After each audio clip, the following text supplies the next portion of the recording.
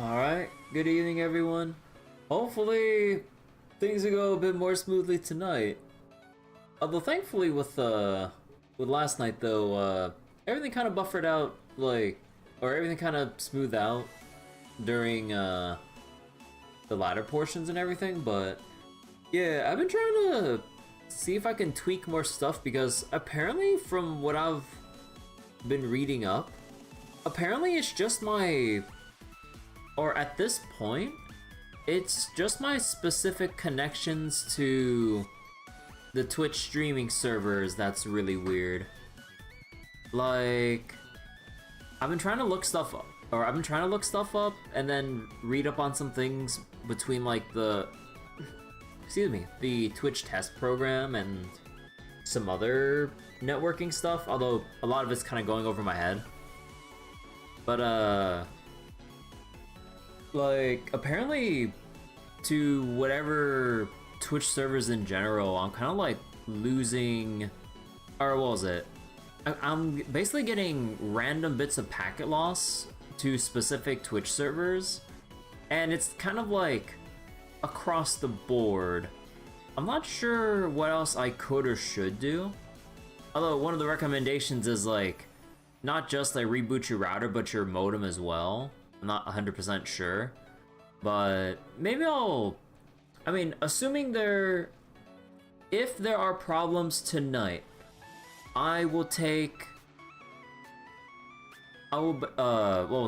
stream on Sunday so I can kind of like test some stuff with like rebooting the router and then like adjusting some other network specific settings.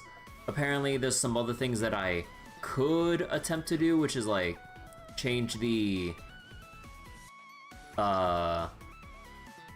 DNS address that I connect to or whatever. I mean, there's like the usual, like, you know, the usual Google like DNS and everything, but yeah, if anything goes wonky, like really wonky tonight, I'll probably go test some things out there.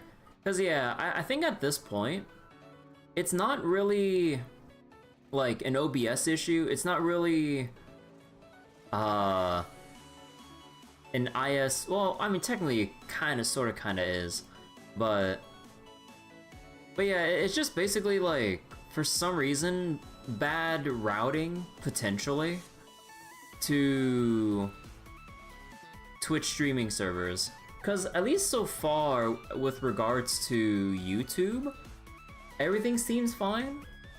But yeah, I guess like my pathway to however the hell my network routes its way to Twitch streaming servers to actually give you guys the stream feed and everything, something's going on there, and my connection's not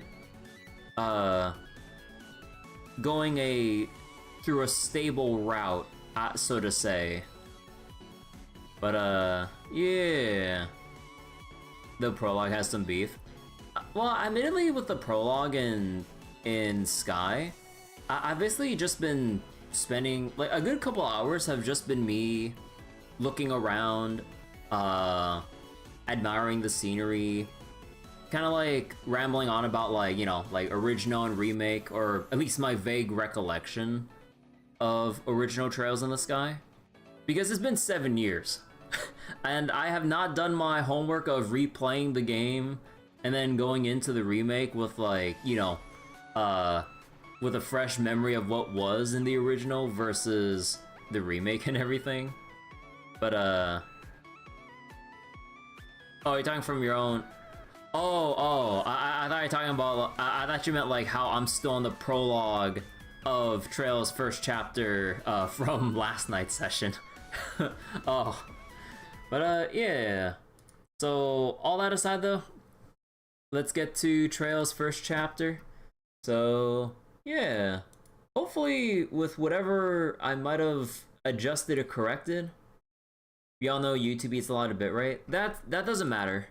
I have sufficient enough upload speed to both support YouTube and Twitch streaming. There is no doubt about that. Like, I've I have 40 upload speed, or 40 megabits, and at most, you can only use 6K, or sorry, not 6K, let me convert that to megabits. Like, so I have 40 upload in total. Twitch at most allows 6, so that leaves 34 megabits, or 34,000 kilobits per second for YouTube, but obviously that's overkill. So at most, because my system isn't like, I would need like a separate stream PC, or just better hardware in my singular PC to handle the load of processing a YouTube stream at an extremely high bit rate. Like, we're talking 12K plus. I'm still streaming in 8K, maybe 9K, depending on if the game's like not super intensive, because I still need to leave some room for my graphics card and everything to actually, you know, render the game and not fight OBS for resources, because my graphics card is handling the encoding as well, or yeah, for the encoding as well for OBS. So bitrate with my with the amount of upload speed I have, like, is not the issue at all. But yeah. So wait, what's that, Bryce? Your own experience in which you never got out of despite 3 play sessions. Hey, you should go back to the Sky games and everything. Definitely worth your time. I'm totally not biased.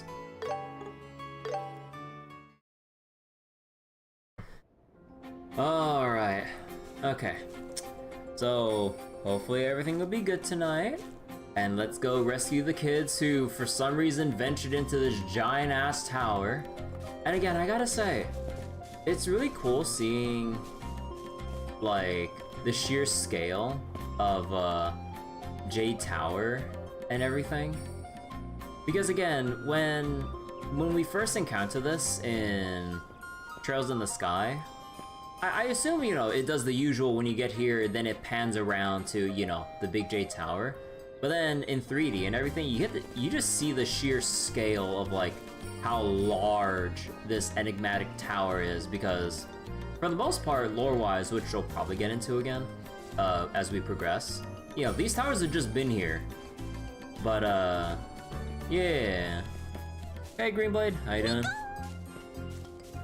So wait, you considered it due to the remake where you're too busy with Pokemon and learning about emulation stuff? Ah. But have you considered not playing Pokemon? Nah, I'm just kidding.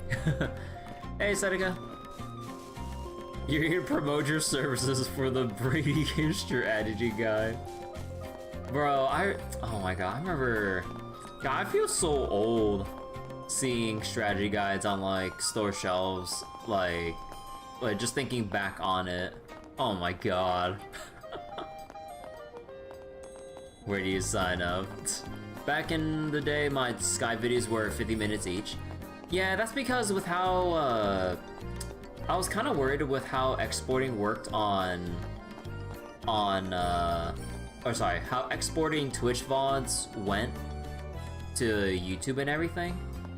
So then to make it a bit more digestible, or at least my thought process at the time, I, you know, divided up all the parts to either from like 50-minute segments, give or take, to an hour, and then eventually I kind of increased it to like 2 to 3 hours on average, depending.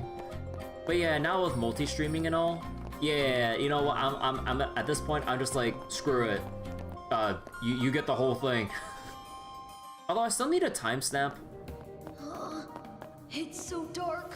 Although I still need to timestamp the first session and everything from last night. But I was also trimming out, like, on YouTube editing, the initial segments where I was like looking into my, you know, instability issues on Twitch and stuff. So yeah, thankfully that all, I think, finished processing, so I think it should be good for me to go back to part 1 from last night and then timestamp adequately. But yeah, so you're 2-6 done with the M3 Anima grind and Grand Blue. Oh, nice. Young me with the good old mic. Yeah, before I was using like or like the super old, or sorry, the super younger me was using like a headset mic, and then eventually I got like a standalone mic, but it's like pretty cheap and low quality, but it was like a separate thing that wasn't, you know, attached to my headphones or whatever, so you wouldn't like, so it'd be a bit easier to manage and everything. And then yeah, then I've still been using the same like blue snowball ice mic for many years at this point. Like, it's not as fancy feature-wise as, like, you know, your usual, like, Blue Yeti or whatever microphones people use nowadays. Honestly, I'm so out of the loop with the fancier microphones, like, bigger, probably richer streamers use and everything. Because, honestly, that's kind of, like, a little bit excessive given, like, the size of my channel. and everything. It doesn't warrant it, is what I'm saying. But yeah, I mean, there's some cool things you can do with like fancier mics and stuff, like whatever sound settings, features, or like I think some microphones, from what I've seen from other streamers, have like a built-in like little sensor beep for funsies or whatever, which is pretty neat. But yeah. I'm scared. You can't get scared yet. We're still on the first floor. Looks like they really did go inside. Estelle? Luke! Pat! If you can hear me, answer me! Those brats! Are they ignoring me? No. If I had to guess, I think they already headed to the second floor. Anyway, let's keep going. They came all this way alone? Oh, they're getting merciless noogies for this. I'm just glad we found them. Let's get them home. Let's get to it.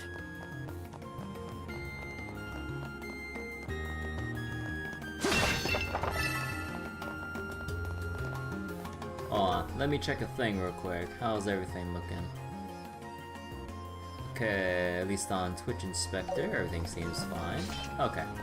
So, no instability. I know I'm jinxing this, but no instability 15 minutes in. Woo! Better than last night.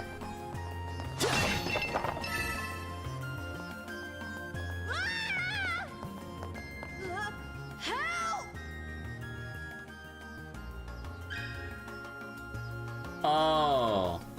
Oh, right, the BP choice. Run full speed towards the voice, storming together with Joshua. Yeah, if we want Estelle to be a good bracer, we gotta be smart about this. Run full speed. No, I'm just kidding. Storming together with Joshua. Joshua? Got it!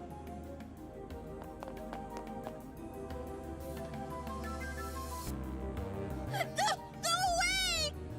Ah, get away! Ah! Estelle? It's Joshua. For once, Trail streams are watchable for you having played this part in Trails in the Sky. Yeah, thankfully, cause yeah, like you basically had to like not watch like the rest because of basically spoilers from not getting around to it. But yeah, it's like it's chunky with like the size of each game. And from what I've heard, or in like articles and stuff, Trails in the Sky Remake is roughly, vaguely twice as long as OG Trails of the Sky. Could be due to like the... Okay, I'm not exactly sure how they explain why it would be twice as long. But yeah. Boys, get back! It's dangerous! Although I guess like because it's voiced and all, you kind of usually wait for the voices to play out instead of just kind of like reading everything silently, which kind of like saves a lot of time. So I guess that's one part of the reason. Because, you know, as with every Trails game, lots of dialogue. We'll take care of him. Alright, Johnny Ambashi got him. Oh shit, wait. Right, we have to fucking protect the... Oh. I can't wait to see Dorothy again blind everyone with their flashlight. But, oh my god, wait, shit.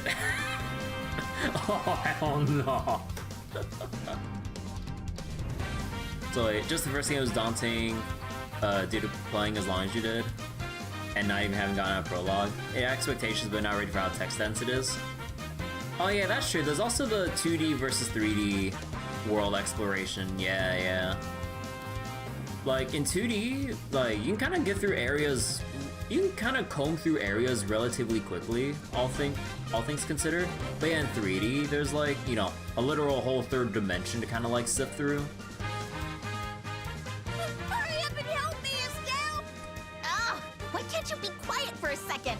Gotta take aggro by going closer. Time to strike! Okay, great! I see your move. We have to hurry. Let's finish this quick, Estelle. Got it! Let's hit him with our full power! Oh, finally! S-Craft tutorial. Let's see. Select with space and then... Okay, wait. Why is it ordered 1, 3, 1, 3, 2, 4?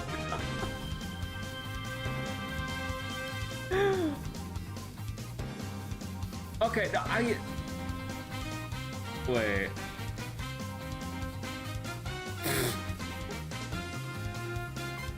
S-Craft damage depends on the amount of craft points consumed, up to 1.5 times extra damage. You can also select them from the craft list.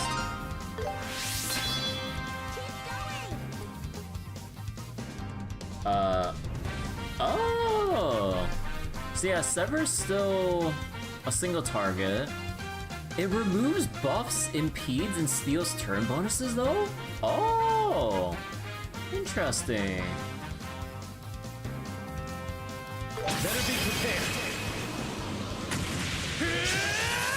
Oh. Okay, that's pretty cool to see in 3D. Holy shit. I won't let you. So wait. I'm reading the same lines again.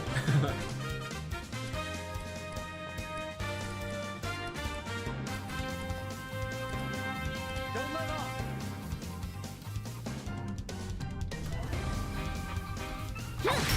Rope the defense! Joshua! Got it. This is the end! Alright! Oh, interesting. So, oh wait. Oh shit. Pummel's a medium AoE? Back, Estelle. And it has a 50% chance to seal? Oh. Okay. Wait, where are the kids? Okay, the kids are split between left and right? Okay. Here goes!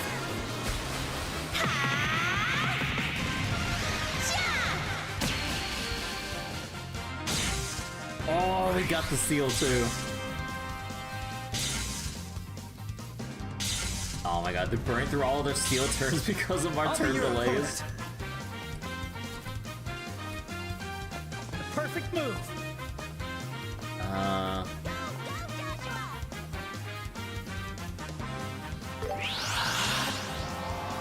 Full strike. Stun. Wait, oh, you missed?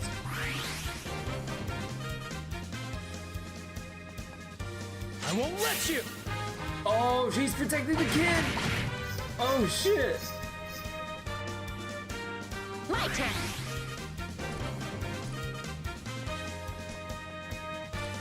Also, that was my mistake for not, I got your back, Estelle. okay, how am I gonna do this?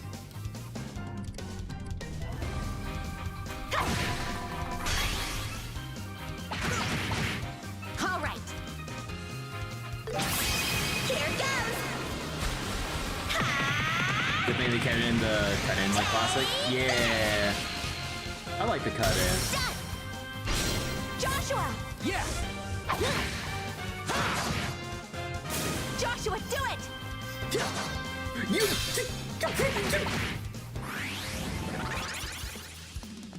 Joshua! Don't you dare!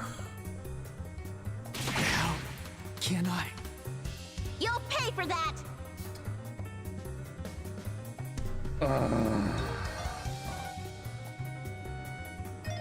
Joshua. Joshua, my dude. There!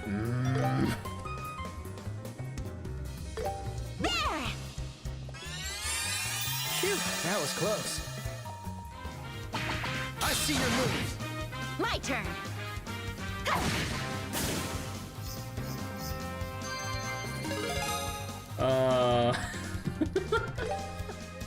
Come on, it was right there. Nice! All clear. Yeah, I'm glad to see that everyone's safe. I'm impressed you kept your cool there. Really? Is it over? Whoa! Estelle, you're actually pretty strong. Not bad for a stupid rookie. Wow. You idiot! Ow! Bonk. What was that for? Seriously, you little brat! Do you have any idea what you've done? It's obvious Pat didn't want to come, and still you dragged him all the way here. You'd better be sorry. Ow! Stop that, mean old hag! Stupid Estelle! You've got a lot of nerve saying that to someone who just saved your life. Looks like you need some real punishment. Ow! Ow! Ow! All right, Estelle, I'm sorry. It was my fault. Estelle, maybe you could let him go now? It's fine. Little brats like this one need to learn the hard way. Estelle, look out! Huh? Oh, crap. Wait a second, that's the same ass monster sound, stock monster sound I heard from every SMT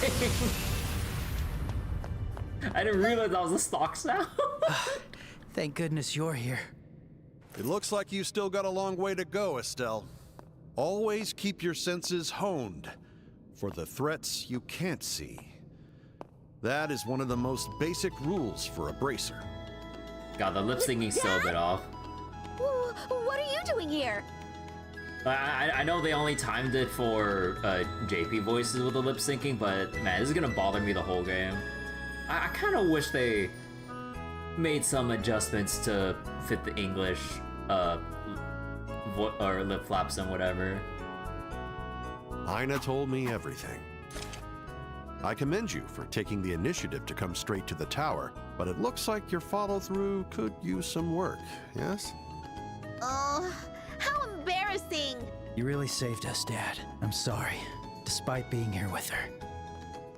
It just means you need to keep working on your defense. You'll get there, one step at a time. Right. Come on, let's go home. Can you kids walk? Yes. You're so cool.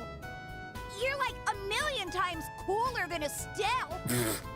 Of course I am. Now let's get you kids back to Of town. course I... Right.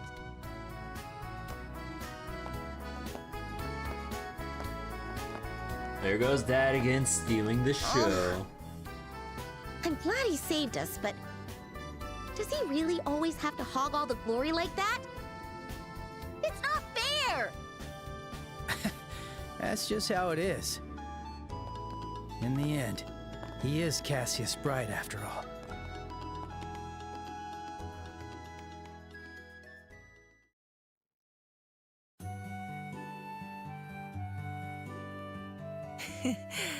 Sounds like things got pretty intense. Oh yeah, wait, I didn't... You know, I need to double check the BGM settings. Seriously, my dad, after we got back, he told us to handle the report and went straight home. What a class act. What's the problem? After all, the kids are safe, and that's what really matters. Anyway, that concludes our report. Hey. Well, good work on completing your first mission. Based on the report, it seems like you both worked very hard. You should be proud of yourselves. Really?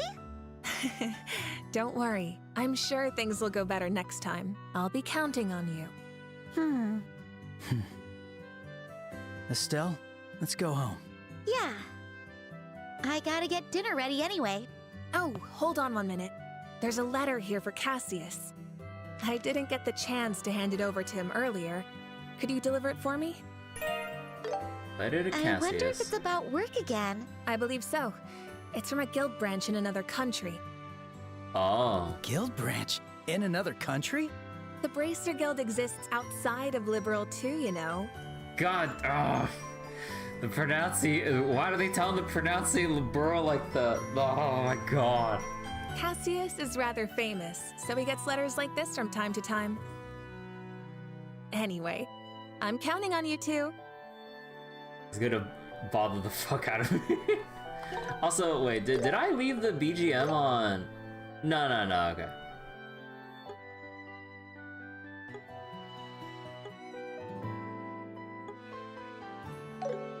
You know, part of me kind of like wishes we had a way to like cycle through the BGMs.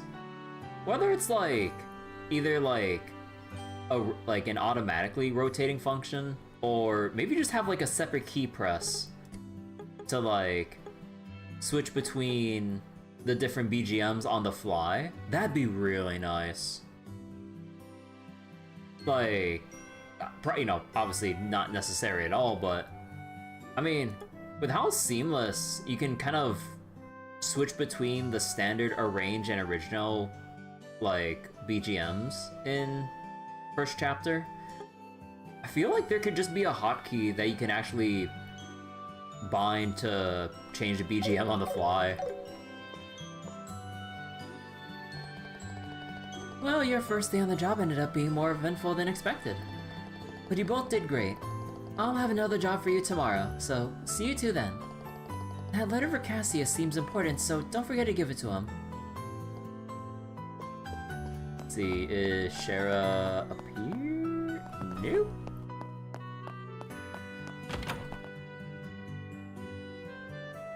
It's already getting dark. Let's head home, Estelle. Head home? Yeah. While we head home, we still got dialogue. In every... Oh, there's people in the watchtower. Oh boy. Okay. Let's take it from the landing port.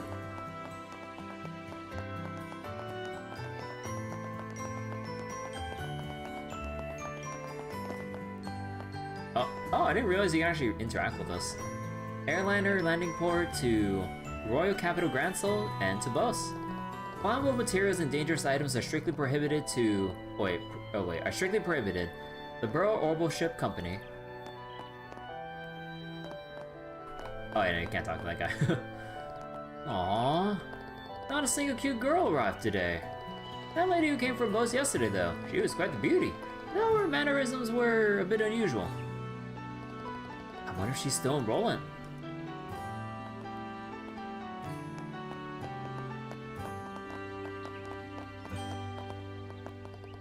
Today's flights may have all departed, but I have safety inspections for tomorrow. Always be prepared. That's one of our mottos here. Words to live on when you're playing on Nightmare mode.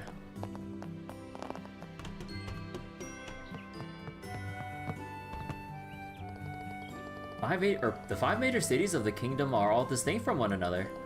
First is the resplendent regional city of Rolent. West of that is the merchant city of Bose, which has heavy mercantile ties to the Empire. And further west is the port city of Rouen, which faces the Sea of Liberl. Down south is the factory city of Zeiss, famed for its orbit research and development. And finally, on the eastern shore of Valeria Lake is our royal capital, Gransel. Each city has its own iconic features, so be sure to hop aboard an airship and see all 5. All 5 cities have iconic features, so it's great fun hopping from one to the next. And for that, the airliner is the perfect choice. And how nice must it feel to actually board an airship and just go between like 5 major cities so casually?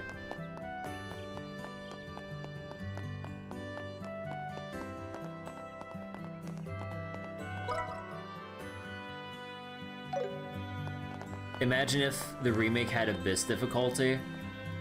Oh, hell no. We do not have the tools to deal with that on a fresh playthrough. Obviously, that would be a New Game Plus kind of a thing at this point.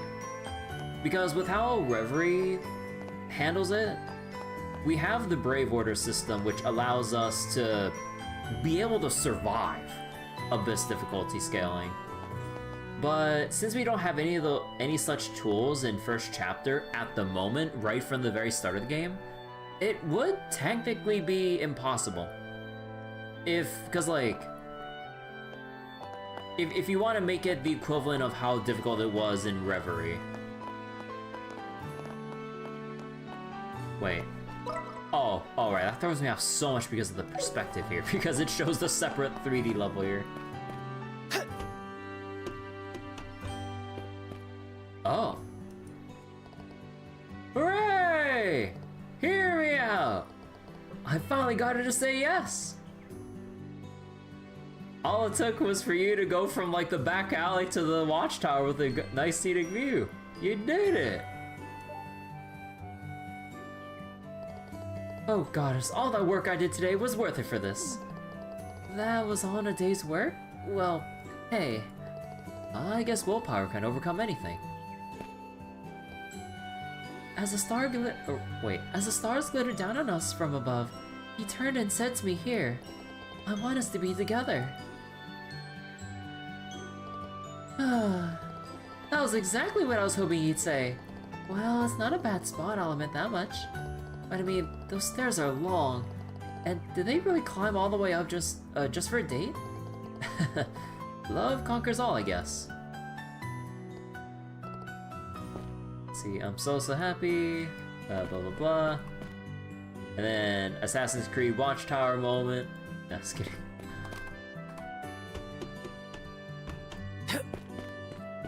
Alright.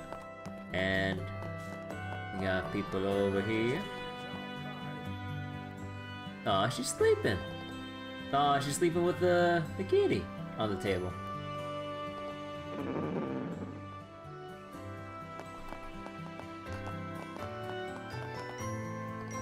Estelle, Joshua, is it true you guys are already making a splash?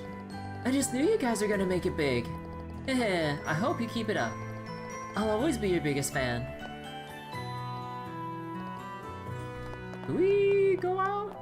Estelle, hold on. Nah. Wonder if we're gonna meet the other Tia Lloyd NPC in the remake. I mean, we have to meet Lloyd because, you know, he's part of the Fisherman's Guild in Liberl and all. So we'll have to see him. Munch. Did this guy still fucking How many plates have you just been eating here the whole goddamn day? One more plate, then it's straight back to work for me. Motherfucker, it's evening. Hey, you two, want to place an order?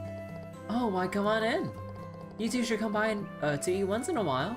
I can ask Mom and Dad to give you some extras. You can bring your dad along for a family meal, you know. Hey Estelle, Joshua. Hey Ridge. I'm guessing you had a rough first day. I heard even Cassius had to go and help. Was everything okay? Kinda rat him out to his boss. If only we had optional dialogue to snitch on him.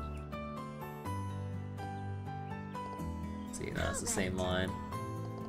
Our chef takes special care to bring out the natural flavor of the ingredients in the local specialties. You know how Rolent has lots of farms, right? Our fresh veggie dishes can't be beat. You can trust me on that. What do we need? Thanks.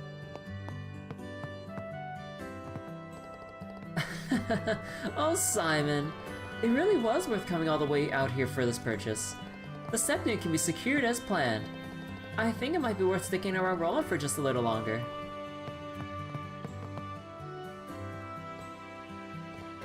Same thing. Speaking of, they found a new mineral vein at the Mogul Mine. I think this could be the opportunity. let's take a look on the second floor before I forget. Okay, I think that's enough accounting work for today. I need to get started on prepping the staff meals.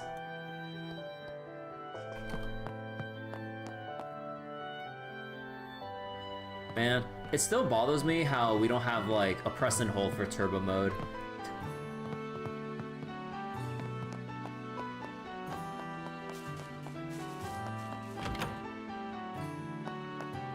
Oh yeah, I never got around to reading Carnelia and the Liberl news. After all the warning I gave my son about the dangerous monsters out there in the wild, and he still decided to try his luck anyway. I'll have to ask my husband to give him a good scolding later. I'm starting to feel that our family really has to start communicating better.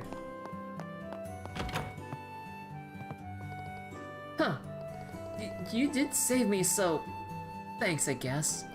And also, I'm fine, I admit it, you were pretty cool, Estelle. Still not as cool as Cassius, though.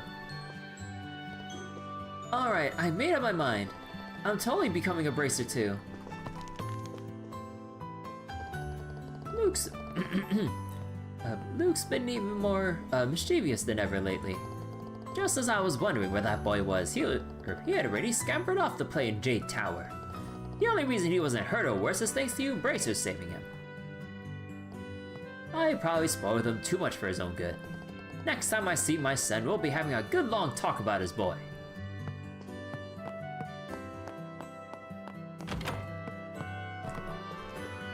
God, the hecking stack of books here just like blocking the shortest path to like talking with this guy. Clean your goddamn books, Rhett. Whew, finally found the book I was looking for. Do you know the four enormous towers of the Liberl Kingdom? They're all very old, and some books claim they're connected to ancient civilizations. Nothing stokes the romantic in me like a long-lost society. Nothing. Oh wait. Somehow, some way, it ended up hidden among Pat's picture books. Just how did it end up there of all places? Hey, Key Garner. You're on the grind.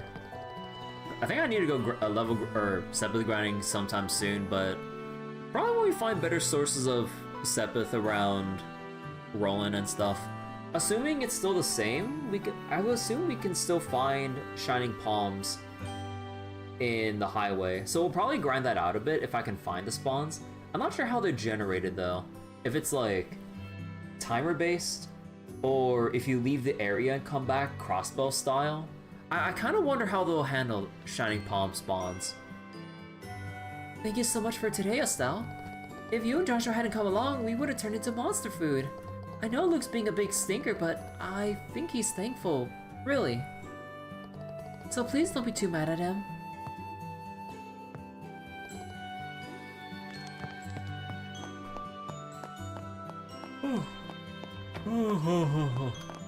Deeply.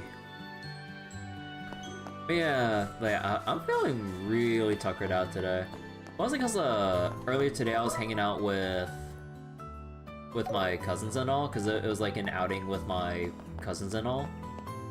But yeah, even though I didn't really talk too much compared to all my cousins, because they're a lot more sociable in general compared to me, like I still felt tired as heck when I got back. Like by the time I sat back down in the car in the car ride back home, like, oh my god, I actually knocked out straight away, like, in the car seat. Like, even though I wasn't really out for that long, just hanging out with my cousins, man, I didn't really realize how much it took out of me. I don't know, it's kind of amusing. I heard the good news, Estelle. So you're finally a bracer now. I truly hope that your future endeavors are just as fruitful. Yeah, thank you. Will you be resting yet? We'll go spend the 100 Mira. This feels great. Oh, right. They only restore craft points by 100 instead of the full 200.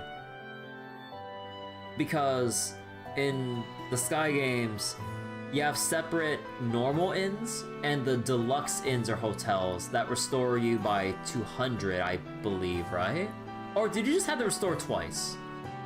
Because I'm pretty sure there are fancier rest areas that you have to pay a little extra, basically double price, to restore to 200%. I think. Hello, girl in uniform. The mayor's residence is on the east side of town, and the Bracelet Guild is south of the clock tower. Okay, I think I got the lay of the land. Oh, what a studious girl just learning about the town layout. How nice to people that travel around and get to know the city they're touring around in. Aww.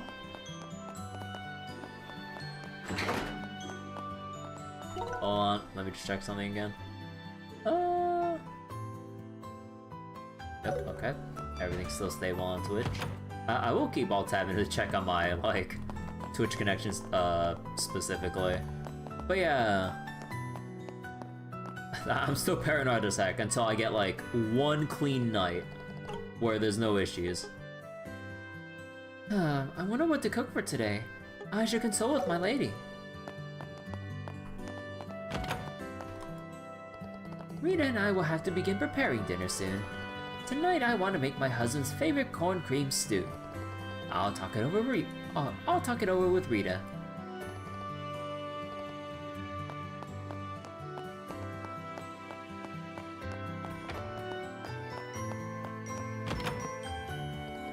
After the devastation of the 100-Day War, the Kingdom of Liberl has made a wonderful recovery. Relations with the Empire have normalized, and advances in urban technology have boosted trade. Queen Alicia's political skill should not be underestimated. Oh, goodness. The Queen Alicia's political... Oh, that's the same line, you just added goodness there.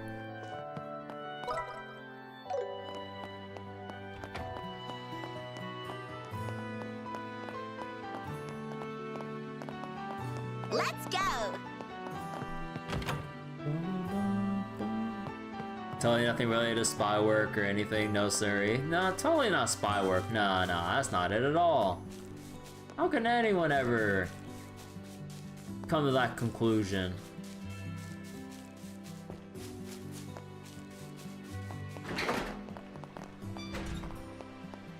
Man, if we had a fishing rod, we can totally fish over here. Okay, so let's go talk with... Is this... What the hell is Carl? Carl. You can find pretty much any kind of junk imaginable around here. Hopefully there's something good to be salvaged. I don't think there's anything down here, right? Because we already got our treasures and everything. Yeah. Carl from House of the Dead 2. Yeah, that Carl. God damn it. Will I trigger the cutscene if I get too close? I figured this is just a village in the boonies, but the shops here have a decent lineup of products. The Liberl Kingdom really is something. They've got ornaments in every place you could think of. I'm gonna have to really get serious about business tomorrow. Business.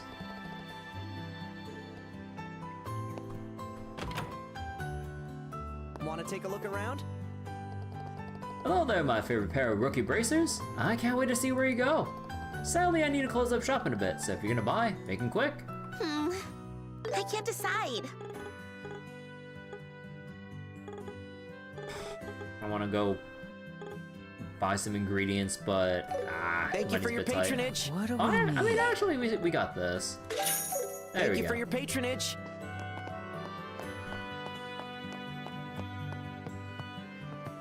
Wait. Oh, she's right here. It's already dusk. I really should prepare dinner soon. I wish Rita would hurry up and find a wife already so she can cook for him instead.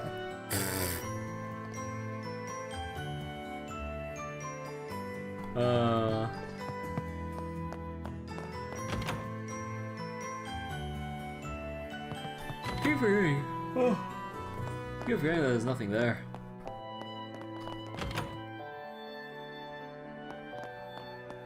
Can I? You know, I'll go there last. Alright, Melders. Let me handle your ordnance. If you want to become first-rate bracers, you'll have to know how to use orbital arts. All sorts of bracers come in here, but every single one takes extra care when modifying their orbments.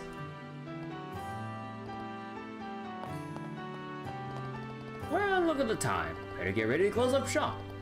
You two make sure not to dilly-dally and head straight home. Which one should I pick?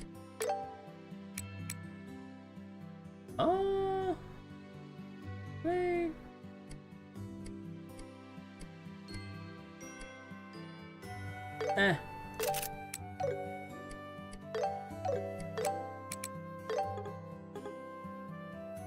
Let's see.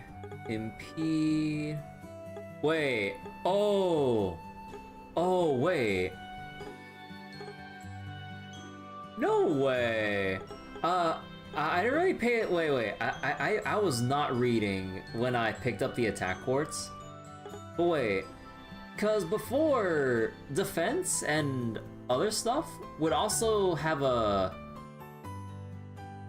stat penalty to equalize the stat gains for certain kinds of stat quartz.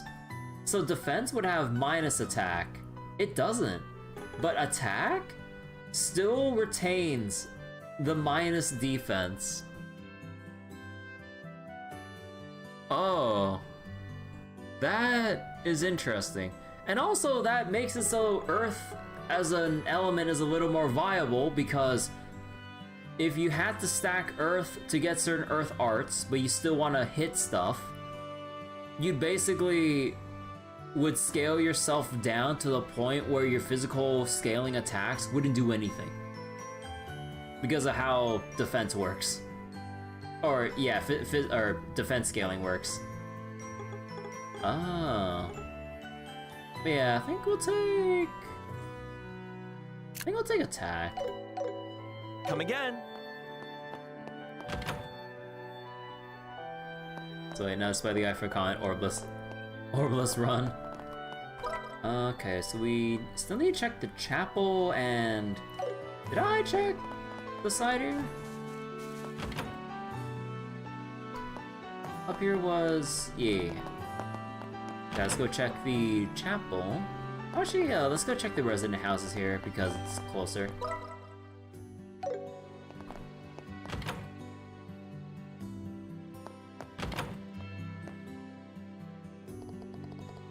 There he goes again. Dad always gives my husband a hell for absolutely everything. He really is doing all he can. I wish Dad would be more understanding.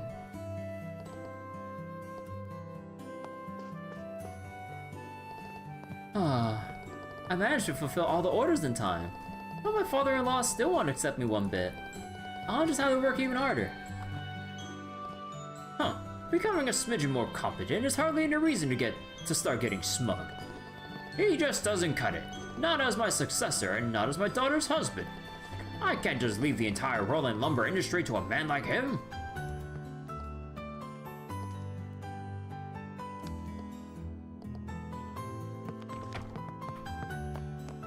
Alright, what else is here? What a prick. Yeah, that father-in-law definitely sounds, yeah. I received word from my husband that they found a new mineral vein in the mine. I guess that means it'll just be me and my daughter for dinner tonight. Daddy has to work, so he can't come home. Aww. Aww.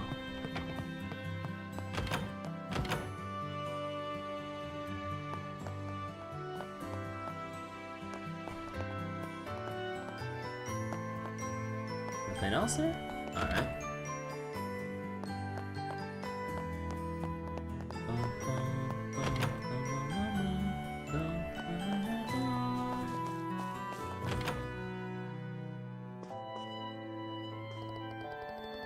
I heard that Pat and Luke went to that tower in the north, and that you two saved them before the monsters got to them. Great work! You two really do take after your father.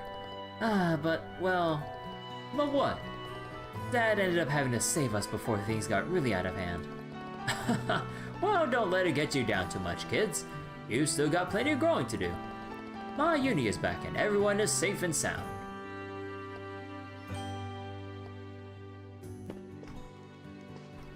Oh, there's Uni. Estelle, Joshua, thanks for saving Luke and Pat. I know I couldn't stop talking about how great you two were. Thanks, Uni. Oh yeah, speaking of saving, I need to save. There we go.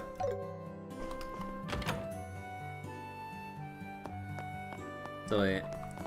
One thing you appreciate about Trails in the Sky is that they make a point of pointing out this country's main exports, bring up the mines and logging. Yeah, like with the whole region of Liberl, there's like a lot of dense like collections of forests, various woods, and natural resources from how mountainous the region is. So that's like, yeah, they make it a point to demonstrate the significance of Liberl's place in the country compared to like the gigantic, like ever-expanding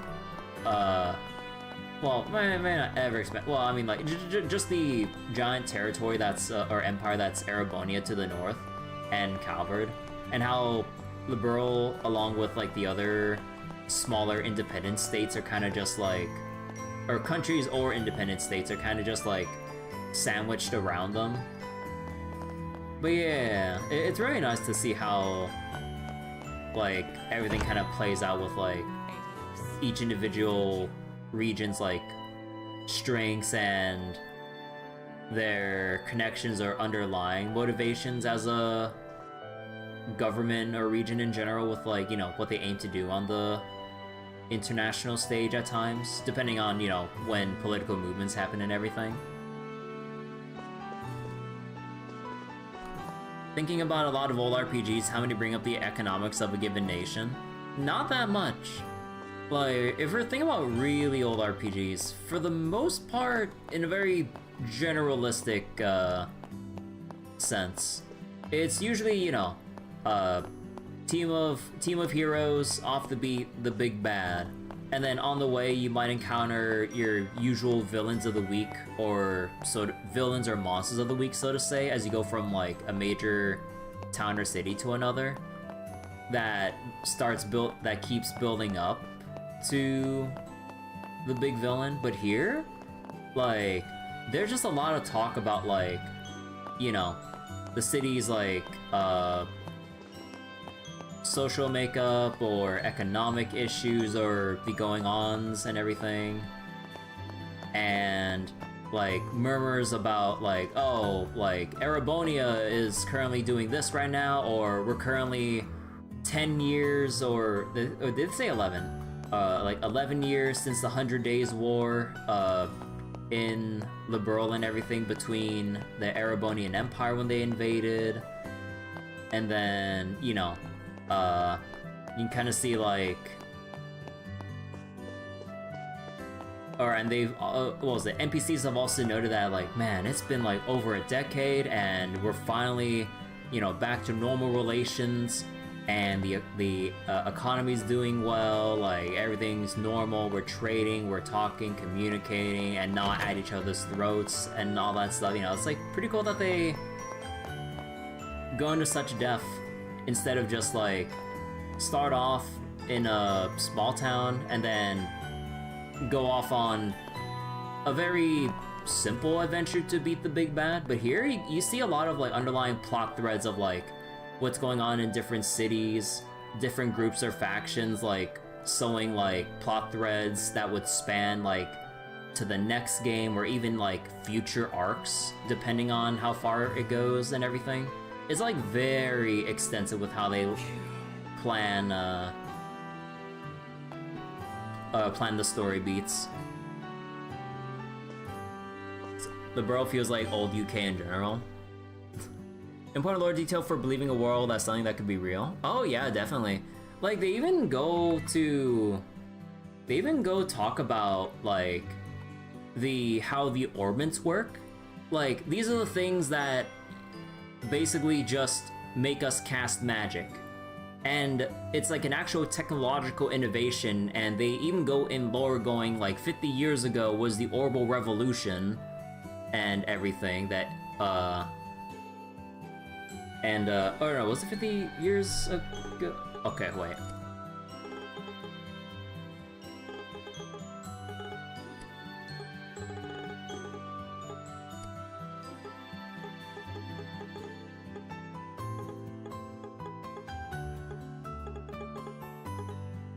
Okay, I really wish we actually had the encyclopedia on demand so I can verify what the hell I'm saying.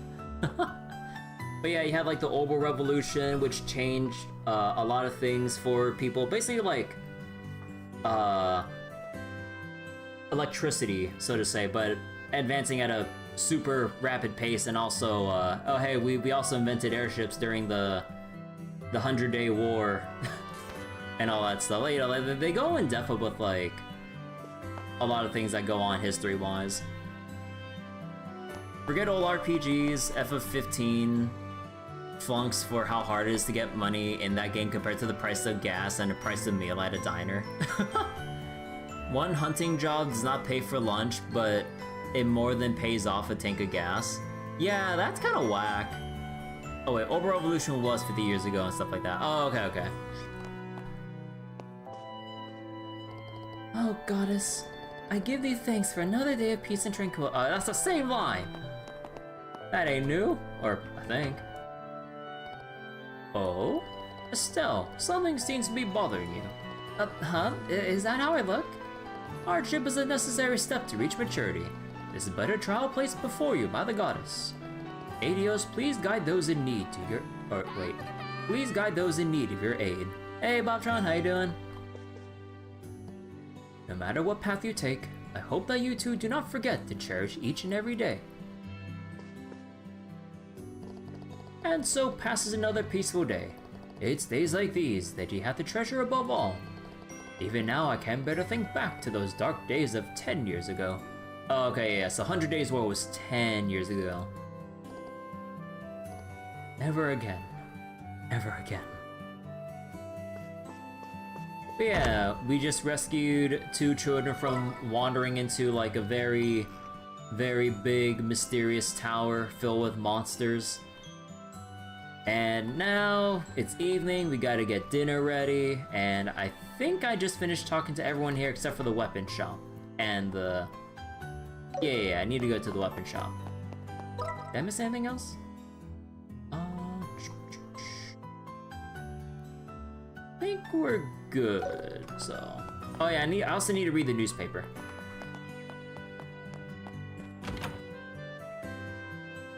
Take your time to look around. So also if I play Daybreak, you can see the similarities between the original Orbments and the Genesis. Wait.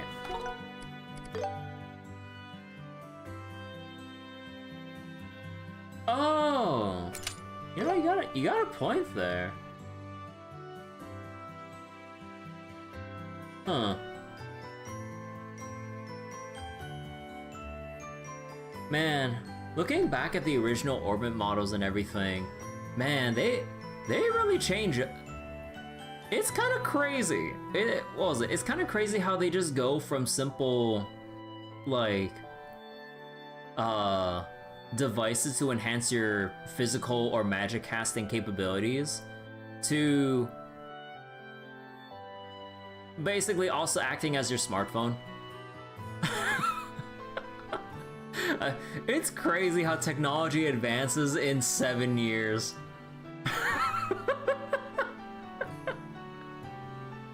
mean, technically a little bit earlier because they were testing the remote call functionality even in Trails of Cold Steel.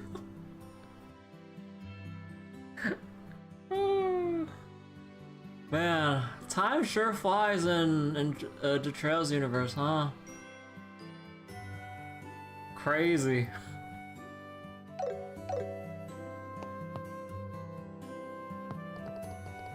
Whew, would you look at the time? I sure worked up quite a sweat. Guess it's time to close up shop. Estelle, Joshua, I have high hopes for the both of you. What do we need? so wanna... I really wanna buy these. But they cost so much.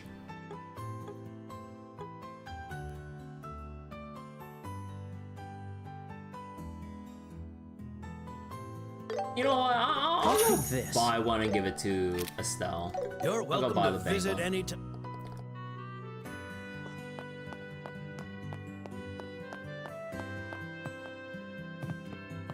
To wait for Kai. I mean, I never really wanted to know that there was even a connection to, like, Beyond the Horizon in the first place, Abdo.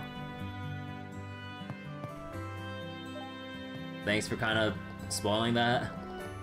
It's not like a huge thing, but it's something I never would have made the connection to otherwise.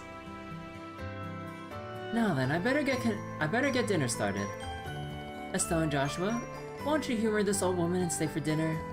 I'll be sure to make your favorites. Oh, maybe not today.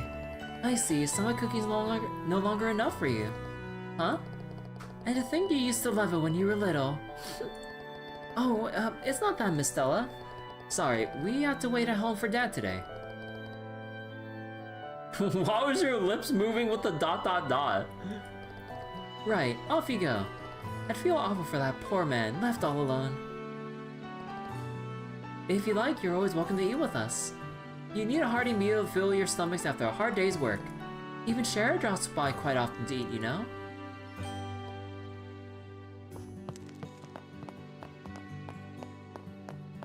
Alright. Are we done? Okay, so... Airport. Both floors of the bar. The resident house. The inn.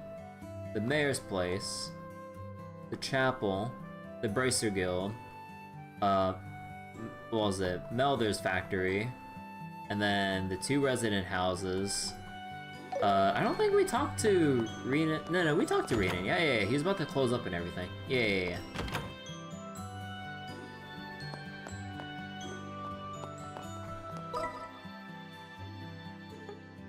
That's fine, Abdo. Okay. Oh, wait. Okay, actually, hold on. Before we go back home. Wrong button.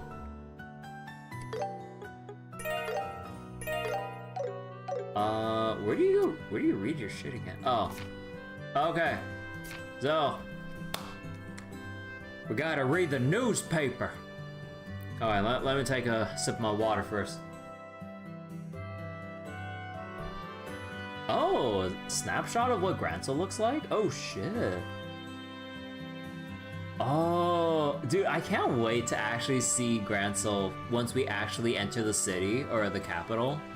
Oh, shit, wait. Huh. This is gonna give me Heimdall, flashbacks with, like, how the capital for Erebonia looks when we went there for the first time. Oh, wow. So since this game's in the past of where the series currently is, wouldn't this be an old paper? Well, not really, because right now it's pretty new. Alright, special feature, the Queen's Birthday Festival, celebrating a milestone birthday. This year marks an incredible milestone for Her Majesty Queen Alicia, as she celebrates her 60th birthday. With under half a year left until the highly anticipated birthday festival, the excitement is palpable, promising to be a celebration like no other, one that will outshine all previous years. This year is particularly poignant. Poignant? Also, it commemorates a decade since the 100-Day War, a devastating conflict that swept across our beloved kingdom. As we gather in joyful celebration, we must also reflect on the lessons learned and consider how we can ensure such heartache is never repeated. Sorry about that. God. The birthday festival is not just a time for festivities. It is a unique chance for our citizens to unite under Her Majesty's reign, to reflect on our past, and to dream of our bright future. Let the countdown to this great celebration begin. Grancel prepares, merchants compete for spotlight. As the birthday festival approaches, Grancel's main street is already buzzing with excitement and colorful decorations. Meanwhile, merchants in the capital are in a race against time, laboring away on new products to attract potential customers. At least it's not Cold Steel 20-page. Oh, you mean for Carnelia? But yeah, I think even at most for some newspapers in the Trail series, I don't think I've ever really seen them go above like 9 pages at most, right? For certain dense news issues. But yeah, for certain collectible books though, now that's a different story. Although technically, even though it says it's a lot of pages, the way the lines are spaced and laid out, technically it's not as much as we think in the grand scheme of things. 9 is too many pages for a single story, even IRL. Every year is a competition, says Sorbet, owner of a popular ice cream shop in the East Block. Her creative menu remains a guarded secret, set to be unveiled the day of the festival. With more shops opening every year, it's great to see the festival getting livelier, she adds, smiling cheerfully. Yet behind that jovial smile, it's clear she's keeping a vigilant, watchful eye on the workings of rival shops. Society. Series of robberies reported across Bose. In a troubling turn of events, a series of robberies has occurred over the past several days, concentrated in the city of Bose. The military has not released an official statement, but eyewitness accounts suggest that the crimes have been orchestrated by a group, prompting heightened vigilance from the Royal Army's Border Division stationed at Hocken Gate. Bose residents express growing uneasiness and hope for the swift arrest of those responsible. Resort, a charming retreat for a relaxing getaway. Discover the allure of the Kingfisher Inn at Valeria Shore, a quaint destination that has become a favorite among trend-setting young women from the capital. With its picturesque views and tranquil atmosphere, it is a perfect spot for a leisurely holiday spent fishing and relaxing. Rates start from a mere 1,000 mir for 2 guests, but early reservations are encouraged. Don't miss this opportunity to unwind in a charming lakeside getaway.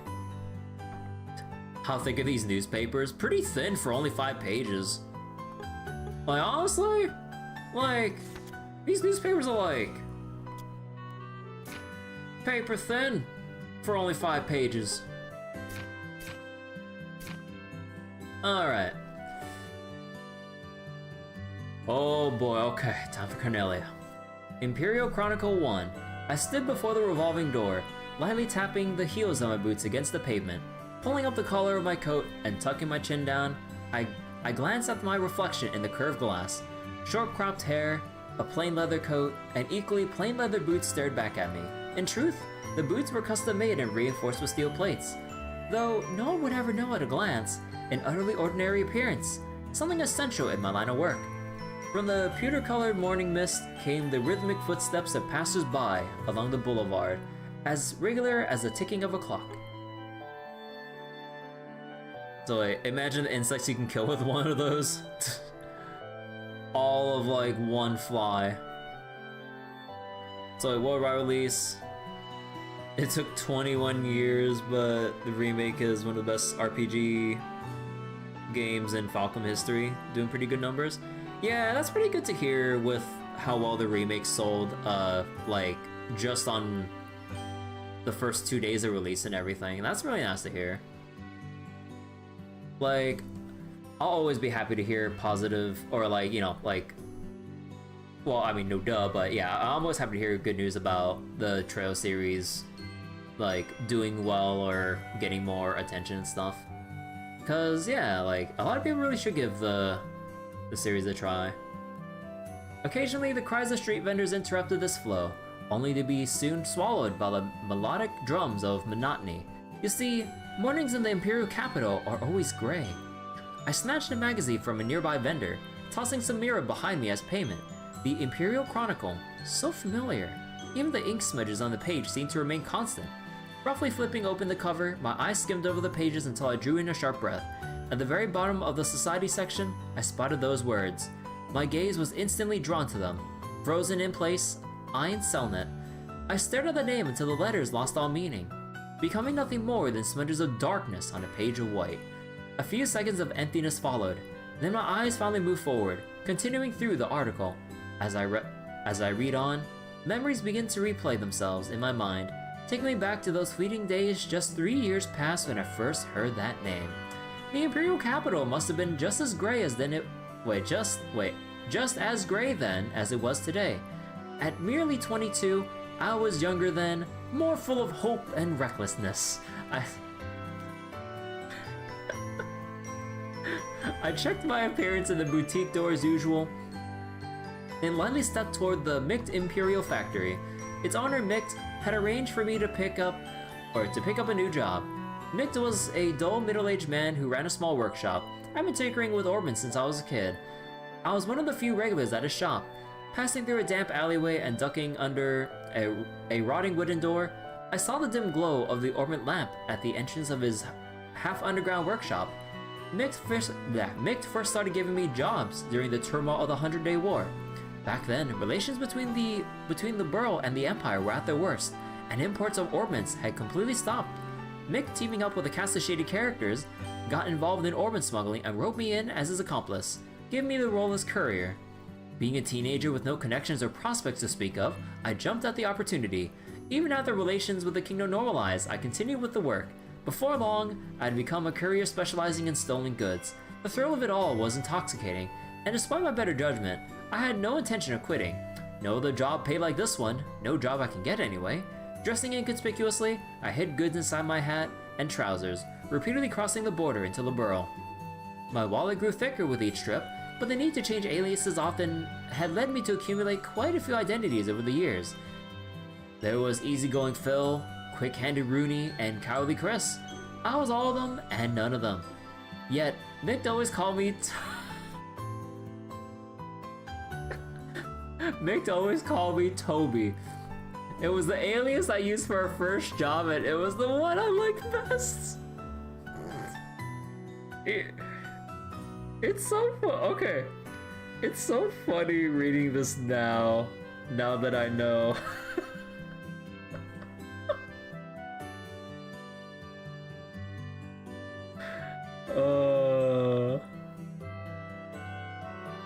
It's so funny reading the first chapter again, having the actual context behind the making of the story.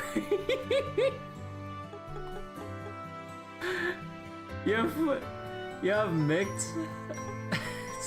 and then the fucking nicknames.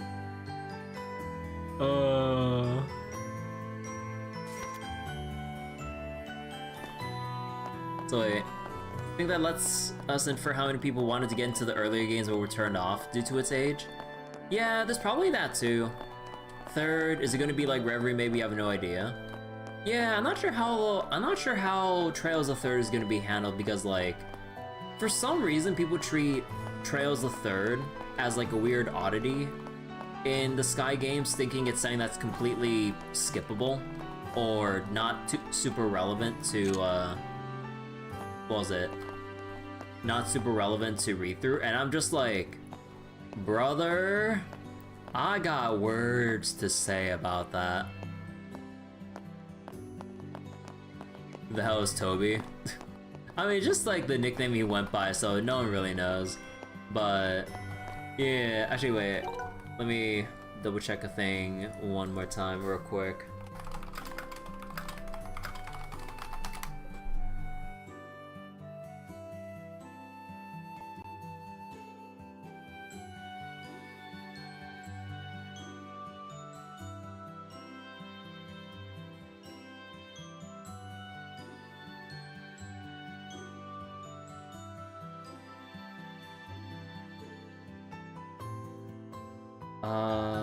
Where was it?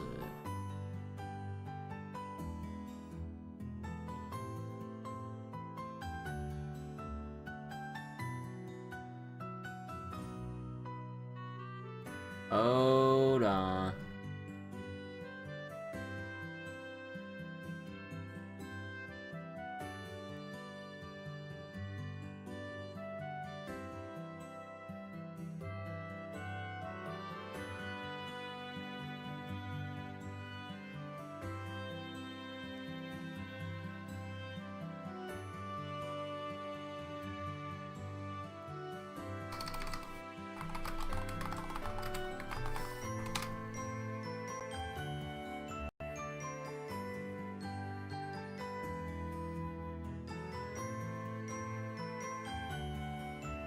Okay.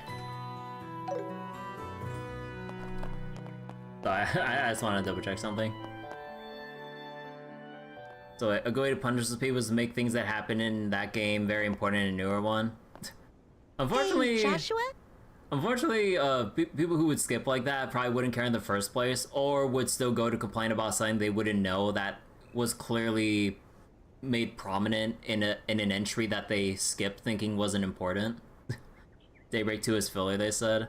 I wouldn't say it's filler, but like, definitely the story didn't really, like, what was it? They could have progressed the story a bit more, but then, you know, just given the things that we had to do in Daybreak 2, it's kind of like, yeah, it's kind of... I can see why people were bothered, basically. Everything is filler. Everything is filler when you try hard enough. What is it? Am I really fit to be a bracer? Dad taught you how to fight, so your combat skills are impressive. Not to mention, you always meddle whenever you see somebody in need. Yeah, I guess I do, huh? Are you still bothered by what happened at the tower? Yeah. I nearly got Luke hurt because I was being so careless. If Dad hadn't been there, things might have gone really bad. It all makes me wonder whether I'm really cut out for all this. It's not like you to talk like that. Huh? Any failures of today can be made up for tomorrow. Worrying about what's gonna happen in the faraway future just isn't like you. This is what you always dreamed of. Why are you getting cold feet now? Joshua... Naruto's the Naruto series is the definition of filler. Life is filler, it's padding so we can put off. Oh. Yeah, you're right. This isn't like me at all. Yeah, that serious expression doesn't suit the Estelle I know. The carefree smile is more your style. Hey, what's that supposed to mean? I'm gonna keep harping on this, but I really wish, like, we kind of kept the big open white eyes or the surprise expression here for like Milliam. I still really wish like the rest of the cast by comparison would still keep like natural looking surprised or bothered expressions. Why can't you ever just give me a normal compliment? You got me there. Like if I wanted expressions like that, I play Neptunia. Because that was obviously full of it. Well, whatever. Thanks for cheering me up. But in a fun way for in like Neptunia's perspective. But for here, to really like showcase more of the, you know, visuals and facial expressions and everything, I'd rather they just make like the surprised or shocked faces, you know, so on and so forth, to be the natural eyes and facial features instead of like going like the more anime gag expressions, you know? Come on, let's hurry home. I'm starting to get hungry. But again, I'm giving that exception for Milliam in Cold Steel because she's that goofy of a character. Like that's perfectly okay for her. she is the exception to the rule. She sure is carefree.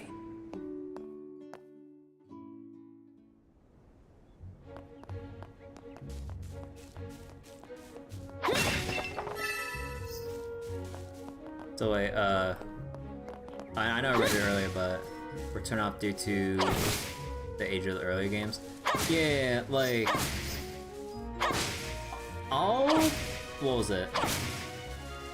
Like, to me, like, I don't think the age really hurts the getting into the earlier games at all, but yeah, I guess it kind of goes to show how off-put people might be with like either like the visuals or certain aspects of the gameplay, given how old it is as like, you know, like the actual first game in the Trail series and all.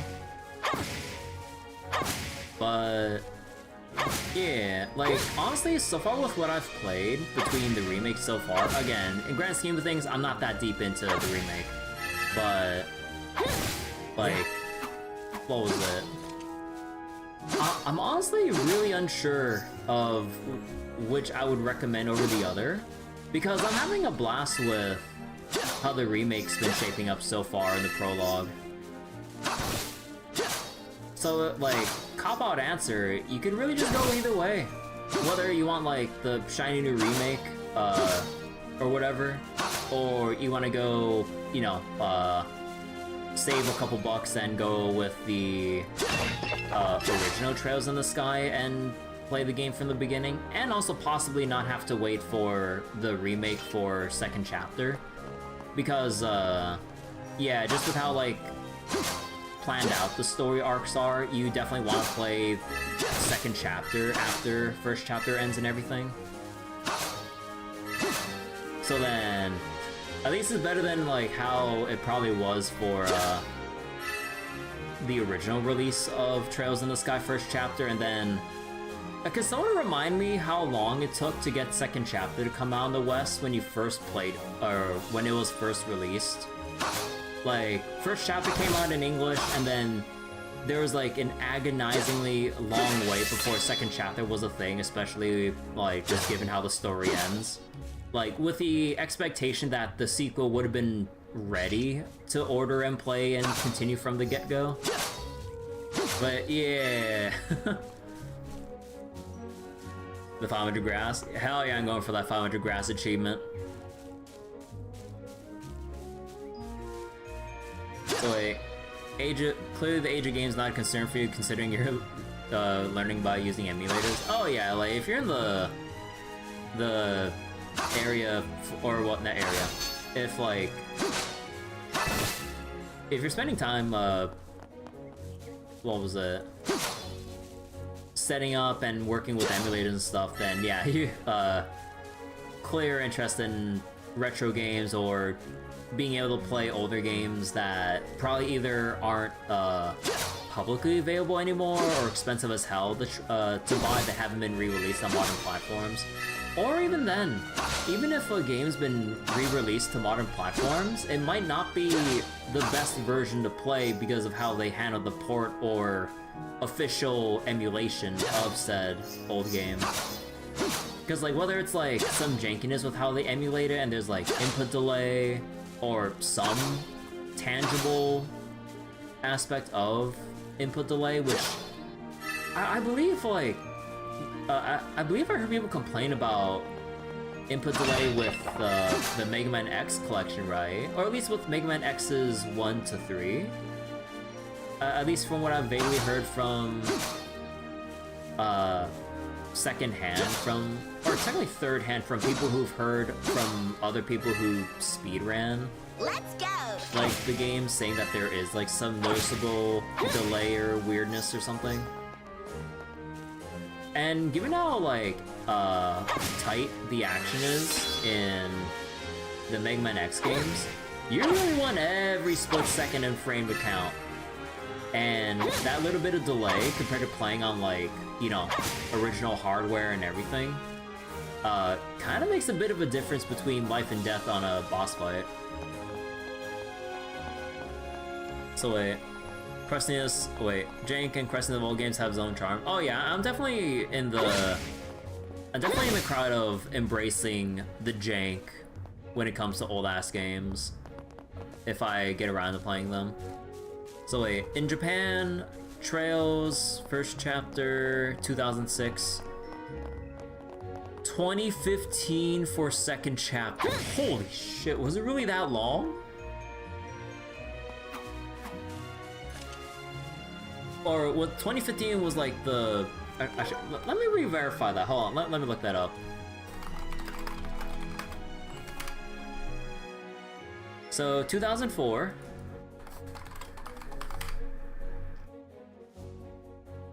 2006 in Japan, and then in the West. Woo! Okay, so put this in perspective. Trails in the Sky in Japan, 2004, and then second chapter, 2006 in Japan. 2-year time gap in development. Okay, that's fine. But then let me check again here.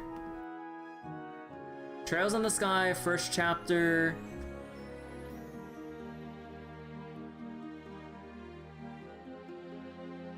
Okay, wait, hold on. Let me just, like, look at this here. Okay. So... Oh, no, that's the PC release. Okay, no, because we're gonna take this in the perspective of the earlier release in the West through PlayStation Portable, PSP. So between Japan, right, on PC, 2004, 2006. And the earliest NA release was on PSP, March 2011 for first chapter. And then for second chapter, it took until 2015. 4 years of waiting with that cliffhanger-ass ending of Trail's first chapter, compared to the 2-year wait if you're in Japan. But yeah, it's pretty crazy. It wasn't necessarily little faith in the West, Bryce. In the grand, like, compared to every other major developer in Japan, Falcom's really small. Like, especially back in the day, Falcom was a lot smaller of a development team or company compared to, let's say, the sheer size of, like, your Atluses, Sega, Square Enix, Koei Tecmo, Bandai Namco, and all that stuff. I'm not sure how many, people are under each of those respective companies' umbrellas, but Falcom is relatively small compared to them. So then, I guess it was, I would assume it would be a bit of a risk trying to localize the game, especially with such a very niche, story-heavy series within the RPG space. Because usually, even with RPGs, they're not as long or as long-running, or at least, like, planned to be long-running. And normally, people would think, like, the story or NPCs would just be kind of like either background noise or a secondary focus to, like, the gameplay and everything. But then with the Trail series, like, front and center is all the story and dialogue and the exploration to dig for that lore and, all that stuff. So then, yeah, that wouldn't really, in the West, that probably wouldn't really sell that well, which kind of explains the long time gaps between Japanese releases and worldwide releases, basically.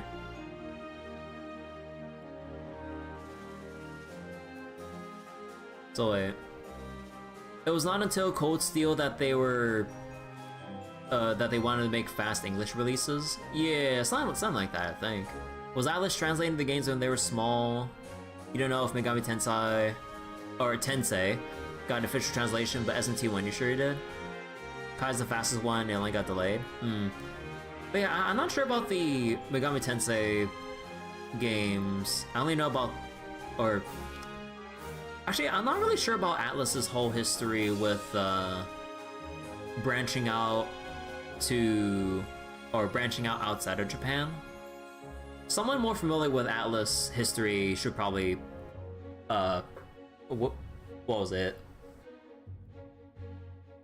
Like, I would need to ask someone that knows a bit more about, like, Atlus's release history and growth as a developer compared to, like, Falcom and everything. Because, yeah, I don't remember, I don't know every aspect of Atlus. Or at least, like, their developments from, like, back then during... Was there game... Wait, I forget. With Atlus, was there games as early as the NES? I forget. Although, I still only know about... Like, I know that that Jack Bros was a thing, because it was on Hecking Virtual Boy, and I saw the Video Game episode on the Virtual Boy. So, that's definitely an Atlus thing with the Jack Brothers. Old-ass consoles, Famicom... Oh, right, because it wasn't NES in Japan, it was Famicom. Right. Or, basically Japanese NES, but... Yeah.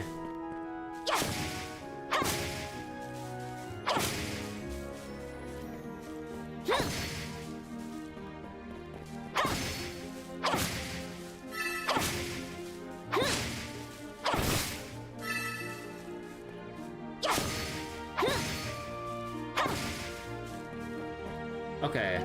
How many am I at now? Okay. We are at 329 grass and flowers cut. We're almost there. Oh, I got. Oh no, you can't attack when you're at home. you can't cut the bushes and grass when you're at home. Home is a non-combat area.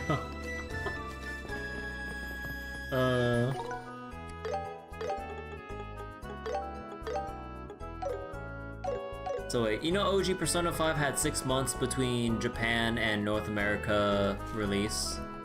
Persona 3 Reload and Metaphors worldwide?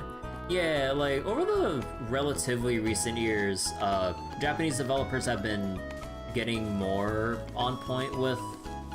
Well, and actually not recently, but like, yeah, like, just more and more they've been doing better with simultaneous worldwide releases instead of like,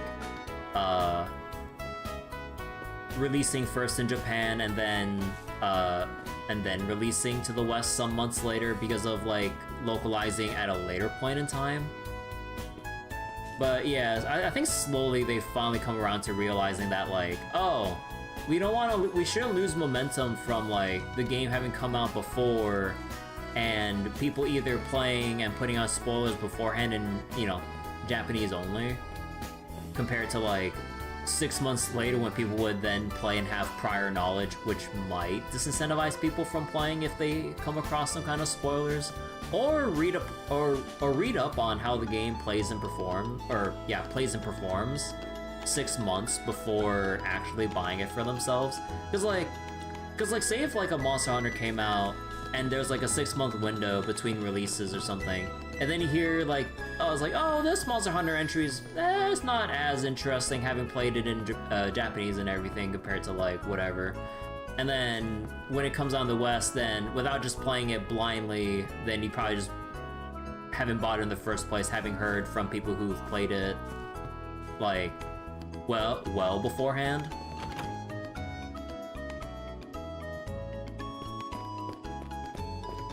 So like Megami Tensei, really old ass game, precursor to SMT. Oh yeah, yeah, I can tell based on the name, yeah. Yeah, like MT, SMT. It's also based on a duology of books that it's best the games don't fully reflect on the books. Grand Blue Relink sold 1 million because of North America. Like, yeah, they released simultaneously. Grand Blue Relink released simultaneously, right? Like, that definitely helps the, like, initial release months and weeks and everything. Especially with, like, you know, Grand Blue Relink having the, well, at launch, online presence for people to play and farm together and everything. Although nowadays, yeah, I'd imagine you have to hit up Discords to get to probably find groups of people to farm with and everything, because online's kind of probably dead by now. But yeah. We're home, Dad. We finished up the report too. Great work. Report details will be examined at each branch, and the results will affect your rewards and promotions. Best remember that. I know. You know, I love how they kind of go... I love how Cassius talks about the rewards and promotions in cutscene. Because, like, gameplay purposes, like, it's strictly just for, like, oh yeah, you did enough optional stuff and side quests to get your rank up to get extra goodies. But here, your own dad is telling you that, oh yeah, all the branches will be looking at your hard work and adequately reward and promote you depending on, you know, how diligent you are. Oh, right, Dad. Here's the copy of Liberl news you asked us to get.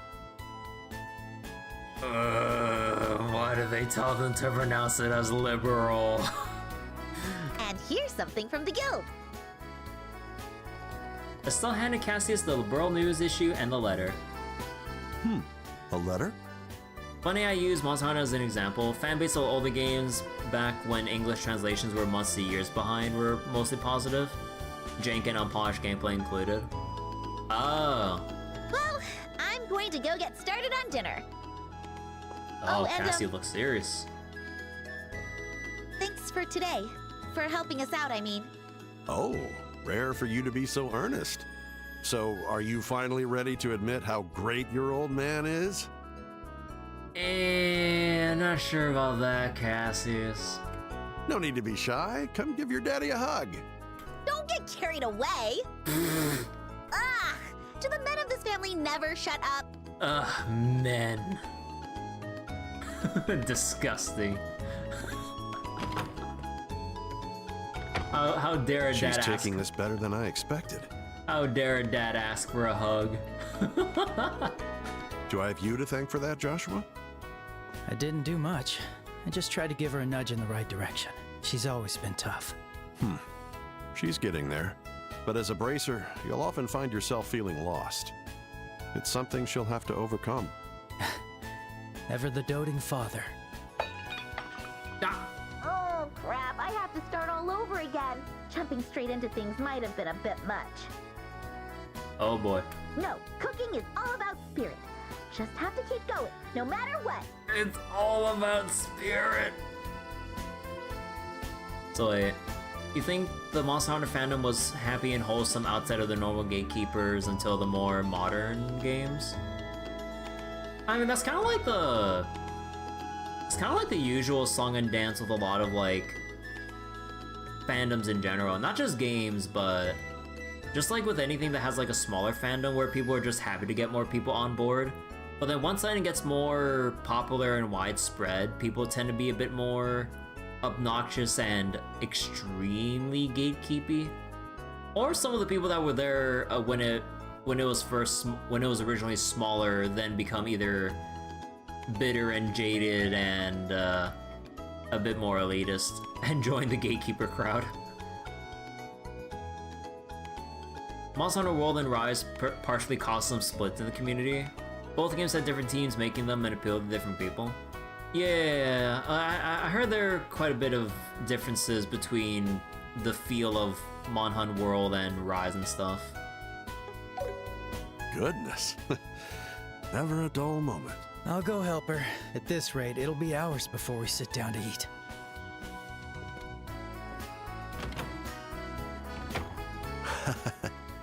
Now then. The blank piece of paper. Oh, a message from inside the Empire. Oh.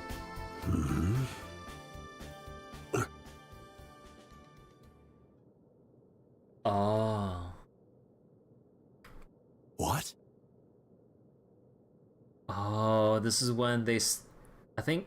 Oh, right, this is like during the time when Erebonia was...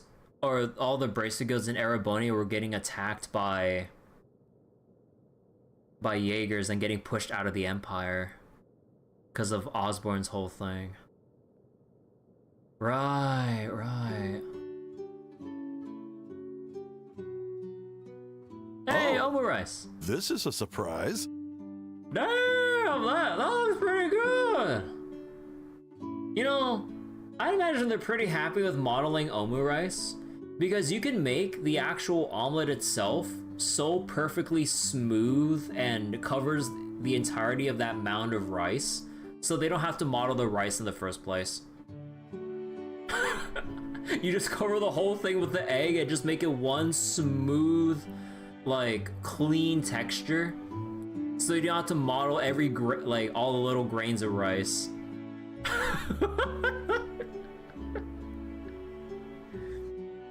You know what's satisfying when I see food vlogs of Omurice and stuff though? When you get like handed a plate of this and they like and people like cut the like omelet down from like lengthwise from the middle, and then it like splits apart and you see all that like creamy egg part of the omelet like steaming up and stuff like that. Like that's really cool. Like that's like really cool and satisfying to see. Like, what was it? I want to try Omurice. I mean, you can easily just try to make it yourself at home though. Like it's relatively simple, all things considered. It's the Estelle's special fluffy egg chicken omelet rice. Chicken omelet rice. Eat up. This is delicious. This is delicious. I'm thinking back to the fucking M. Bison I'm thing. impressed, Estelle. Behold my true power. A lot has happened, but I think it was a pretty good day after all. I love how they're still trying to save, in typical Falcom like fashion, they're still trying to save budget by angling the camera away from the food so they don't have to model a chunk of it getting what was it? They don't have to model the characters taking a bite out of it. Whether it's like a little bit that you can like plop onto the spoon, or having to cut a little hole in the mound of omurays. I got my qualifications as a bracer and experienced my first mission. And I made a perfect omelet rice. So wait, you hated Monhun World's balance by end of... To think, my little girl made something edible.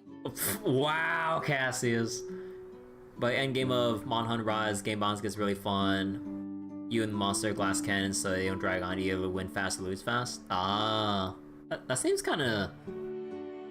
I mean, I'm not sure how I feel about that, but I never really played games that much. Well, I mean, I only have Monster Hunter World. I was prepared for the worst. What a letdown. How rude! Just say it's delicious. I never thought you'd see me off with something so delicious. You know, like... It's always funny seeing, like, the usual plate of, like, egg salad with, tomato wedges here, because it's been like a series staple of like food props. It's always the salad with tomato wedges, and then you have like whole halves of like eggs sliced and carefully plated around. Although wait, is that just 3? Wait, that's only 3 like halves. Where's the 4th one? See you off. Not bad, Estelle.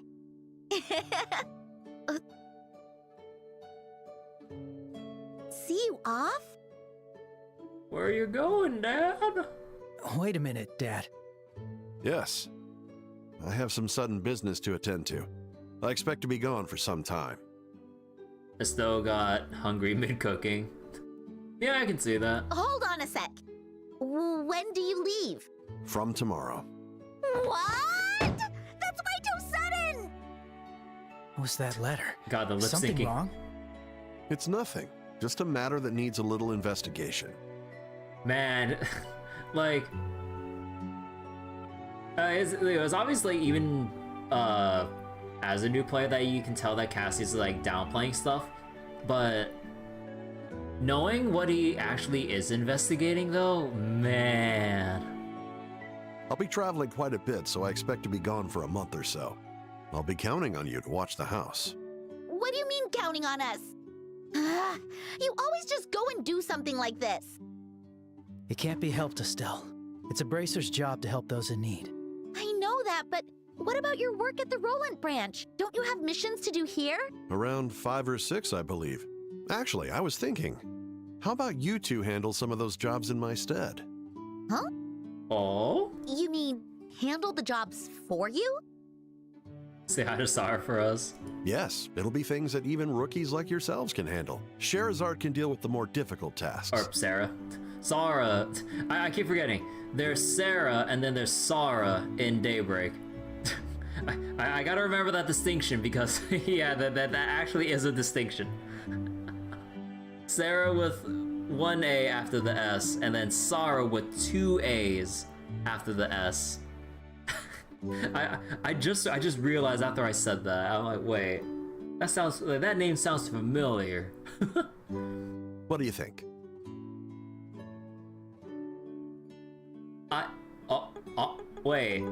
Wait, I forget, did we have a dialogue choice originally?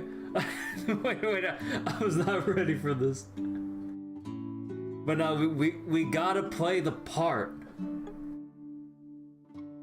We'll do it! I mean, I want to, but Joshua, you're okay with that, right? Yeah, it'll be good experience for us. It's settled then. I'll have it arranged at the guild tomorrow before I leave. Okay, I'm extra motivated now. Now I'm I'm motivated. gonna take this seriously so I don't ruin Dad's good name. Aw, Estelle, you've got me tearing up. Dear, can you see us from up there? Our daughter has grown up to be a truly wonderful girl. Dad, you're older now. You can't afford any screw-ups. A girl's gotta look out for her dad after all. Hey, I'm only 45, you know. I'm still in my prime. I mean, honestly, just given how strong he actually is, yeah. Okay, that's enough with the father-daughter comedy act. God, wait, 45. God damn. Like, he's around like, what, 50 around Cold Steel 4? God damn. If I got my timeline right there, but... Which airship will you be taking tomorrow? The one to the royal capital or the one to Bose? The one to the royal capital. It departs at 10 in the morning. That left me get Milk a month ago. Last time I saw him on top of a volcano squaring up with a dragon. Next thing I know, turn to Reciteer. 52 and Kai. Yeah. Then we better be up bright and early. I should set up my alarm clock.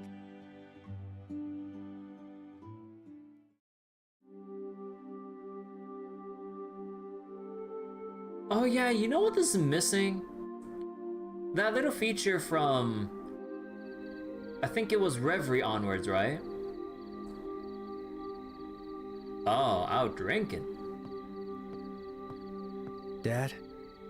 But yeah, I believe it was from Reverie onwards, right? That they implemented the option to show the song name, the Falcom, or the artist, or basically Falcom Sound Team, and the album in which from which the song is played from originally. Whether it's like original OST, arranged OST, or some other like special albums that probably weren't like directly in game except for very special iconic moments and whatnot. Yeah, that's I was kind of like thinking about that in the back of my mind as we transitioned to new songs from cutscene or moment to moment and everything, cutscene to cutscene.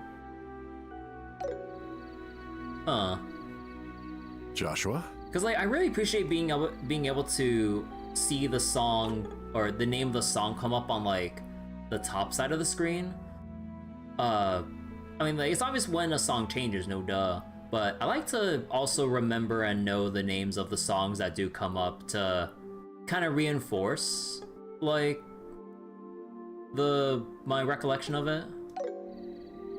Instead of just remembering as like, oh, it's that like somber, melancholic, nighttime song.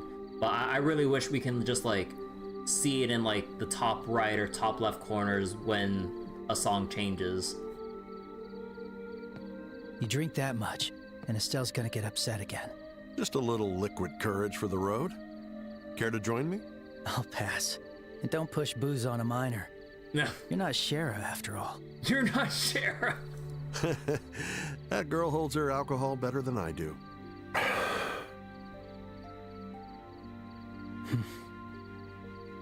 It's serious, isn't it? There's no proof yet, but it seems as though the Empire may be on the march. Ooh. The Erebonian Empire? That certainly is concerning. There haven't been any overt movements, but that's all the more reason to be concerned. I'm going to start my investigation at the Imperial Embassy. All right. You can leave Estelle to me. Don't spoil her too much. She's a bracer now. She needs to learn to handle herself. Estelle will be fine. She may still be rough around the edges, but her intuition and skill in combat are impressive. I have no doubt she'll be a first-rate bracer. She's still just a naive little kid. There will come a time when she has to choose her own path. Joshua, that goes for you too. To think it's already been 5 years. Time certainly does fly. Indeed. It certainly does. About what you said back then, do you still plan to follow through? Oh. It's a promise I cannot break. If I failed at that, I could never forgive myself. I'm sorry. There's no need to apologize. But remember this. Whatever path you choose, these last 5 years will stay with you. To me and Estelle, your family. No matter what. Yeah. Family. Thank you, Dad.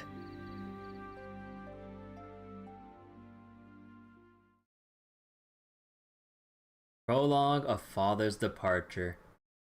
That's just a prologue title card!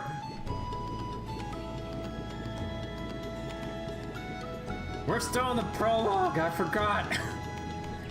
Now then, it's time. Estelle, don't get in over your head and cause trouble for Joshua. I heard you the first 1,000 times. Dad, you be careful out there too. You're not getting any younger, you know.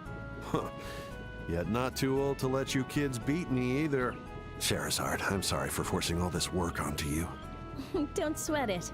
Though to be honest, I'm a little nervous. I've got some big shoes to fill. No need for the modesty, Silver Streak. While I'm at it, one more thing. Take care of those two, will you? You got it. I won't spoil them too much. I know how to crack the whip. Figuratively, of course. I trust your judgment. What? Like student, like teacher. The Lind, airliner bound for the royal capital, will depart shortly. All passengers, please board now. Ah, I'd best be going. We just want to remind you that you're still in the prologue. Yeah, pretty much. Because we've yet to fight our actual first major boss. Take care, Dad. And don't worry about us. You know, I'd love to see people's like initial reactions to the remake when they get to this point. Like, I mean, of course I spent a lot of extra time like talking to NPCs and everything. But I wonder how many people would just have the reaction, this is still the prologue?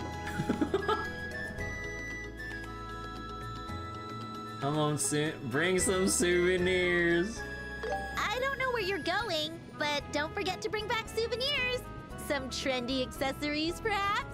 Hey, this isn't some pleasure cruise. But if I have some time and money to spare, we'll see. Take care, you two. These dialogue choices shouldn't affect anything, right? They're just for flavor. Because like the extra bracer points should only be for actual requests and situations, not a farewell or like a response when Dad breaks the news that he's got to leave for a work trip. I swear to God, I swear to fucking God. He's really gone.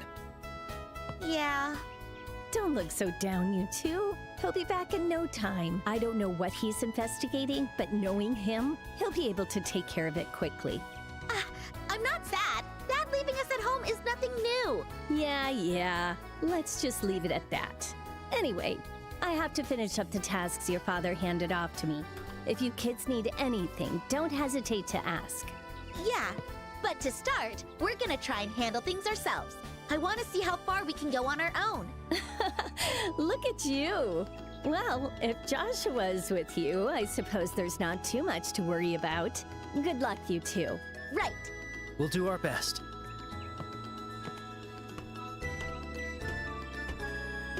So what's next? Shall we head straight for the guild? Yeah, I want to talk to Ina about the jobs Dad left us. What? No, we gotta do our rounds for dialogue first before we take on bracer requests. Let's go. No, we gotta do our morning dialogue sweeps. Oh, hey, we actually have fast travel. Oh shit. Map mini fast travel has been unlocked. Certain locations you visited are marked on the map, allowing you to instantly travel to them. You can also view a list of locations by pressing the R button. Oh, that's cool. Although we don't really have anywhere just yet and all, but... Oh, cool. Oh god. Oh, wait. Oh. we had to get tutorialized on fast travel to actually get the fast travel marker, or just the map marker in general for going into the sewers again. That's why they didn't mark it on the map. And yeah, they have every major location that we'd probably care about, you know. Bracelet Guild, Armory, General Goods, Orbital Factory, just like the center of the town, the inn where you restore your HP, EP, and craft points, the sewers if for whatever reason you want to go back there again. The only reason you'd go back in the original is just to complete your monster entries. But basically with the remake, just given how they're taking the Daybreak approach to handling monster notebook entries, you just have to defeat the enemies or stun them. Like, that's basically it. Which is really nice.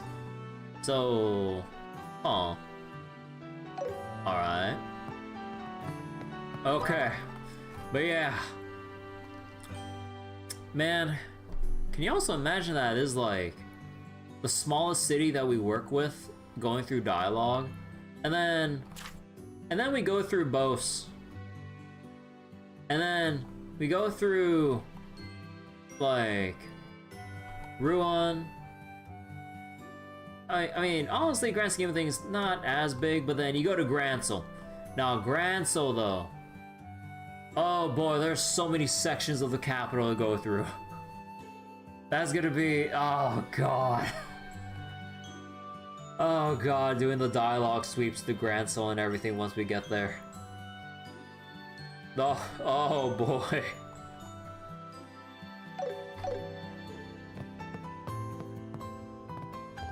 Whew, that was a hard day's work. Nice gentle winds today, perfect for an airliner trip.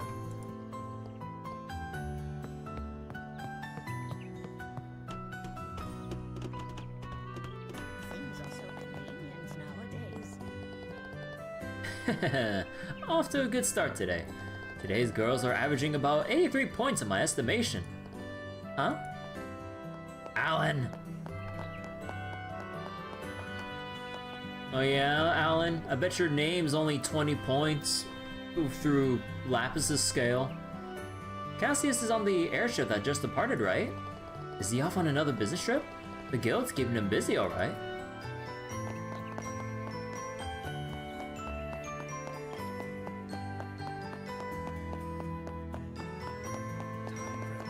Yeah, high five. Can we actually go over here, or are we... Oh, okay, yeah, we're railroaded onto the Bracer Guild there. Oh my god, Ida's still sleeping.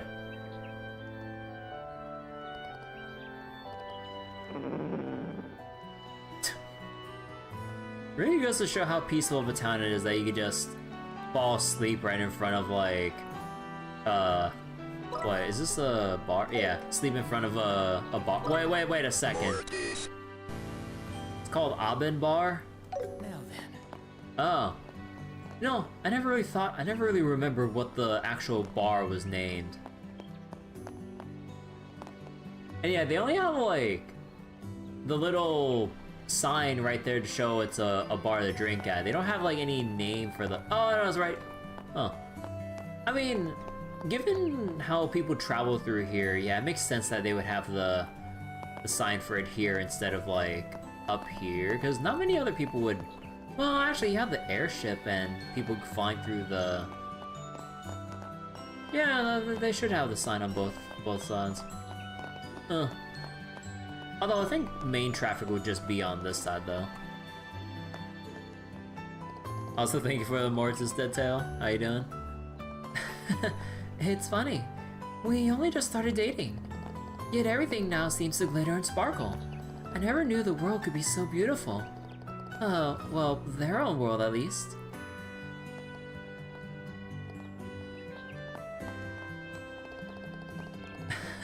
Today's our first date.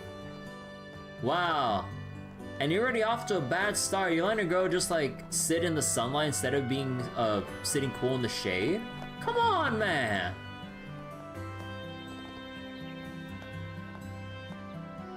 So you love how Joshua had to remind Cassius that he can't drink, while Van at 17 was drinking behind Elena and Renee's backs at parties and stuff. Van's a rebel. Man, I came all the way here and for nothing. I don't have any buyers and the shops here are stingier than I thought. I guess that's the boonies for you. Huh? Who are you kids? Well, whoever you are, I'll give you a good deal, so buy something, will ya? Huh? How about this wood carving? You won't find craftsmanship this detailed anywhere else outside of Calvard. Calvard? Is that a neighboring country? The Republic of Calvard is the nation to the east of Liberl. I knew that, I was just testing you. Still, this does seem to be a genuine folk craft from... Wait, a genuine folk craft from Calvard. If you take it to the Royal Capital... Wait. If you take it to the Royal Capital Grancel, I'm sure you'll find more luck. Huh? You really think so? I was hoping they'd sell a little better out in the boonies, but maybe this place is a little... It's just a little too boony. Bro. Too boony. Oh well, I'll just stick it out. I'll stick it out here a little longer before heading out to Grancel. Now, what in the world can my son Carl be doing? Oh, Carl's the son of Ludmila, and Carl's just wandering around. Just as I thought he was helping out a little, he went off wandering again. Oh, that sounds like it's probably for a request. Go, Carl. Carl. Oh, well. Oh, wait, same line? No, seriously, where's my useless fool of a son, Carl? Just as I thought he was helping out a little, he went off wandering again. I must say, we got lucky this time. Who could have possibly foreseen a new mineral vein being discovered mid-negotiation? It was more than worthwhile helping that adult... Wait. It was more than worthwhile helping that dull Imperial merchant for Pops. Isn't that right, Simon? There are many who see Rolent as a backwards boony town, but I see it as a real treasure trove of resources. Milano's sarcastic attitude is always so overbearing. Ah. Hey, you two. Want to place an order? So the two of you finally taking your first steps as bracers. You're all the buzz with our customers today. Really? Rolent may be a small town, but we've got amazing people like Cassius and Shara. You've got a lot of work ahead of you if you want to stand toe-to-toe with them. Way to pile on the pressure, Elisa. Wait, and yeah, show them what you got. The chef told us we need to quickly change to a new supplier. I wonder what happened. Are there any bargains? Thanks.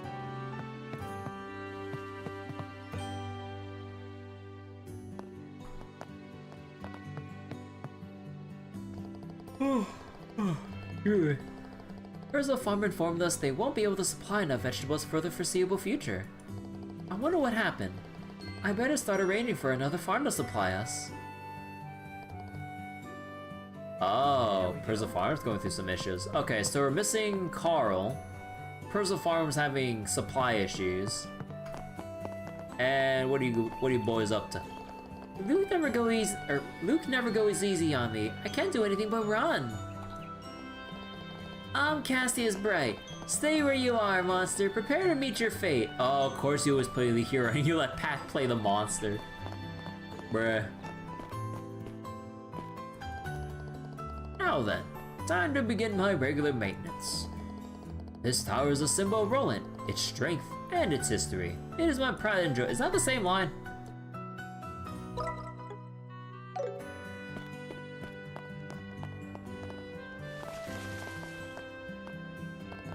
Luke's been like that all morning.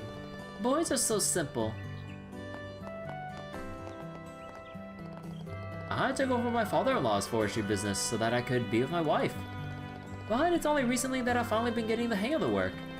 It's starting to become fulfilling too. Hey there, rookie bracers. How's work? Oh. Good. We'll do our best to live up to your expectations. All right, let's go help everyone in Rolent. It's kind of neat that we got the active voice from, I'm assuming the ladies talking over here.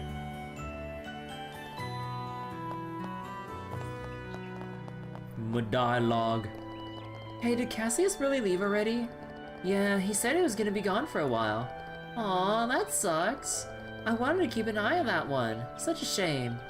Cruz. The thing about Cassius is that he's the kind of man that needs a good polishing before he really starts to shine. But the way he betrays that tough guy image in favor of a sophisticated dandy aesthetic is simply magnificent.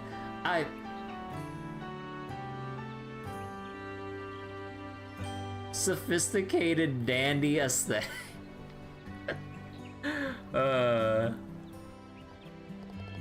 He's got something for everyone to love. Yeah, Cassius has an appeal for sure. Hey Cruz, how old are you again? So ahead of your years. Oh, seriously, what am I gonna do without Cassius? Man, she has her type already. Goddamn. Oh, dang it, of all the things I can misplace, I've already checked every notable nook and cranny I can think of. Weird, where could it have gone? How annoying. Cruz suddenly has a type.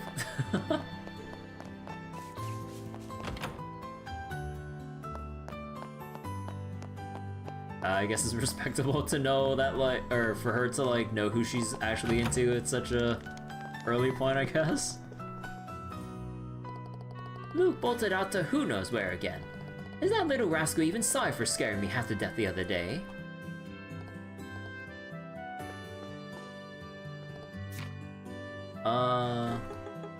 Yeah, no, okay. I thought we'd get, like, a new diary entry. Promise type is older man. Our family talked things over yesterday. My husband gave Pat a real scolding. Pat has always been a good boy at heart, so I knew he was being genuine when he said he was sorry. I think this whole ordeal turned out to be a good thing for us all in the end.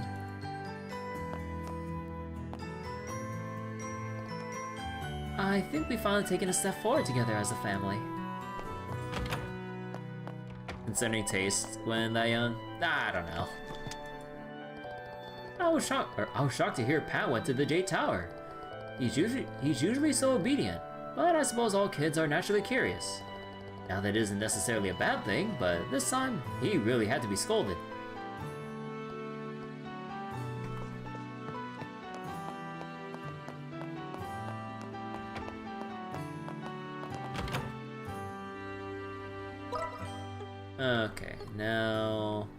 Okay, now he's got all the buildings. Can we go outside? Wait. Yeah, we have to go to the guild first.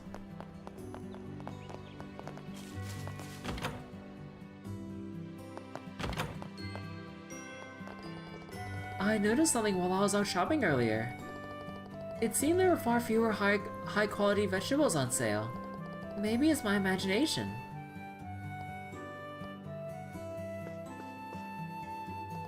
If my back weren't such an achy mess, I'd still be on the forest myself.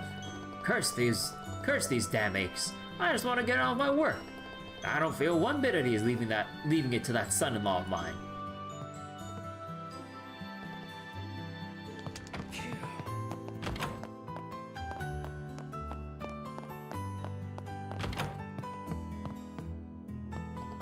Anya has to start Sunday school soon. Is school fun? Good luck. Knowing that my husband is hard at work in the mine is what motivates me to work just as hard.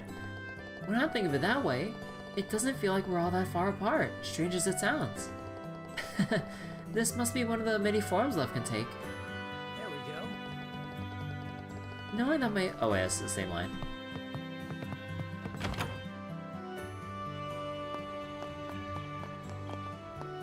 Okay, so we're done with... Oh no, so we need to go to Fate's house. Has your father told you much about his time in the army? No, he's never really told us much about his life before coming a bracer. He does talk about Mom a lot though.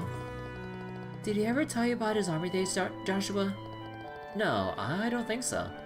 Every time we try to ask, he always changes the subject. Sounds right. I see. Still, the borough's finally a land at peace. I pray that that my daughter will only get to know days like these.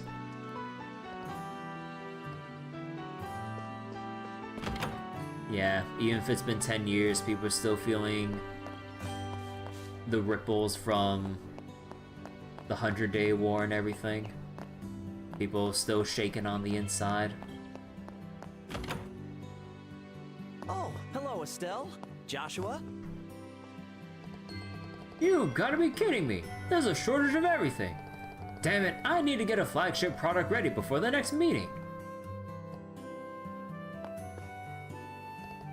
The airliner Lynn just arrived at the airport, or landing port. The merchandise I ordered from Bose should be on board, so I need to go get it. Which one should I pick? Thank you for your patronage. Oh, I don't go crackle there for a moment. Renan is a hard worker and a good son.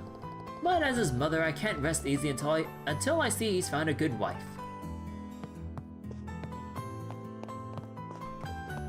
"3 Cold Steel, 3 Dungeons Stuck in the Soul out of you." Oh, I had a lot of fun with that one. But yeah, technically, I guess it would be kind of a slog to get through, huh? Considering, yeah, like, to go through, like, 3 different parts of a dungeon. Estelle? Although I find it really cool, though. What do we... Thank you for your patronage. Especially with the Brave Order system and the broken things that you can abuse in Cold Steel 3. Like, that part should be a breeze, for the most part. Estelle and Joshua! Hey there, young bracers. I heard talk that Cassius is going to be gone for a while. Yes, we just saw him off.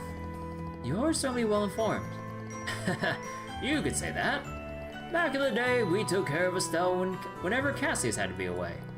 But since you came along, he's been leaving the two of you to your own devices. Is that right? Truth of the matter is, Estelle can get awful lonely. She was always quiet as a mouse whenever she stayed with us. Oh, come on, Mr. Elgar, I wasn't that quiet. Well, then after a few days, you'd find your appetite play and sleep like a log. That certainly sounds like Estelle. I'm sure it's not easy for you two, with Cassius leaving again like this. So come on over to stay the night whenever you like. It's no concern to us. Stella would be pleased as punch, in fact. I can't decide. You're welcome to visit anytime.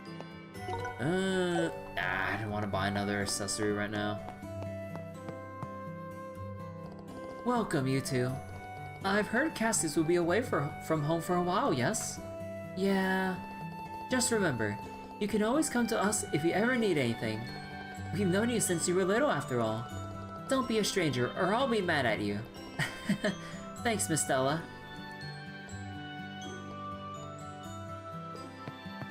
Stella! No, that's Stella.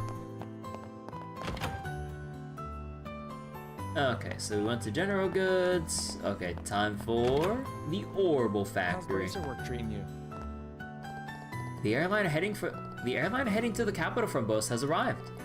I don't have any shipments to deliver, so I can take it easy and focus on my real work. Your friend named one of their kids Stella? Oh no. Oh, it's you two. Try not to get in the way of our work. And again, you're not kids anymore. I heard you're proper braces now, eh? Great job. I'd be lying if I said I wasn't impressed. There was an intent.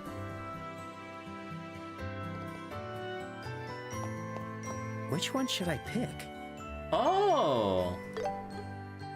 Oh, I mean, yeah, that makes sense. We have the stun gauge now, so it makes sense that we make break quartz now at this point.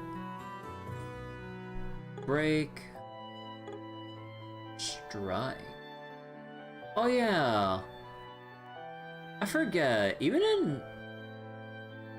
in Trails or OG Trails in the Sky, crit rate wasn't really a thing, right?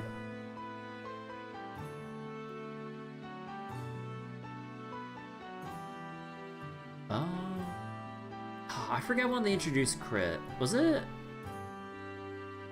Cold Steel? I don't think it was crossbow, right? They only introduced evasion and accuracy.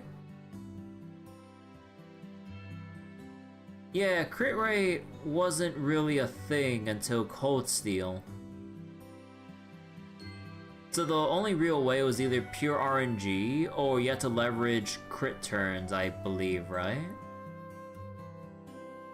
In this timeline, we discovered critical hits years in advance. And yeah, evasion. Oh, there's the cast. Hey! Right. Right. This is what I'd say back in the day, but technically I'm talking about years later in lore. Back in the future, cast, EP, cut, impede only just require the quartz that they're the type of, instead of requiring a secondary amount from the other. Oh my god. But yeah, I mean, considering how early we are in the Orban system development, it makes sense that the stronger, higher element quartz here require a lot more Sepith to create. And yeah, honestly, like, this is really strong too. Like, 0.7 times cast time, or a 30% cast time reduction, that's huge. Cause a lot of other Trails games, your cast 1 would just be a 10% cast time reduction, or 0.9 times cast time, initially. So, yeah, that's huge to have as your tier 1. Holy crap. Cause yeah, it's not until like later games that you have like your tier 1, 2, 3, and then when you want to get that deep into like late second chapter Trails the Third, you have your tier 4s and 5s. So they go pretty far. They go pretty far with this. This future past is balanced differently. It really is weird seeing the what was it? The different balancing with like the different stats and stuff compared to how it was originally. Although I'm for sure definitely taking extra HP though. I made up my mind.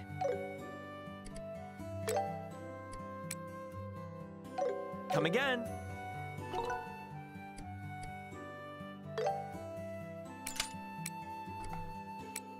Oh, right.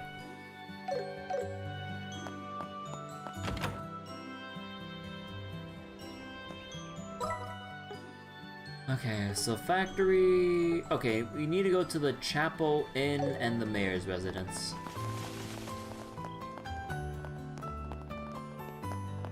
Poor man Sepith, while in Daybreak 2 a chest could have like 800 Sepith. Yeah, it's kind of funny how much more abundant Sepith is gameplay-wise that you have to farm up for to craft your stuff. Compared to like early in with Trails in the Sky where you only just have to get a couple dozen or like 20 Sepith to make something. But then here it's not like, oh, you need like 50, 100, 300, 600. I'm just like, oh god, it scales up so goddamn much. Things have finally calmed down here at the front desk. Many guests come and go whenever an airship arrives.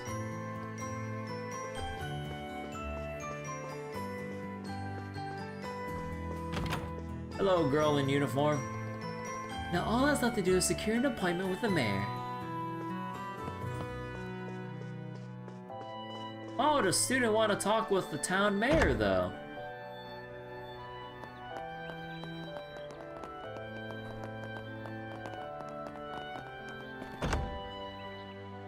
And why a fancy student all the way out here in the boonies?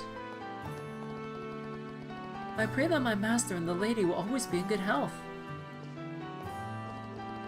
We're on a pilgrimage to visit every chapel in the kingdom. He just arrived by airship to Rolent.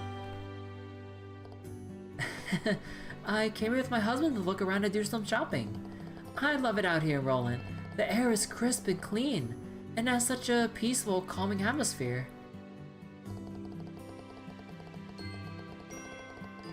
They got better at extracting material. They also got better at requiring more to cram into every single quartz to make them as strong as they are, given the time advances in the time and technological advances in the Trails timeline. Oh god, let me stand up real quick. I want to stretch a bit. Ugh.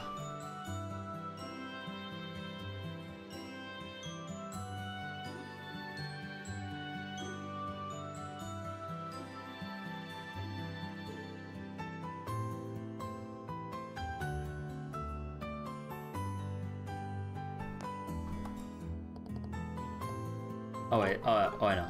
Oh no, that's different. Traveling has become a breeze ever since the airship was invented. It's a big help, considering I don't even have much time off from work. Estelle, Joshua, I've heard that you've been appointed as bracers. Where there are aspirations and hope, there will also be tension and worry, and fear and hunger. Wait. Estelle, you seem to have another source of worry. Huh? That's not true. Without those you hold dear close at your side, your heart may waver. However, within you too is the strength to overcome those hardships. Think of it as a trial set forth by the goddess for you to overcome. Yeah.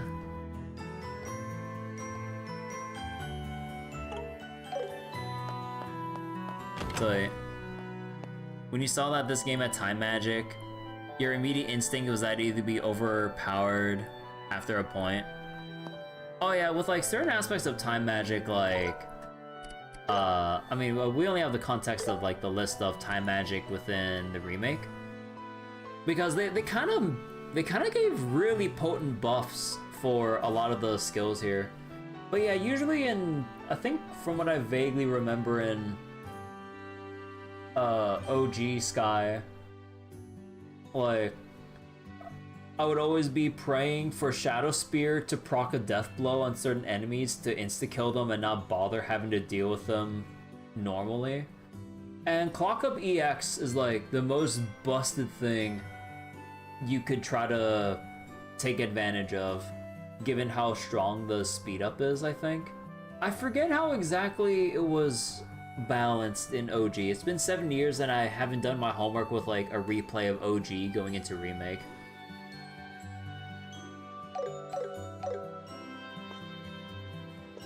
So wait, Final Fantasy, Saga, Dragon's Dogma all made it clear how powerful speed buffs and debuffs are. Yeah, like in any game, speed is king. Oh, you must be Estelle. I heard all about you from Father Divine. What did he say? Simple stories of your time in Sunday school. It seems you were quite the expert at sleeping in class. Wait.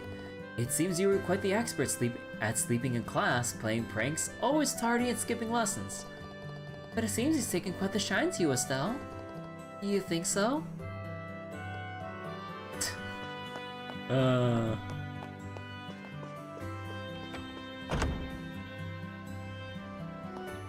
yeah, like, I don't think it was until, like, maybe around Trail's second chapter that I really finally got it drilled into my head about how important the speed stat is. Cause like, cause obviously playing first chapter completely blind, I never really thought about the importance of like how strong every stat can be or feels when you buff them up. But yeah, I think around second chapter I start realizing how strong speed is as a stat, which should just be a general thing you should consider just playing any RPG with like a speed stat in general. That determines your turn order, because yeah, you gotta think about the turn order value when it comes to RPG turn processing. But yeah, because I think before I never really prioritized like building speed or putting in the action quartz to increase speed, or prioritizing what shoes had like higher amounts of speed as I upgrade them between chapters and everything, or look for accessories that might have had like extra speed bonuses and what have you. Although I'm not 100% sure what our options were in OG first chapter. But yeah, there were a lot of times when I S-broke, and then I realized that I got myself killed because S-breaking delays my turn so far on hard mode that I let the enemy get like 4 extra turns in a row to just slap away at Estelle or Joshua and kill them. Then it wasn't until like sometime later that I go, okay, I gotta make sure I just don't S-break, like, and cause my turn to come back or cause my turn to be delayed to hell and back. But yeah, it wasn't until like I started kind of like reading more into it, or actually just start building speed as like a primary stat to make sure I don't fall behind and get slapped 2 to 3 turns in a row.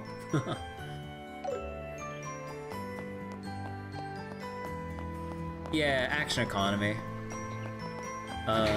Anything gives you turn efficiency in a turn-based game is gonna be busted. Oh yeah.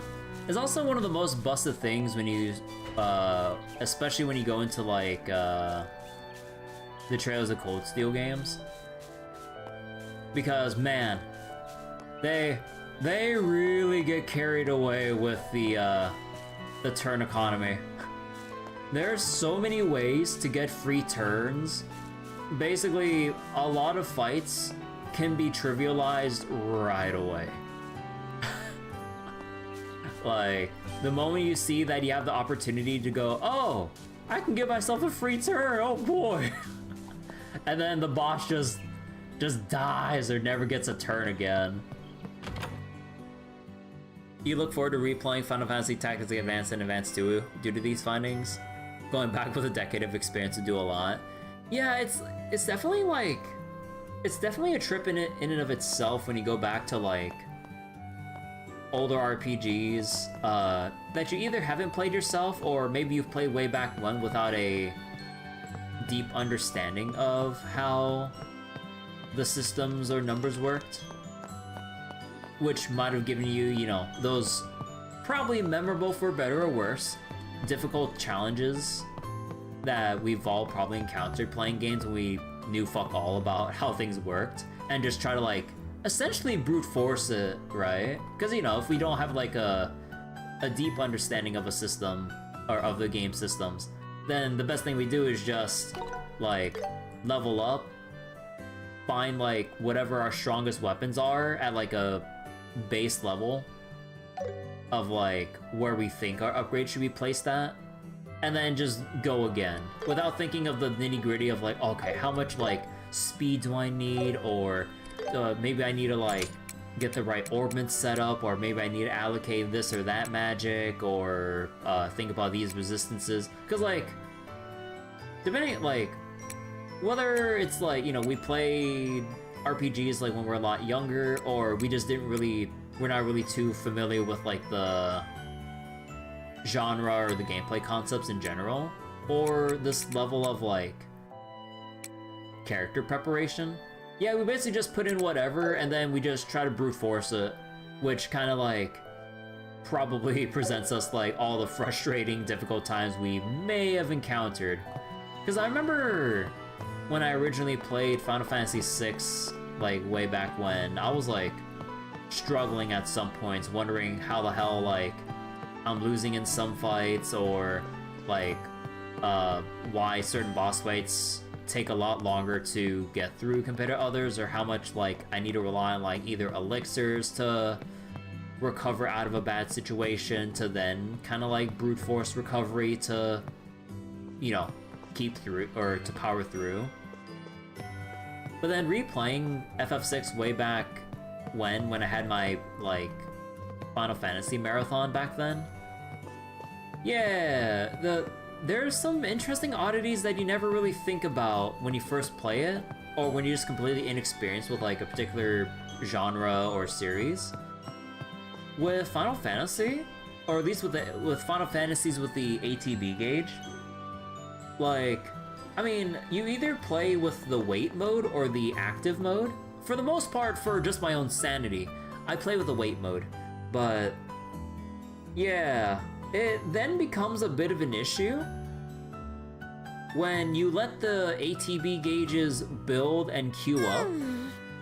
When you let the ATB gauges build and queue up, and then you're waiting out the animations without bringing up a sub-menu in combat to basically pause the ATB timers, because you have to wait for the animations to play out, and then if you don't want to get dicked over by like 3 enemies that have queued up commands before you because you're looking at the fancy animation, then like you would have to know to bring up a sub-menu of commands to pause the ATB, let the animation play out, and then you get back to queuing up your own stuff so you can kind of like have a more smoother and clean combat flow. Because at times when I didn't really notice it with the ATB system until I got bodied, where I'm like, wait, how did the enemies get like 3 attacks on me when I'm trying to cast like fire, cast like something, right? It wasn't until I thought about, wait, what if I just waited for the animations to play out while pausing the ATB gauges? And then once I did that, combat got a lot easier. All right. Because, you know, because of having to wait out animations so that you can properly just, like, control the battle. So Tactics Advance would be an interesting one since those games handle stat growth on level up the same way Dragon's Dogma does. Oh, really? Our son works as a teacher at Gina's Royal Academy. Since then, the house often feels empty. It can be rather lonely at times. I forget, is it Genius or Janus? Because when I read Genius, I keep thinking Aegis.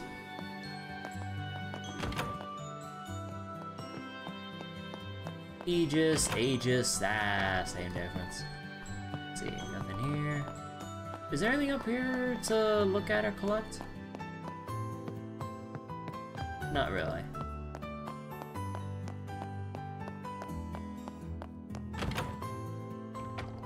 A new mineral vein has been discovered in the Malga mine to the north. I hear it's a rather promising vein. It's warm news to these old ears. So wait, though speed is a random stat on level up, it's also partially Fire Emblem stat growth. So there's just like a mix of like Fire Emblem stat growth RNG with class-based fixed stat growths as well. Is that what I'm getting? That's interesting if so. Huh. You know, maybe that might have been what would help me stick with Fire Emblem games. Cause like, I remember playing through the Game Boy Fire Emblem games and kind of bouncing off once I get roughly midway. Cause like, at least with FE, I keep forgetting the numbers, but like, cause they just call it Fire Emblem. Cause that's considered Fire Emblem 6, right? The one with Lyn. I think I only got to, who was the lord that you play after Lyn? It was Hector, right? Eliwood was the last one? Or was Eliwood the second one and Hector the last one? Because you play through 3 different lords, right? As you get through everyone's respective chapters, I think? But yeah, I think like by the time I finished Lyn's chapter and got through a couple chapters of whoever after Lyn, then I just kind of bounced off because I kind of got frustrated getting destroyed because of really bad level ups. And because like, I know Fire Emblem with its RNG leveling, it's supposed to shake up how you adapt your army compositions in your playthroughs. Or, you know, how much resources you would have to then devote through stat items to get important characters that you just have to have up to speed so that they still become usable by mid-endgame levels. Having a predictable stat growth option would be something you expect modern Fire Emblem games to have. They give you a no permadeath mode after all. Yeah, honestly, I'm kind of happy that classic mode, or no permadeath mode is an option you can go for in Fire Emblem. Because like, for me, I don't really handle permadeath as a game mechanic that well. Like, unless like, units are super disposable, like let's say in Darkest Dungeon, because those are just like character templates to carry on through your main goal of getting to the Darkest Dungeon, because you're not really thinking about any character's personal stories, they're disposable. But in Fire Emblem, no, like everyone is, you know, prominent enough in their own way, and they're, you know, characters with, you know, names, personality, and all the other stuff. So then to lose out on the character permanently and live with it, I just kind of feel a bit hollow continuing a playthrough of any story, of any game with a story like that, then I just like keep resetting, and at that point I might as well just play on, you know, no permadeath mode instead of like, because I know that stories are supposed to adapt to, you know, if a character dies, there's probably a different character that says whatever the then deceased character would say in their place, you know? Okay, where am I again? Because I've been rambling a lot. Okay. So a Path of Radiance did have a way to increase odds of getting stats on level up, so you can make some monsters.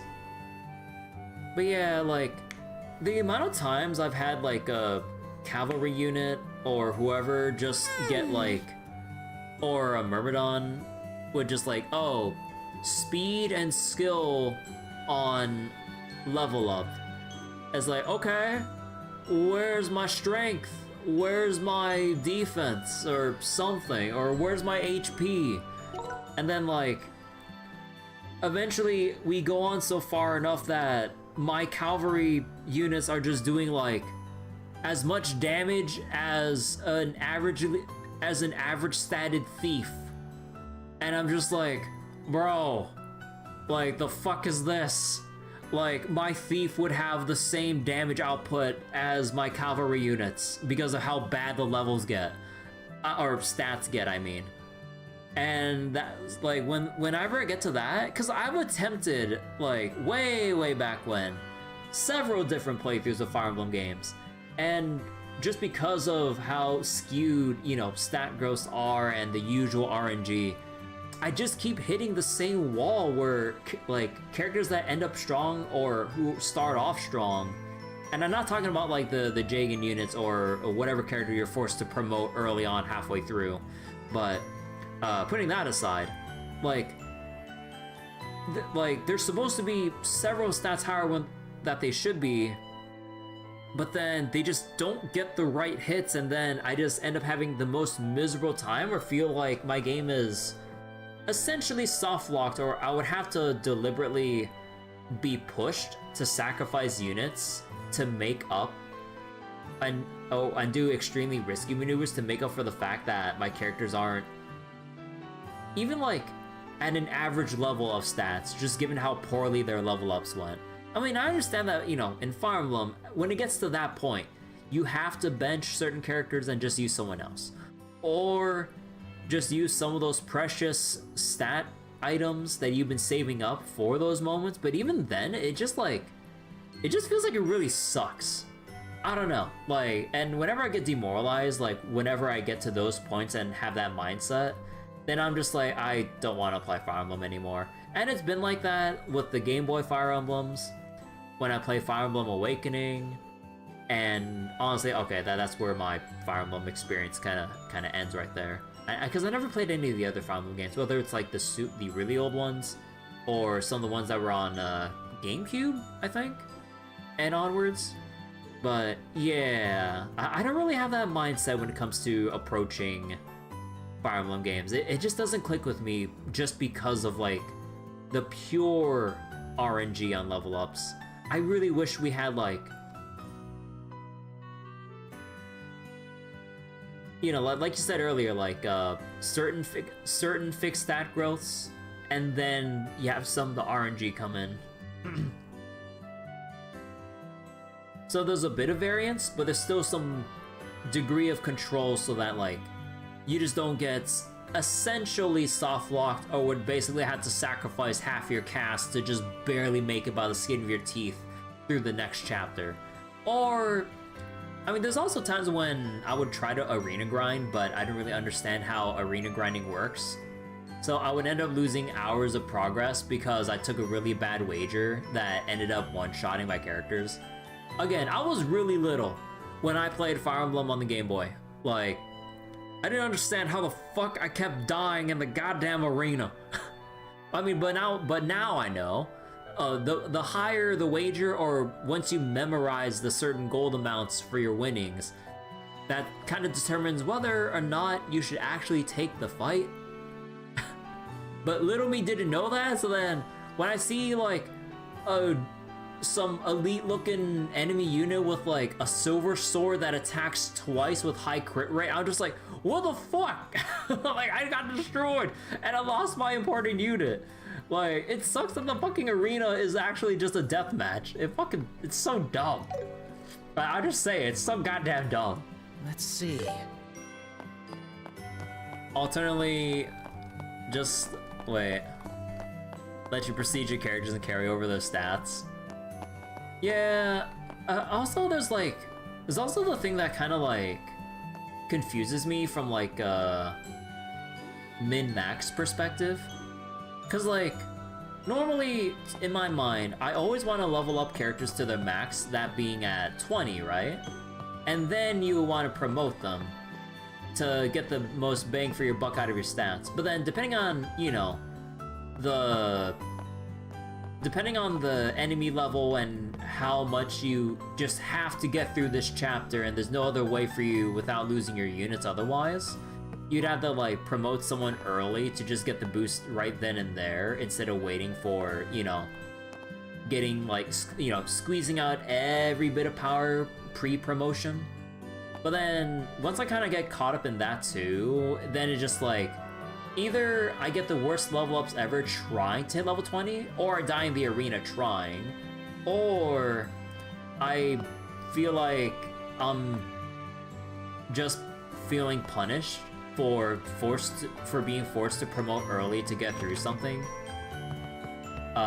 When I wanted to get more stats out of the way first, but then timing wise, I just can't, because, you know, I'm at the next part of a chapter and I just need to have this unit immediately beefed up so we can just get through it instead of like, it's kind of like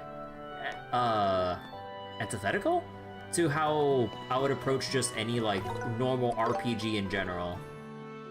Because normally, like, you get through some places, you just go through as normal, and then once you start hitting some like road bumps, then or speed bumps in the road, then it's like, okay, time to level up a little bit, time to grind a bit, time to like unlock some other things to like, you know, bolster the stats and stuff, and then we can go. But in Fire Emblem, it's like there is no safe grinding or anything like that. Obviously, it's not set up like that. So then you gotta make the most out of every chapter to see who gets what kind of experience, and pray that those who do get experience get decent level ups. So then it's just like that amount of like, to me, excessive preparation, and then the stat RNG that really kills my enjoyment of what I thought I'd like from the Fire Emblem games. Because like, normal gameplay wise, taking away the whole fixation on stat growth and stuff, I like the Fire Emblem games. But then when I get blocked because, you know, either aspects of skill issue or characters I like using just get the most dumpster tier stat growths, I'm just like, I don't want to play this anymore. Like, at least some Fire Emblem games let you grind between story missions. Yeah, I know with Fire Emblem Awakening, there are some random places or nodes you can walk across to grind up, basically. And that's not even counting the DLC for Fire Emblem Awakening that apparently is the best way to grind, which kind of leaves a sour taste in my mouth, because why do I have to buy a goddamn DLC to actually get whatever content that's supposed to be the new best place for farming shit? Like, like 3DS DLC is a mistake. Sacred Stones did that too? Oh, really? Oh, wow. Hey, I heard that Cassius was heading out on business. My dad always seems like he's lazing around at home and then just poof, and he's gone. Is he really even working? Cassius is without a doubt the face of the Rolent Bracer Guild. Until not too long ago, I hear he was handling all of our branches and important jobs by himself. Really? Yeah, but recently, he seems to be entrusting some of the work to share as well. Word is that other branches often reach out to him for help too. Maybe that's why he's always out. Really? I didn't know that. It's true that he doesn't talk about work very often. It just doesn't line up with his usual delinquent behavior.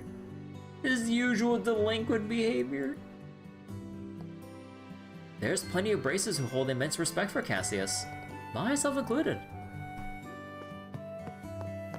Actually, wait, let me go out onto the ledge here. Anything around here? Okay, so they don't place any new goodies to collect, like, here and there as the day changes. So wait, there will be packs of monsters you can hunt between missions, so arena grinding was not the only way to level. Arena's better for money, though.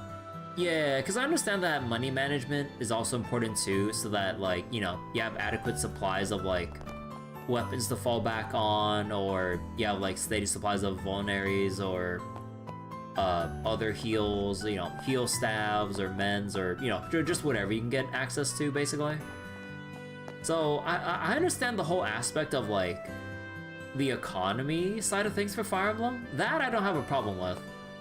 But yeah, at the end of the day, like, just reflecting on all the times I bounced off Fire Emblem, like, way back when, yeah, it's just the whole RNG stat growth, and then realizing several chapters later as I was struggling, to the point where I just, like, I would have, like, the strongest unit of my team trying to fight either the boss or the second closest major enemy on whatever chapter I got stuck on, and then I end up just doing, like, 3 damage or something abysmally low, even with, like, steel or silver weapon or whatever. I don't think I got far enough for any brave weapons, though. I don't think I ever found one before, because I don't think I got far enough in progression.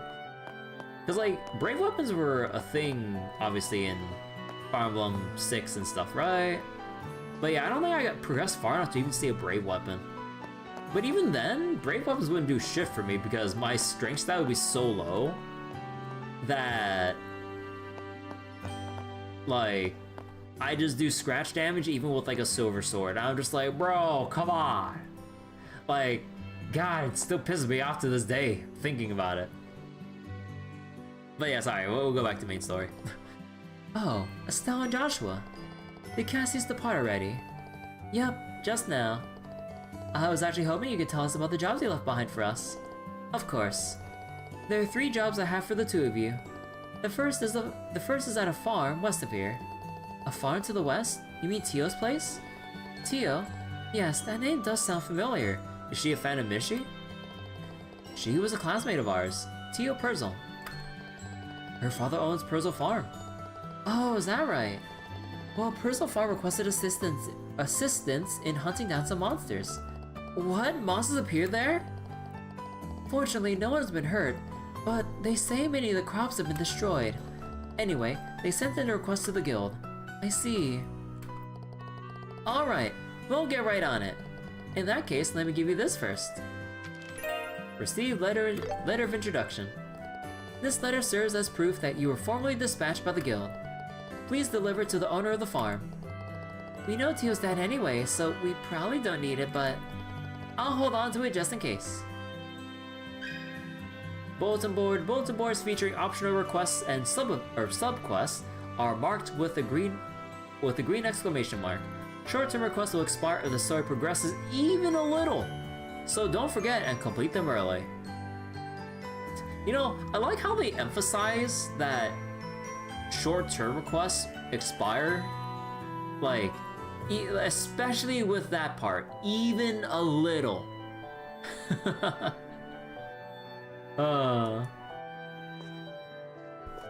yeah, let me go make a save file here. Actually, wait a second. Let me load the autosave real quick. Oh wait, oh, this still loads back to the, well. So going back to the permadeath thing for a moment, Sacred Stones had a nasty moment early on where you could recruit a Myrmidon. But to do so, you had to get this healer you got at the start of the mission, talk to him, given his class and her class, the issue should be obvious. If you don't play her cards right, he'll end up one-shotting her.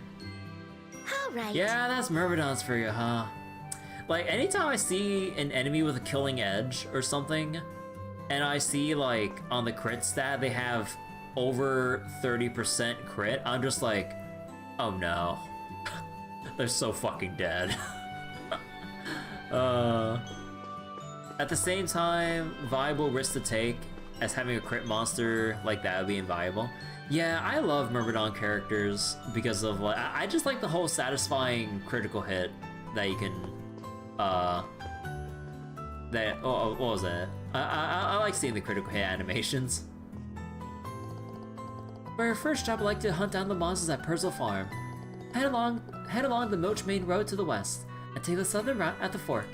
Good luck. Let's check it out. Shiny stone. I want you to look for a glittery stone for me. Ask me, call for details. You could probably find me behind Melda's Opal Factory. And Milch Monster, Deadline Long, Pine Plant Plus, and yeah. Let's begin.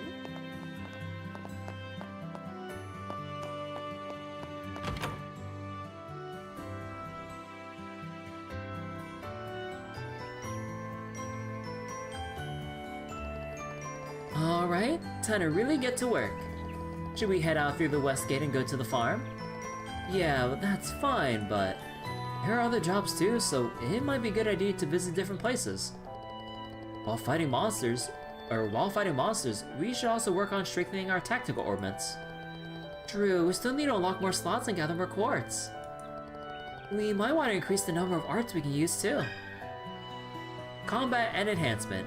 Fight monsters to earn Sepith. Once you've gathered enough Sepith, you can synthesize various quartz at the factory.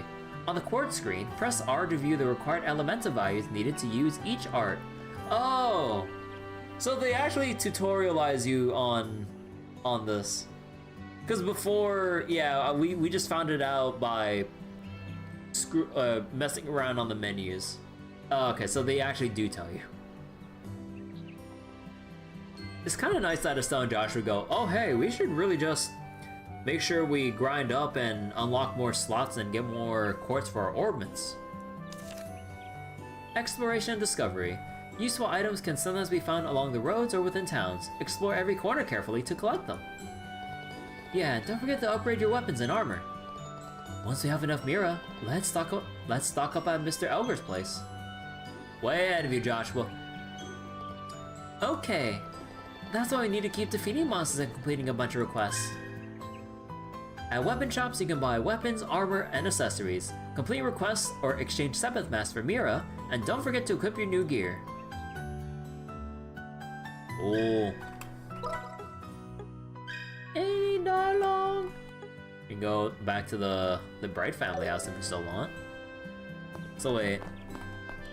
If you haven't go deep into the story, you find his runaway prince. That's a nice payout. Oh, that's cool to see story-wise.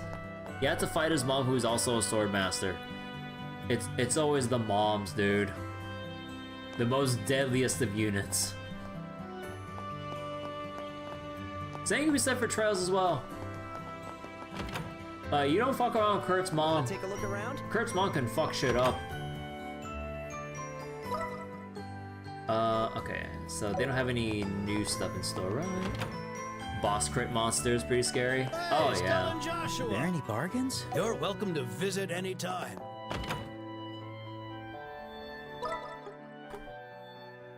Like, it's one thing to worry about a critical hit from, like, your basic-ass enemies.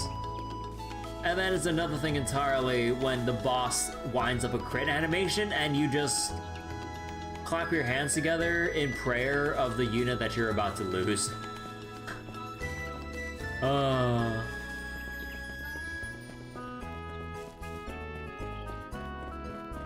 Time to get moving. Oh yeah. I need to go cut some bushes. Don't worry. We're gonna get this achievement soon. At this rate. We're gonna have a tier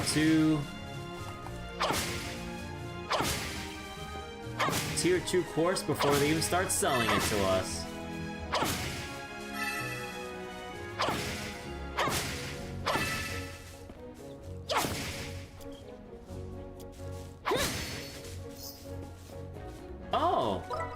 Oh, wait. They actually have monsters here. Oh man, it is a good thing I actually went out back to the house to see that there are actual monsters on the highway. Oh shit.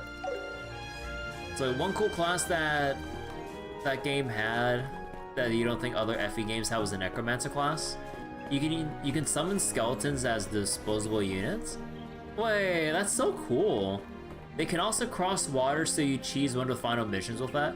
Wait, that's so cool. Yeah, I don't think I've heard about other Fire Emblem games having like Necromancer units and stuff, right? Oh shit, we can also explore way down here. Oh wait. Oh no, because if you want to go to the farm, you have to go through here. Going down here though. Oh. Okay. Enough tangents. Be careful, Estelle. Combat. Yeah! Here we go! Done! Let's focus! Joshua! Got it!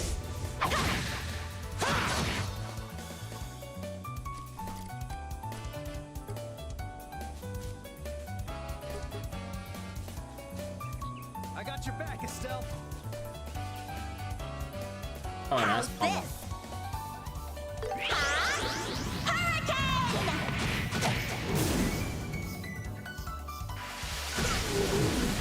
I'll show no mercy. The perfect move. Dual strike! Let's keep it up. I'm not beat yet.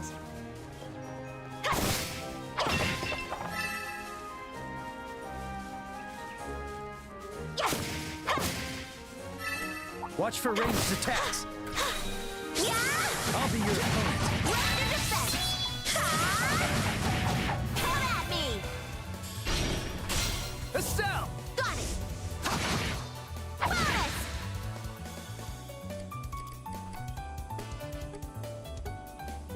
How's this? Stay calm. There! Ha! Round of defense! Too slow! That was better than I thought. You did it, Estelle.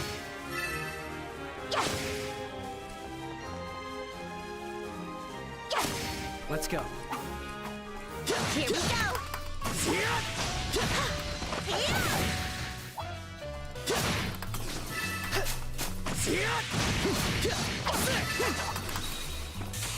Let's get them.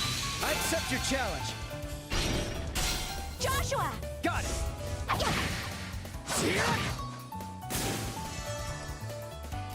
The perfect move. Too late.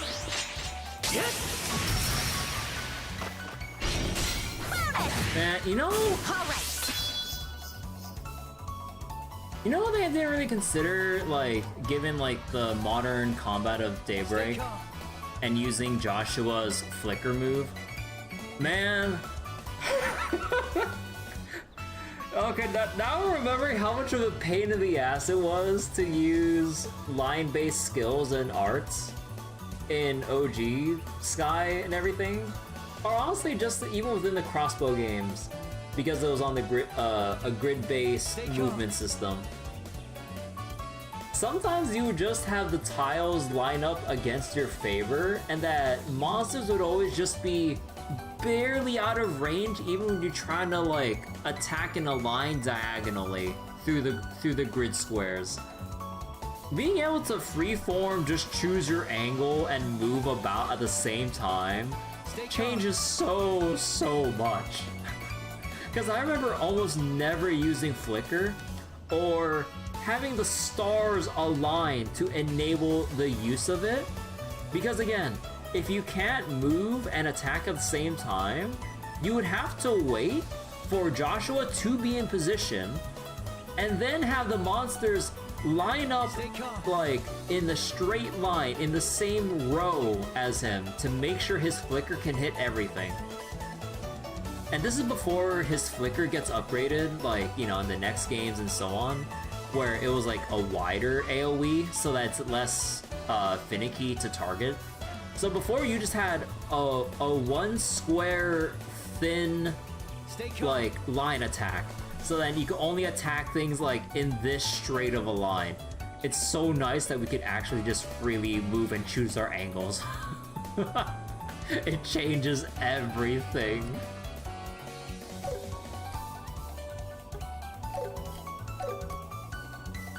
How's this? Hurricane!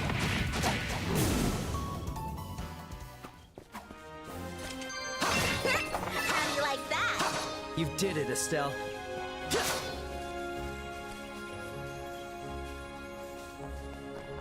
And how far does it go? Oh, I see a chest there. Anything else here? Don't see any shining palms though. Yikes! Stay back!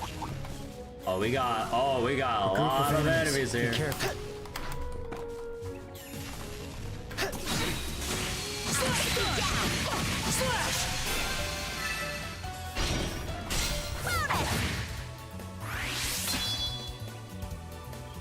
Oh boy. Keep going! Alright.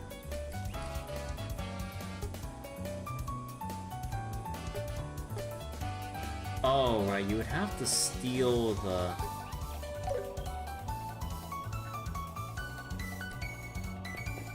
I'll get you all. Oh. Oh, man. Slash! It flinched! Joshua! Got it! Here, Estelle. Wait. Oh, let's go. Here goes! Ha! Ja!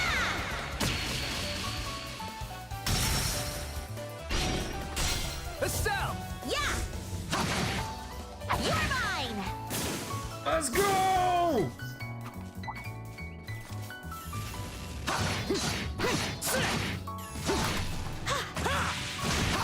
Eat this! Eat this! Together! I accept your challenge. You're mine!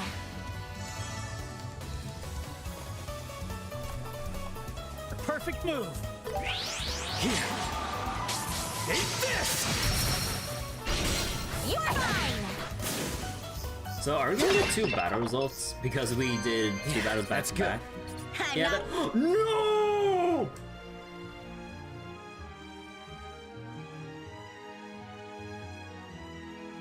Oh, if only I had enough time to cast something. My 3 times tactical bonus for the achievement and rewards. You prefer the original version? Oh, for the battle song?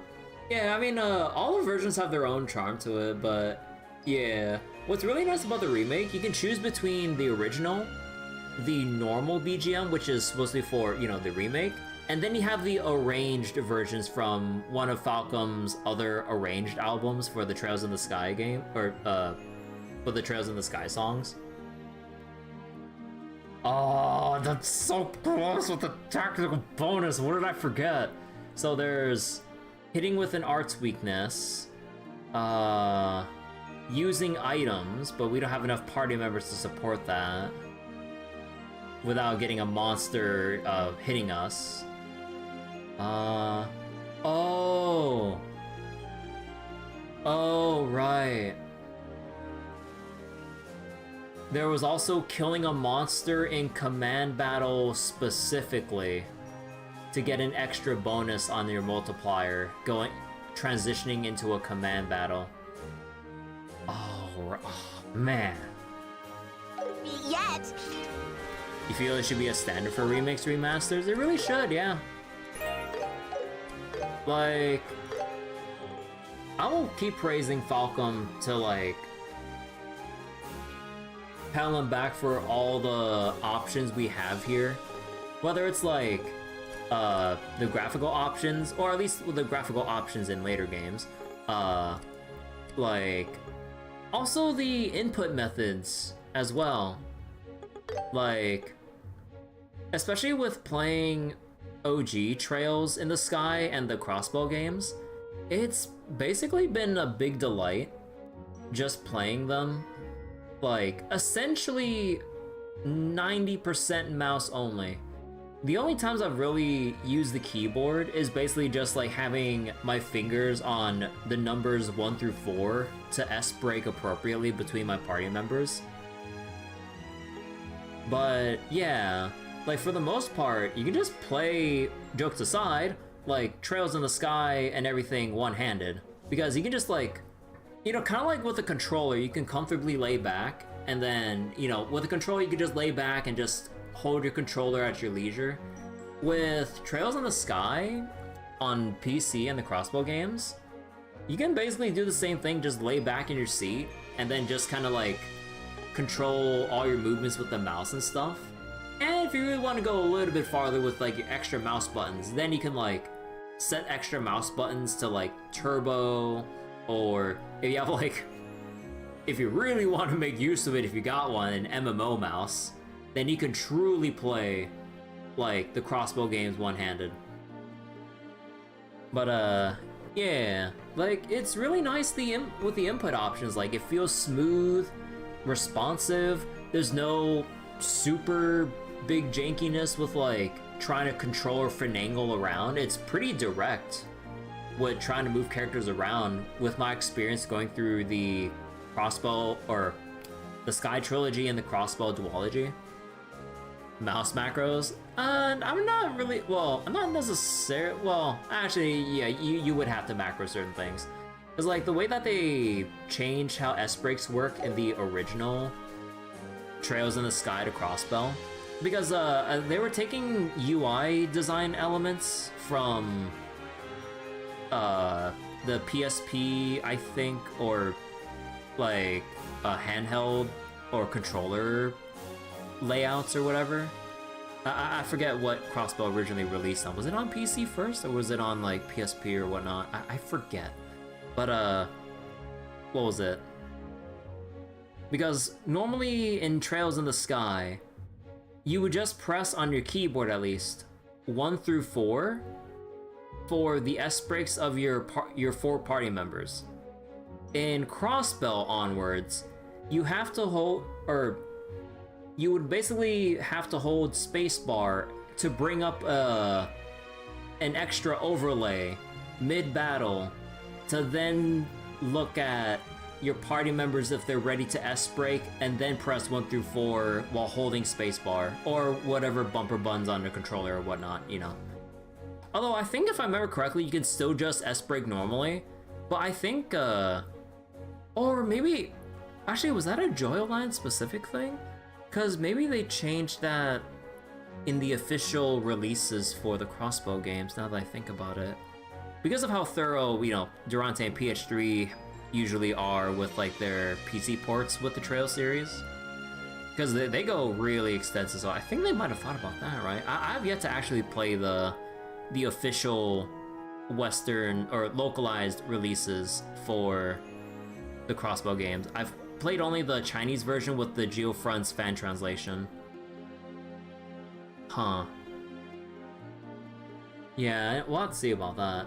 But yeah, like, Falcom, like, through and through, or whoever, you know, is responsible for how they handle the PC versions. I don't know how the console versions are. Someone else had to tell me about that. But yeah, as far as it goes with every Trails game I've played on PC, it's been pretty smooth, like, for the most part. Okay, actually, except, like, I guess, like, 4 exceptions here. The Trails of Cold Steel games. I played through all of them with the fan send patcher, patch. That basically either enables certain aspects of quality of life that I expected from, like, the earlier games, playing Sky and Crossbow, going into Trails of Cold Steel. So, okay. My pure vanilla experience with Trails of Cold Steel without the send patcher is basically non-existent. So, okay, there is that, admittedly.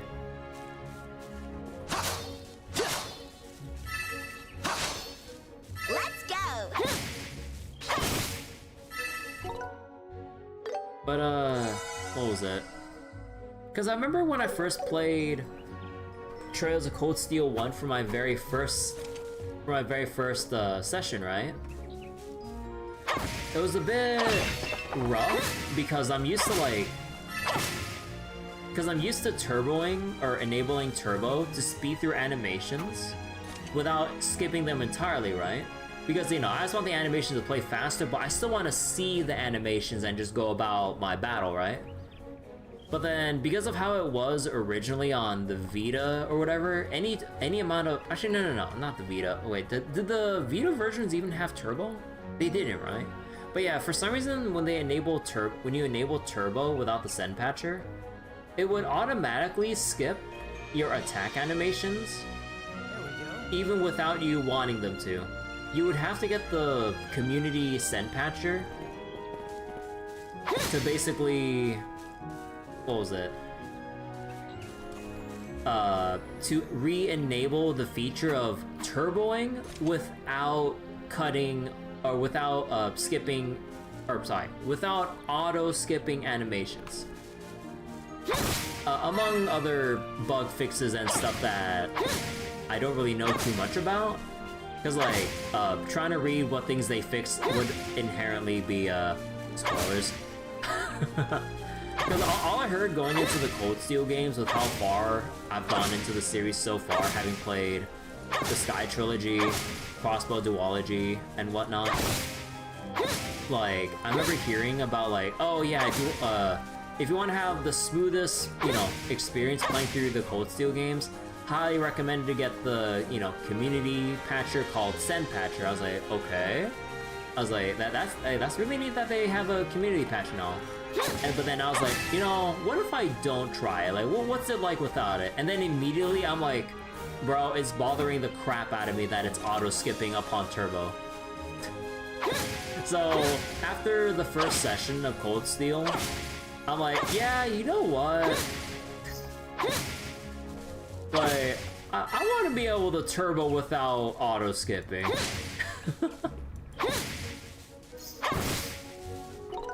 See, did I get it yet? 447 things of grass and flowers cut. I'll be your opponent. Let's end this. You're mine.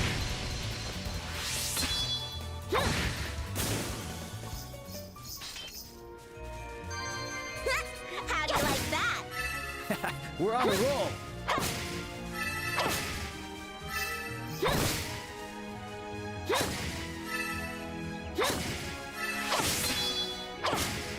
Ooh, we can go under the bridge?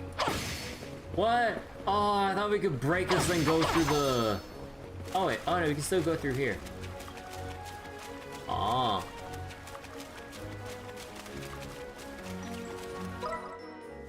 Man, we can really go far out and wrap around everything, oh. Interesting. Wait. I see the squirrel. Let's go. Here we go! Stay back! Eat this! Let's work together! I accept your challenge. Joshua! Yeah! I can look under the bridge at the very least, there's no troll. Too late! Yep! Here, Estelle. Oh, 420. Burn! Oh, that's a lot of damage. That went better than I thought. You did it, Estelle.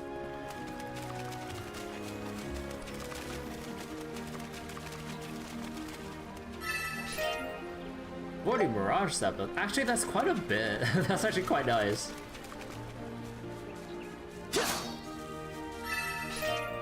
Ooh, time step is even better. Speed is king, and we're gonna need a lot of action quartz once we get more party members. EP charge, pretty nice early on. Sort of.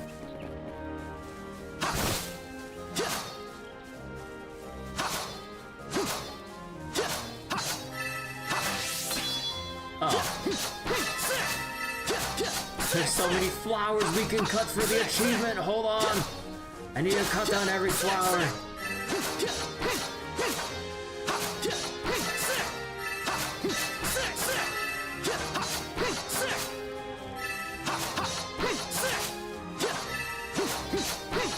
You know, it's actually kind of nice that you can build up your craft points as you're just mindlessly cutting like the various like flora and everything. Did we get it now? Hell yeah! Give me that arts defense too.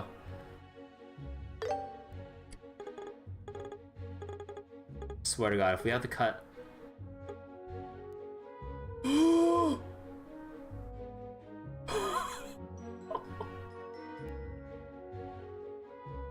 Oh my God!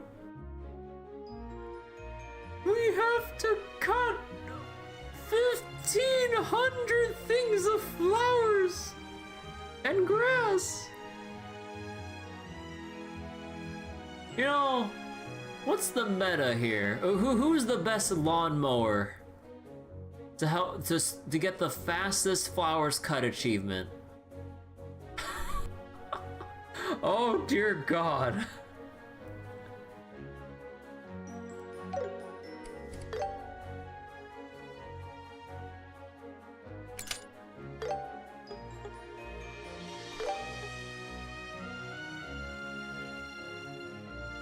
Ooh, actually we could get the early aerial.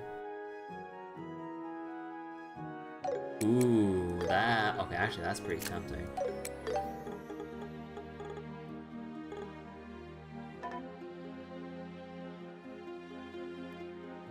What? Oh, hell no! Bullshit! What do you mean the technology is not here? Like, the in-lore technology is not here yet to equip more than one of the same kind of quartz. Wait. Wait, that's crazy then. Wait. That means you won't be able to stack hits or impedes or speed.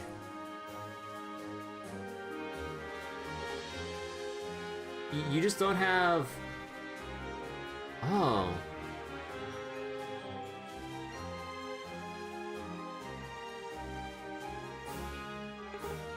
Oh, wait. So that means... Oh.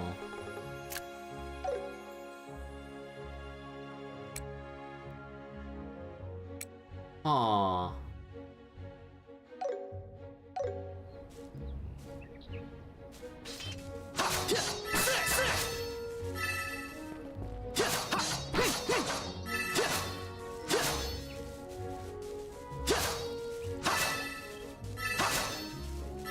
Being a completionist is hell.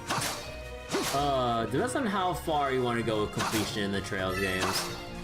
Because there's the usual all achievements, or if you want to go super above and beyond completionist, you can do what my friend is doing with Trails of Cold Steel 2, and trying to get everyone to the maximum level possible, even though the game in no way supports XP rewards scaling to get you to the max level of 200. Because, like, I don't remember what level I ended off at when I finished Trails of Cold Steel 2. But it was well below that maximum of 200. I think it was like... Was it 100 something? But either way, though, yeah. You would have to replay the game to stack up multiple instant level up items across multiple playthroughs, and then use it like how I've used the what are the items called again in SMT5? The ones that level up your MC instantly.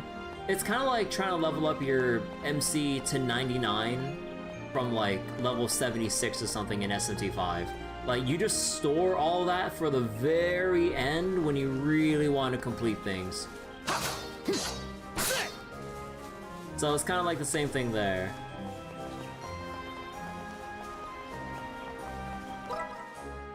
Wow. Oh, so we can actually wrap all the way around though? Curious. Incense? No, yeah, incense was stats. I forgot what the things were called in SMT5, because there's two different leveling materials in SMT5. There's one to instantly level up your demons, and then there's one for your MC specifically. I forget what they were called.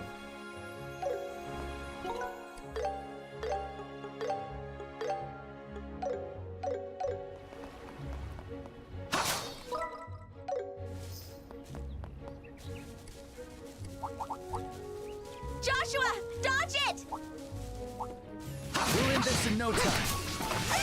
Slash! They have superior numbers. Stay on guard.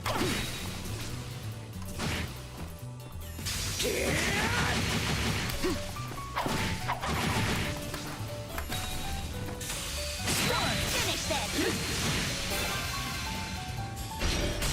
Estelle! You got it! Bonus! Oh, it's only the. Oh no, there's 4 here. Go, Joshua! Yeah, no, I would have to. I'd have to do it like.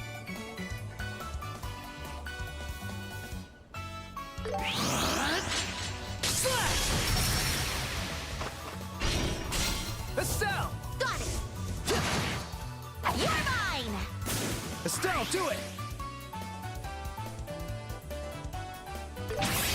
Here goes!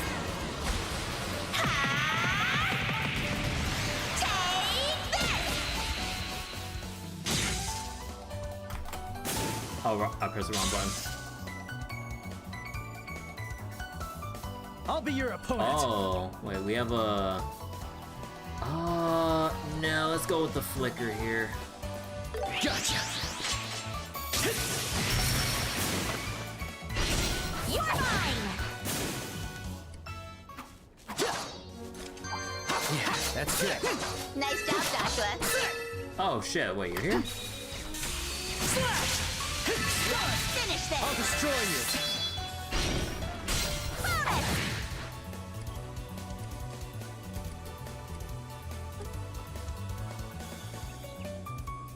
Bonus!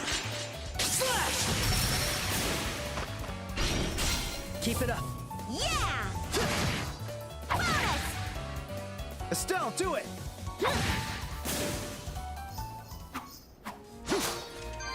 That went better than I thought.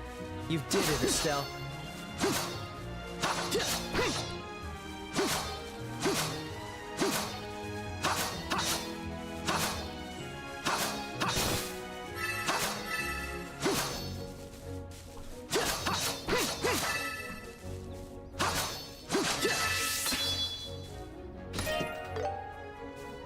Okay. Yeah! Yeah!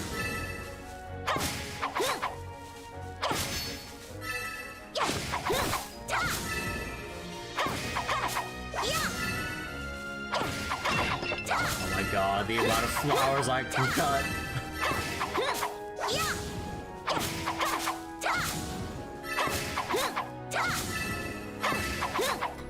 Honestly, this is a really fun way of just like, 1, getting your achievement, 2, restocking on craft points when you just expended a whole bunch during an earlier fight. It's kind of like 2 birds with 1 stone. Because like, one thing that's kind of been like, I guess you can say like, a little bugbear with the series, or at least like with the earlier entries, is trying to somehow stock up or build back up your craft points without expending too many of your food items. Because like, you can stock up on your food items to restore your craft points, but then, you know, sometimes you want to save like, your really good stuff for the boss encounters and whatnot, instead of, you know, chewing away on your food and going through your reserves just casually. Estelle Bright Florist Nightmare. Man, we can really go all the way here. God damn.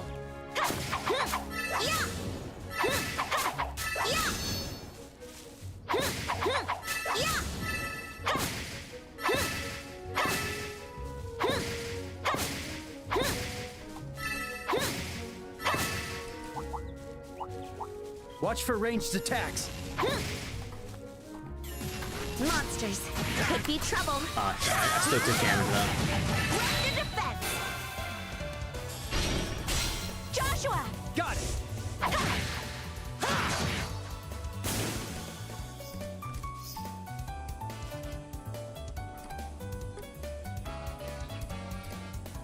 I got your back, Estelle. Wait, where's the... I heard it. Oh, I need wind for the... Oh, god damn it.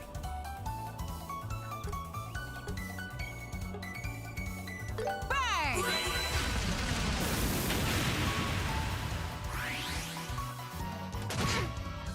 Let's go.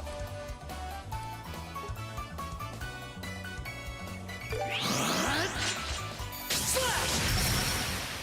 It flinched! Follow my lead! Yeah! Estelle, do it! How's this? No, the AoE's not wide enough.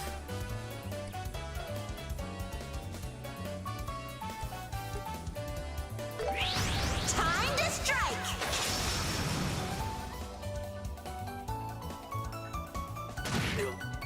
You'll pay for that! How's this, huh? Hurricane! Joshua, Ooh, do strength it! down. Oh, let me see. Let's get this done!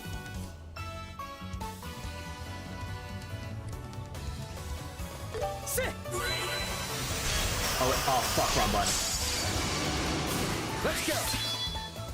Better be prepared. Oh. Wait, you can... Wait, actually, wait, that's really important to know. Wait. Yeah, that's good. I intercepted Not yet. Estelle's S-break with Joshua's. Normally, they would queue up first in, first out.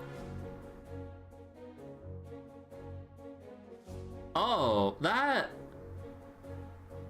changes up well, like a pretty, well, I'm gonna go so far as to go like, yo, it changes everything.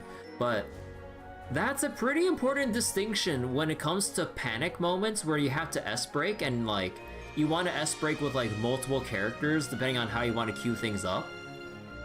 Now you have to consider, now you would have to do things backwards. You would want to S-break last, so they go first. Oh, that's fucky.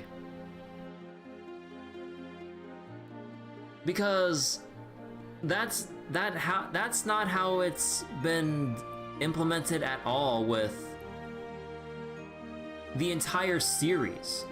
The past 12 games I've played, it's always in order of what you press first.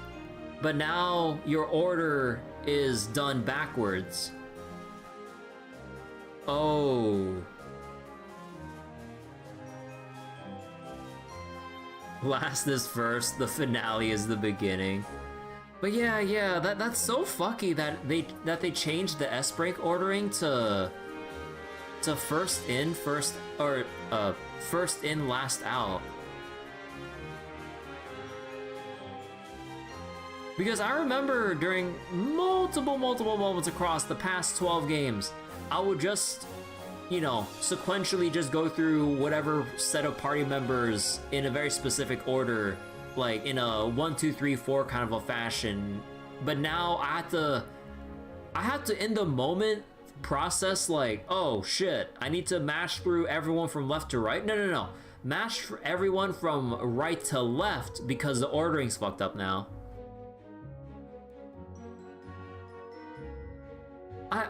I kind of wish they kept that S-break priority consistent because that's gonna fuck with me so much.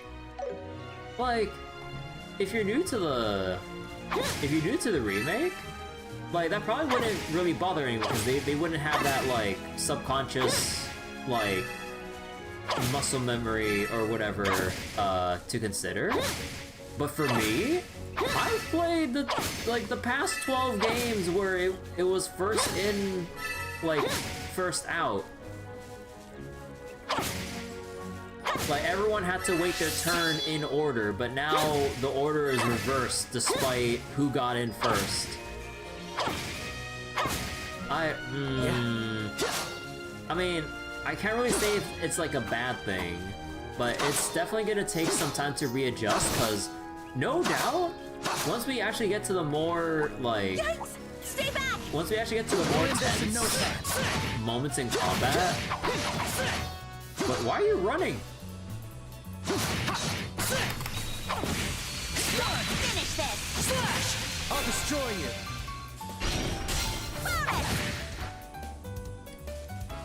But yeah, again, that's just really gonna screw with my, like, my memory on how to do these things.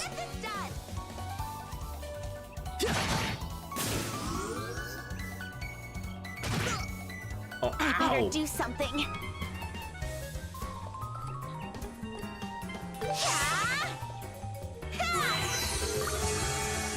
Let's go. The perfect move. Dual strike! It flinched! You're mine! Estelle, do it! You're mine! I'll be your opponent. Here. Take this! Wait a second. Let's keep it up. Nice job, Joshua.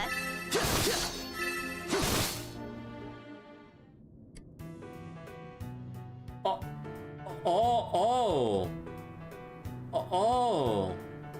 Wait, why are we using this song? Or no, wait, was this song what I think? Man, okay, this is where I really wish we had the song name pop up from the top left to right corners so I could actually remember if I'm remembering the right song. But,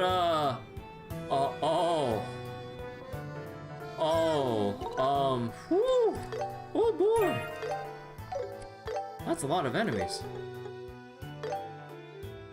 You say there's a whole slew of them. Okay, before we fight all those monsters, I need to get Joshua's S-Craft up. Joshua, dodge it!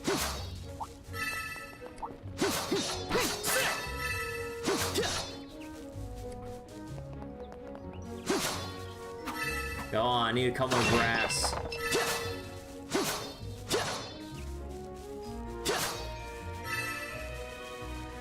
Gee, where's like a decent patch of like grass I can cut without any enemies? Or do they actually take time to regrow? No, because some grow back normally. Huh.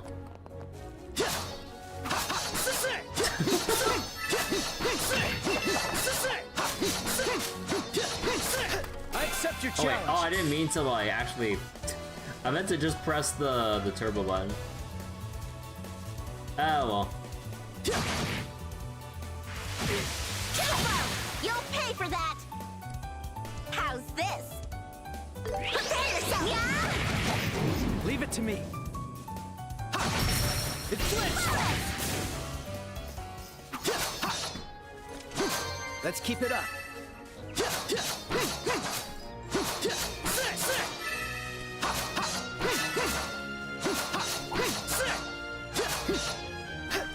Here we go!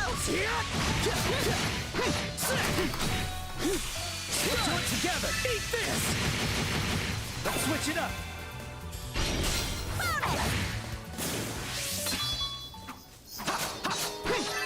I can't lose it.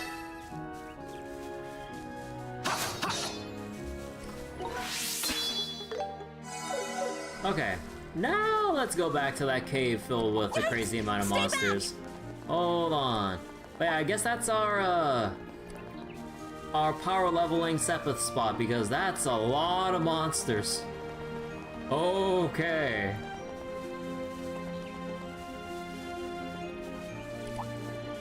Ah, get away from me. Oh! Wait. Where did that big guy get there? Oh shit. Yeah, the way they hit it too behind the bushes is pretty cute. Was that in the original game? I don't think so. I don't remember there being a hidden little cave out in the back here. Okay, how much are they gonna destroy me? They look tough, but we're tougher. A group of enemies. Be careful. I'll be your opponent. Slap!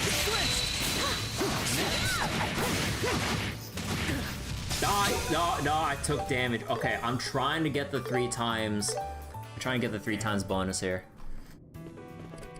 They look tough, but we're tougher. Monsters could be trouble. Here we go. Stun!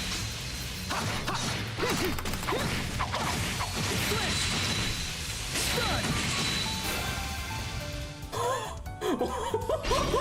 Oh shit!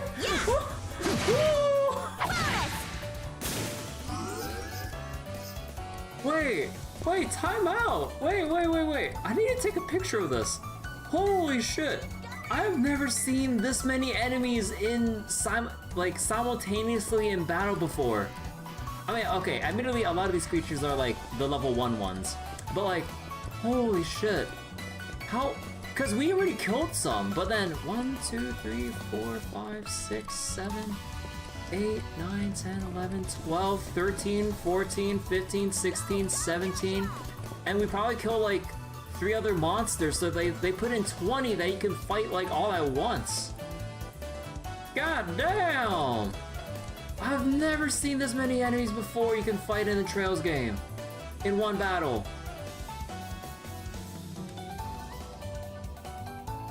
Oh my god! Okay, now, issue. How am I gonna do this without taking damage? Wait. Oh no, you're level 5, so technically I can still try to go for the kill.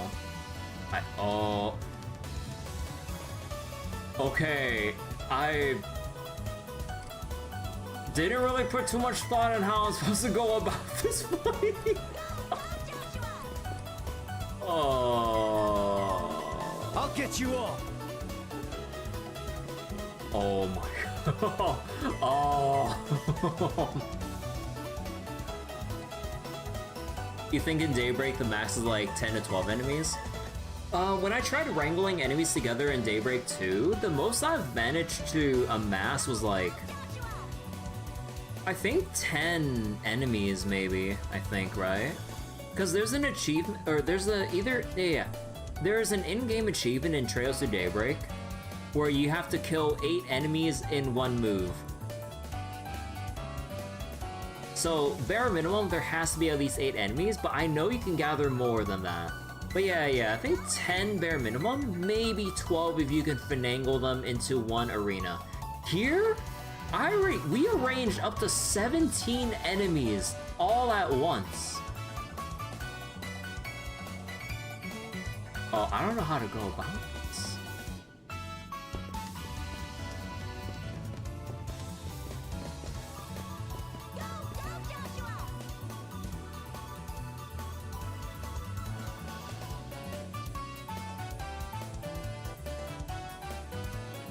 Ooh.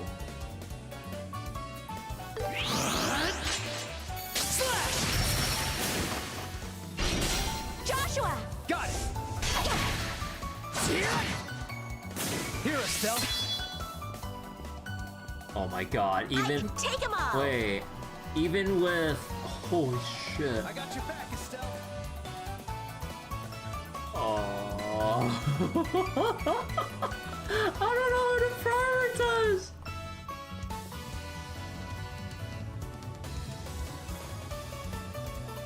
If only I can vacuum up like the enemies over here to take on.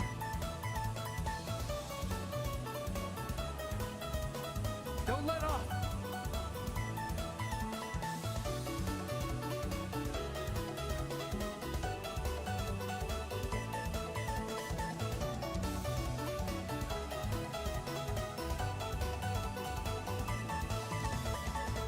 No, if you're stunned, you can't really move, right? So then... Here goes! Ha! Take this! Rope to defense! Follow my lead! Yeah!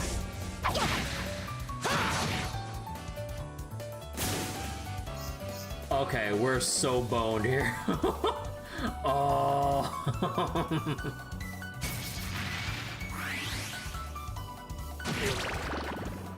Yeah, okay, so much for the no damage.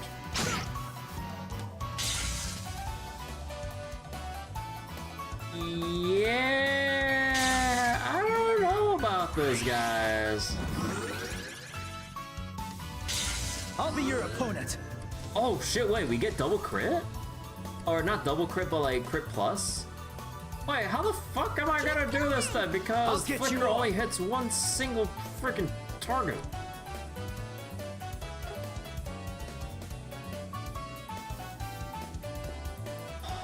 Oh boy. Okay.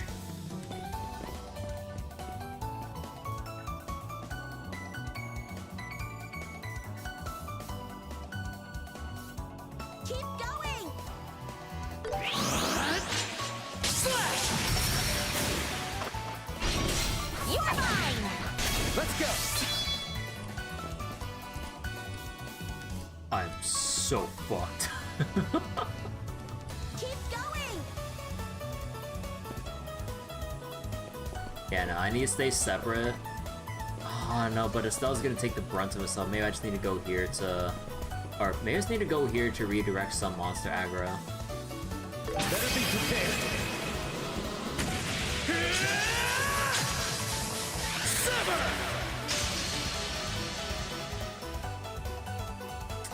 Yeah! Sorry, Joshua.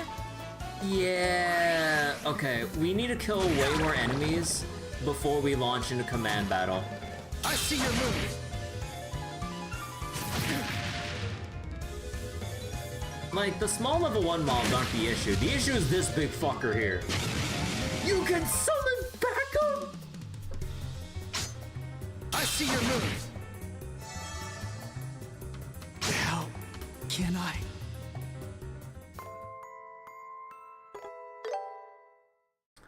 Okay.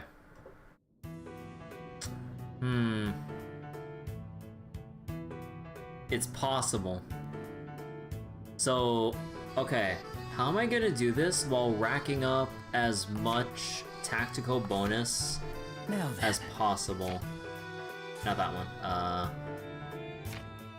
Not that one. Was it it? No, no. Oh, no, it was over here. List. Okay. In quick battle. Okay, so ignore the no damage part, because that applies to command battles. So, perfect dodge, land a craft attack, basically heavy attack, and kill one enemy in quick mode. And then we're no doubt we're gonna take damage. So we have to make up for that. So we could probably overkill with Estelle's S-Break.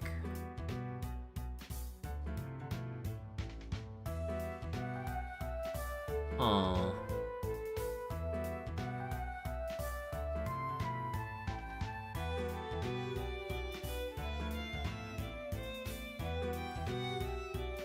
We would have to dodge counter and interrupt to make up for losing the no damage bonus. And we need to strike elemental weaknesses. Oh. I would have to fast travel. I would have to fast travel back. But I think with how this works, if I load back and forth here, hold on.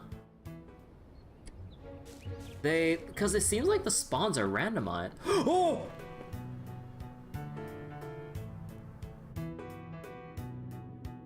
This guy means business. I'm game. There's 3 rhino beetles. Okay, so this is your power leveling spot. This is your grinding spot.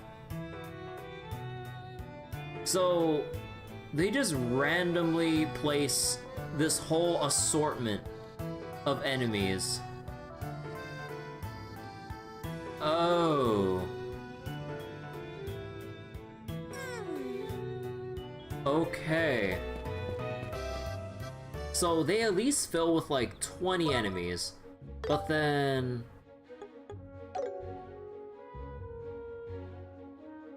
Yeah, they at least fill with like 20 enemies, and then... Yeah, how are we gonna do this? Time to depart. Let me handle your ordnance. Which one should I pick? Yeah, we definitely I'll have to pick make this. evasion. And then Estelle, you would have to go arts defense, evade, and be the arts bot here.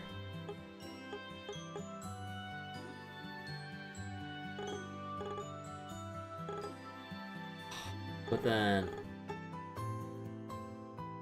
I think I'd rather go with impede though. A chance, maybe? This cave feels like generated enemy chest loots. Oh, like you mean like the monster chest? Yeah, possibly.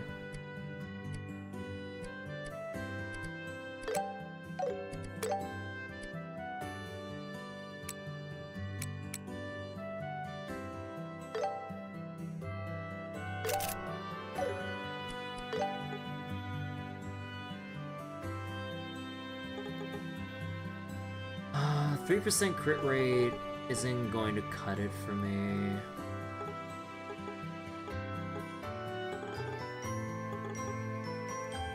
I think we definitely should have HP. I think I'll take break. I'll pick this.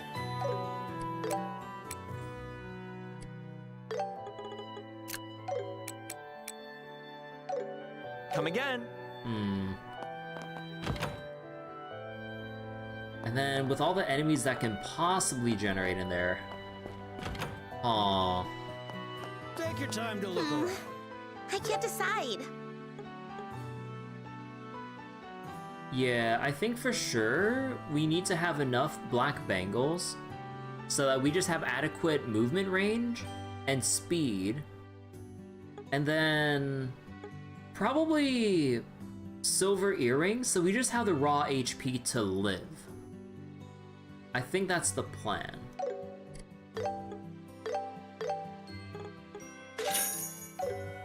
Okay, unfortunately, I'd have to just go with this. Alright, it's decided. Oh! Wait. That's a massive QOL right there. Holy shit. Okay. Because normally, I believe even in Trails to Daybreak 2, when you buy items from the shop, you know, the standard for quality of life here is, oh, you buy something, you get directed to equipping it directly to your party member without having to exit out and go to the equip menu, right? But then only one at a time. Here, we can actually buy multiple of the accessories, and I bought 2, and they let me equip they let me equip both earrings on Estelle and Joshua without having to exit out after giving it to one person only. Oh, that's really nice. Huh.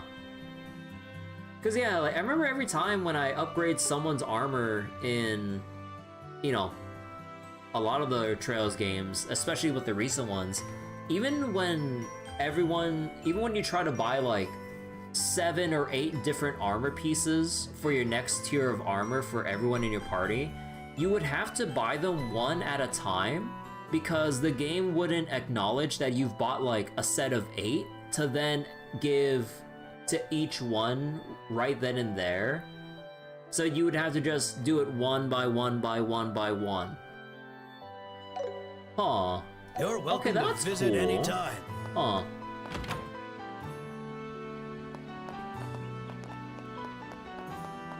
Okay, let me just go in here first. And take the free resting station.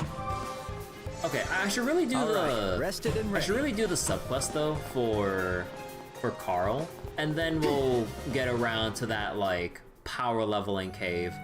Like, I think that's gonna be my main goal after we do that subquest. I will find a way to deal with all those monsters and get my 3x tactical bonus achievement. But first, let's help out the boy. Because I feel like if I wander too far... Also, you know what's interesting about the cave here? They obscured it, but with the foliage when you're exploring in the field, right? But when you look on the mini-map, you can see the outline for the walls, and then this just disappears. I noticed that in the little mini-map in the corner. Like, actually, you don't see the mini-map until you get out, right? Be cautious. Actually, no, the mini-map's down there, right. For some reason, I was thinking about the top right of the screen. But yeah, I noticed, like, in the... Actually, let me just, like, oh, whoops. Let me just move this down here a bit. But yeah, I noticed that, like, the wall was missing a segment on top of the foliage, too. And then I was like, wait, this is as obvious as, like, a secret cave behind a waterfall. So, yeah, again, that's interesting that they made that cave a power leveling cave. That's pretty nice. One, to reward exploring. Two, if you feel like you're stuck, especially given if you're playing on Nightmare mode, you want the extra bump in levels. Also, killing that many enemies all at once? Oh, especially if you get the God turn and you get a Sepith upturn. And then you pummel a whole bunch of enemies with a stealth, or maybe just slap them all with one hurricane. Oh. Then you can amass a huge amount of Sepith for big early game upgrades. Oh my god. But the problem is that hecking 5,000 HP Rhinoceros Beetle. Like, that thing will just eviscerate you. Okay, sorry, Carl. Well, we're busy. We were on the grind earlier on the fields. What do you need? This is so weird. Just where could it have gone?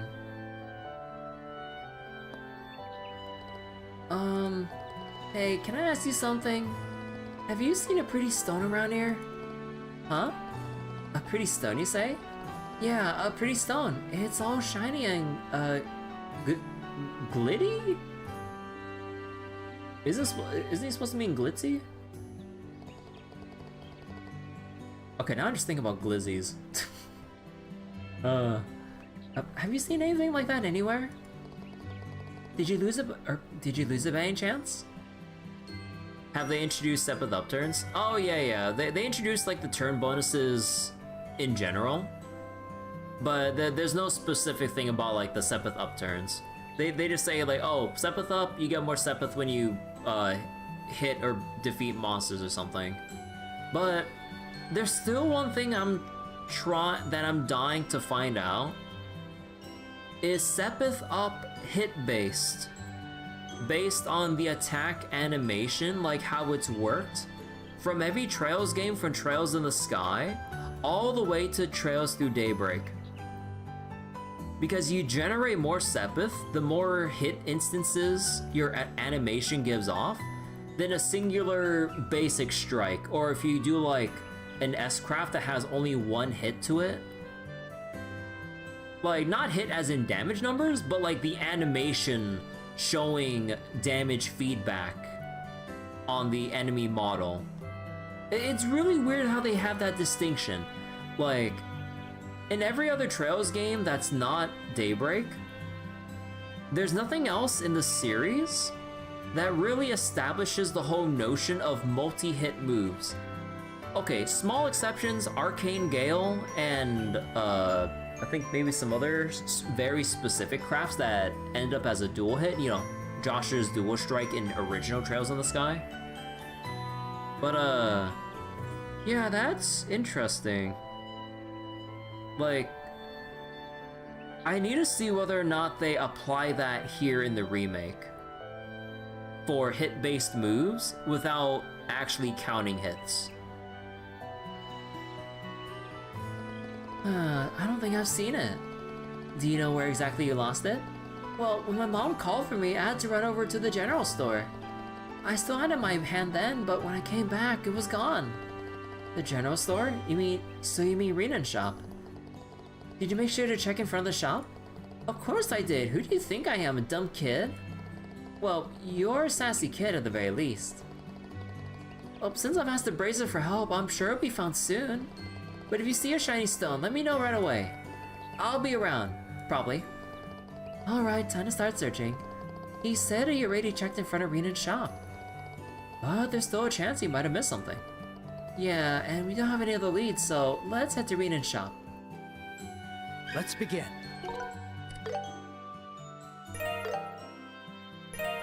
Oh! Right, we get more Sepith Mass for, building up our orbit slots. But yeah, okay, I really wonder though, will every major region feature a level up cave or power leveling area of sorts like this? Because if they hide this away with a random assortment of enemies, I hope that they keep that for every other region. Because depending on, you know, what may or may not stonewall you in, as you progress through the story, it'd be nice to have those fallback power leveling areas as like a very easy to grasp, like, oh, look at all these monsters I can kill. Machias, cool, all the Sepith is mine. Bro, if Machias existed, or, well, okay, not existed, but like, if Machias was over here in Rolent, and also a little bit older, like, he'd go crazy in that cave. He would be a money-making machine when you use his S-Craft in there. He would make more Sepith than all the people in the Malgam mines up in the mountains there. Like, we're talking absurd, obscene amounts of Sepith. Someone mod Machias in the Sky First chapter.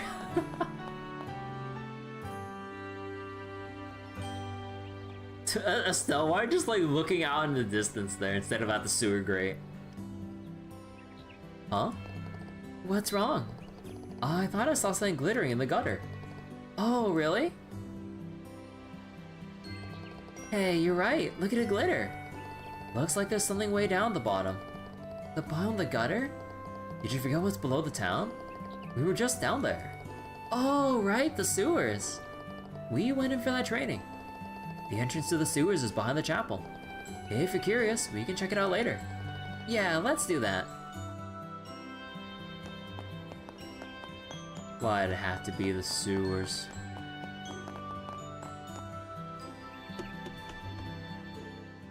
I'm sure the light we saw is pretty far in. Treasure Hunt Part 2. Let's go. Let's walk right now. Here we go. Yeah. Start. Not done yet. I can't lose yet.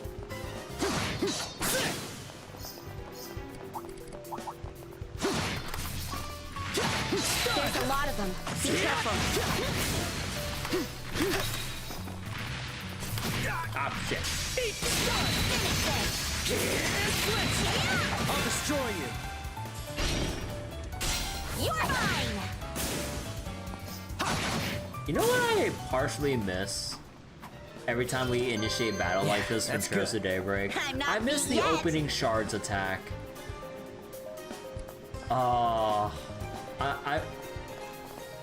Like, there's something about opening up a command battle and then seeing all the little, like, shard projectiles, like, just mass AoEing or just doing a massive amount of splash damage on, like, all the enemies you initiate battle on. That's what this is missing, but technologically, shards won't be invented until 7 years later.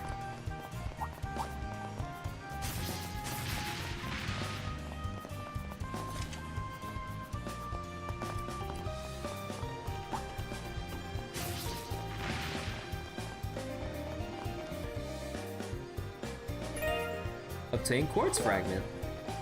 Oh, I get it now. So this is what we saw shining in the gutter. Looks like it.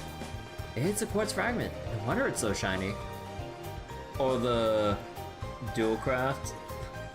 Yeah. Unicorn Night, Cold Steel 3 dungeon took all your energy, so to do the boss. Oh yeah, that's understandable. Like, that particular 3-team dungeon you're going through, yeah, like, there's a lot to go through. And then you still have to deal with the boss, yeah. But yeah, good work though. Good hustle. This is a pretty little rock, alright. These things are made out of septium, aren't they? That's correct. Generally speaking, but... well, I can leave the finer details for later. Damp smelling sewer really isn't the best place for a chat after all. Ah, good point. Last thing I want is the smell of a sewer for days on end.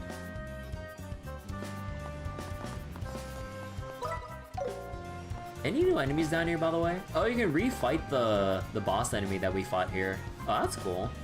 I mean, we already have the notebook entry for this guy.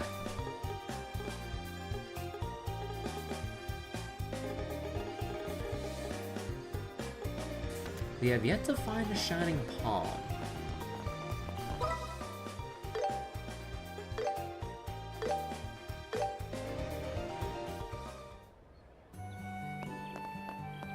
Oh. Wait. I just noticed. Oh, I guess that's not long enough of a transition. Hold on. Let me go back to the sewers.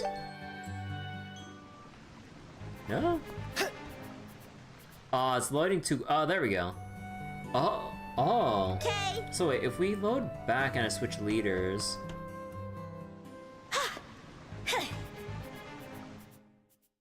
oh!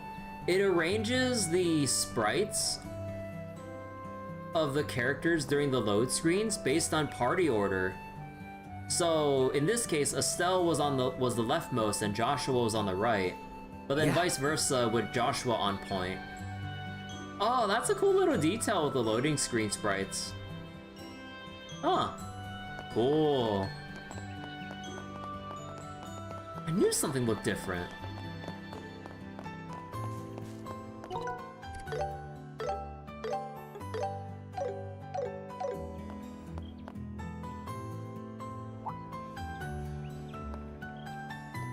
Oh.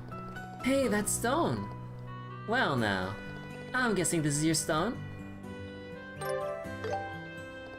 Yeah, this is it! My pretty stone! Hey, what the heck? It's all dirty! Hey, there's something else you should say before you start complaining. Yeah, I know, you're braces, aren't you? I already paid the mirror through the guild. I have every right to complain about it. That's not the issue here. Estelle, calm down, he's just a kid. I know, but... is that quartz what you were looking for? Yeah, but... this stone is a quartz? The same quartz that goes inside orbments? Yeah, I can verify that it's the same quartz that you make out of Sepith. It's cracked though, so it won't function anymore. Ah, of course. So this stone really is for orbments. I knew it. Huh? What's wrong? You look out of it. Huh? None of your beeswax. Anyway, thanks for finding it. See you later. Oh, that's right.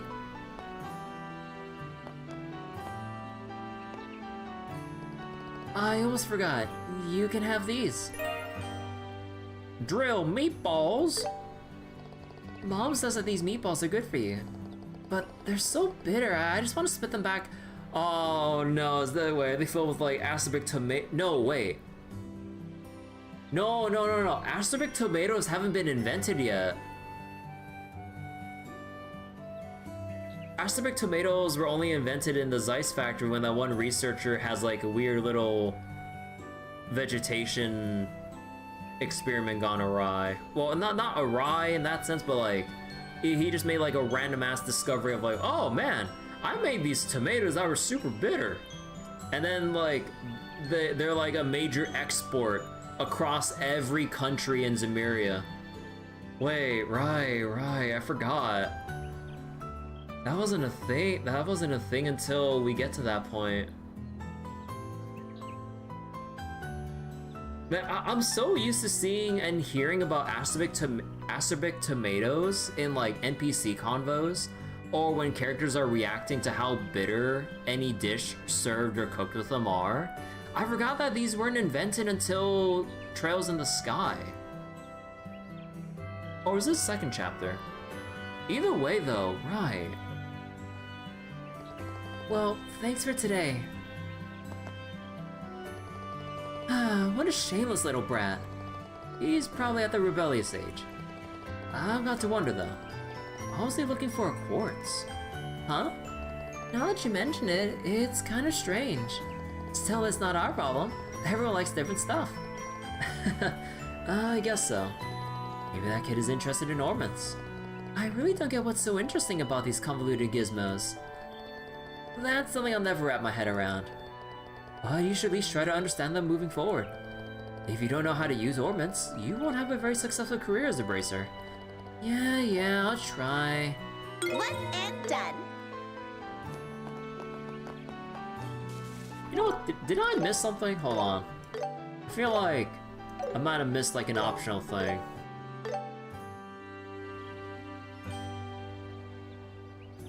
Oh wait. Oh, I was about to go into the... Oh no, that's the monster. Okay, wait, hold on. Wait, did I load the same? Oh, I loaded the same thing.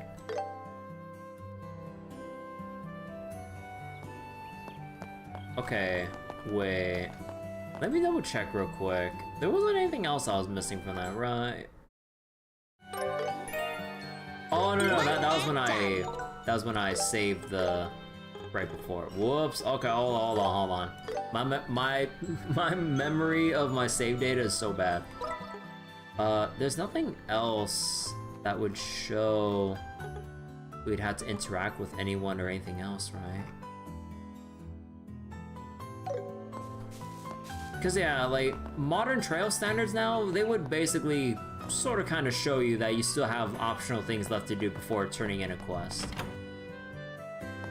Actually, no, we would, the most sense would be going to the Orbital Factory. Let me handle your ornament. Yeah, usually NPC, like, potentially related NPCs would have a marker showing that they have, like, some extra stuff pertaining to a side quest and whatnot. Oh, okay. So, that is just a simple request straight up. Because back in the original, back in Trails in the Sky and Crossbell, I believe, you had to just figure it out. You just have to go, or you just have to look at your journal. Not that one.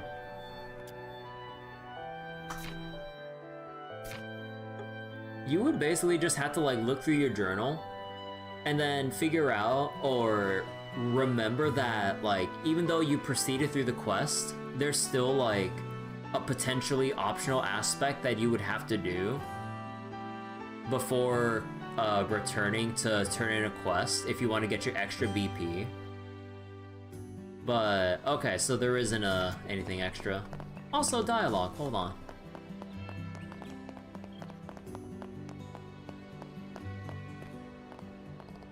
Thank you so much for finding it. You really did me a huge favor. Still, I don't think a town with airliners is any place to be selling trinkets.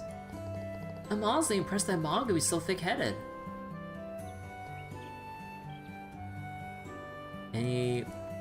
Oh, right, cause that lady over here selling random ass trinkets is from Calvert.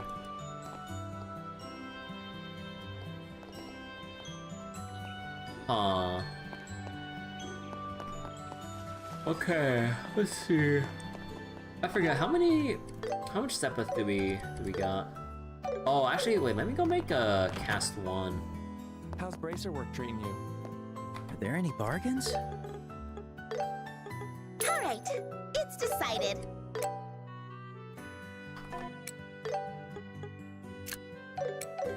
Come again. Wait.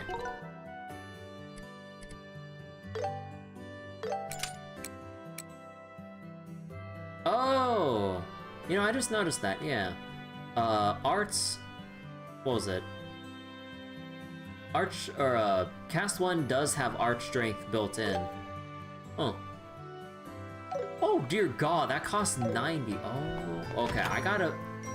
Ooh. Is this a new bit of the story? Oh, with the side quest? Not really. I believe there was a similar... there was the same quest where you had to help a boy find something. Be cautious. I think. Man. Now I'm just really tempted, after beating first chapter remake, to go back to Trails in the Sky, or the original Trails in the Sky, and see what was or wasn't there. Oh, but that's gonna be a huge undertaking. Yikes! Stay back!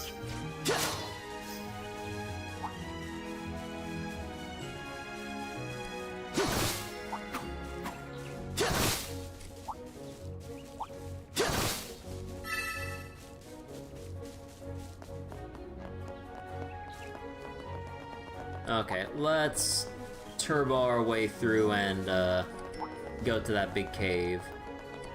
I know we're slightly below on health right now, but we saw some scratch damage I need to heal off, but well. If I were the one to make videos and not just streams, that would be an idea. Oh yeah, definitely. I mean, that would be kind of like a no-brainer there, with like, you know, original remake comparisons. Like, everyone loves those. Okay. And yeah, it's like nice seeing the detail, or lack thereof, depending on how a remake of a game goes. To see like what's been gained, what's been lost, and what's been like, you know, revamped and stuff. Pretty neat. But yeah, I'm not the kind of person that would go through all that effort. I mean, I never really tried, but man, that's gonna be a lot. Because like, there's gonna be so much to look through, whether it's just like visually, obviously, between locations, or gameplay, obviously. And then you have like the very minor details of like either parts of the script or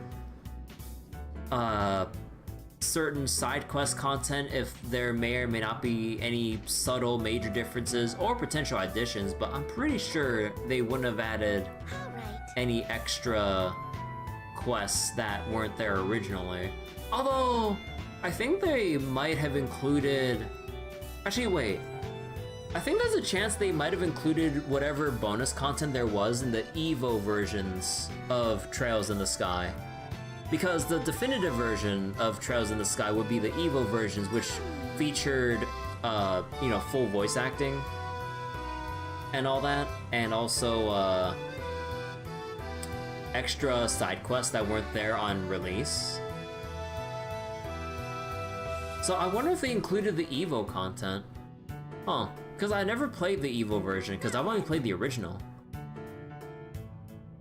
Smart move would be get your footage out of the original game before the remake remaster comes out. Oh yeah, if I actually planned ahead and everything, like other content creators would do, like we'd basically like record a lot of the iconic moments or combat segments, and especially some of the cool set piece moments when like specific battle cutscenes play out or some big stuff happens. And then you see it in 2D and everything with the original, and then you see how it gets reimagined in the remake. Oh man. Now I really want to see how that's. I really want to see how that's implemented in the remake. I can't wait. This guy means business. I'm game. Monster Monsters! Could be trouble. Here we go!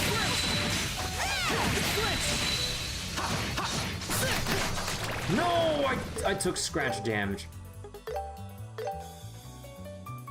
Because I want... Well, actually, okay. Actually, I should stop caring about no damage. Because if we're going to go through a full-fledged fight like this, we kind of have to take damage. Yeah, actually, no, I should not restart if I take scratch damage in quick battle. Monsters! Could be trouble. I'll be your opponent.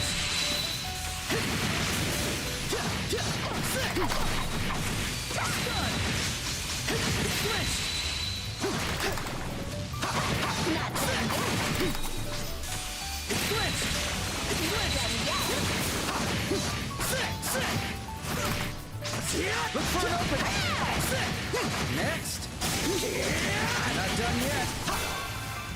Wait, I thought I still had someone stunned to transition into an advantage. Let's keep moving. Okay, timeout. I need to redo that. Okay, that's a little bit of a bother. You have to, every time you go back to the loading screen, it doesn't save your last position of where your save was, your latest save is. Because with how I like to save my games and trails, I like to keep making new saves all the time. Look, we got over 100 save slots. I'm gonna use them. But yeah, that's a little small annoyance right there. You have to scroll all the way, and look, we got a long way to go for the rest of the game. So you're gonna tell me I would have to scroll all the way to where my latest save is every time I load the game? Oh boy.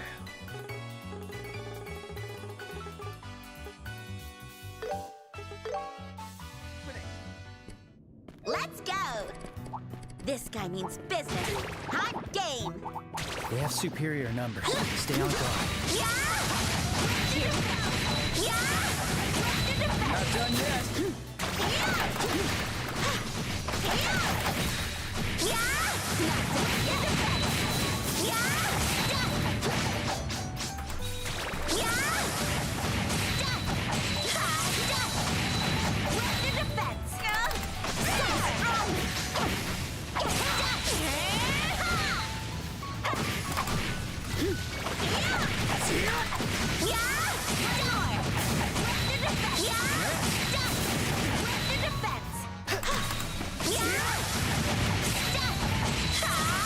Look for an opening. Not done yet.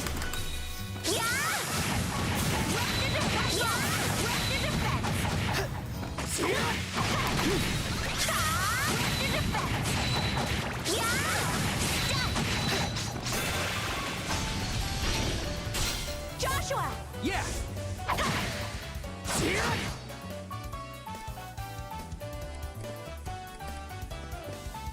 Okay. Stay calm. How am I gonna... Yeah... Dude, what the heck are these? Dude, these things are a level higher than the big-ass rhinoceros beetle.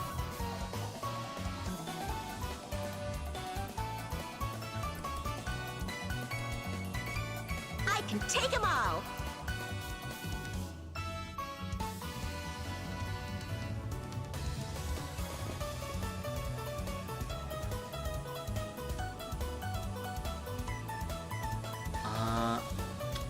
Okay, actually, I'm not sure how I should lay this now.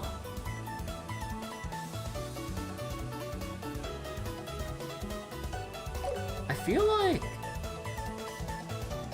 Okay, I think I just have to use morale here to raise up our defense and craft point regen. Okay, actually, let's see if we can wrangle all the enemies here and just kind of like move them along here. Time to strike! Yeah, it looks really goofy. Especially with all the spin and winning I was doing.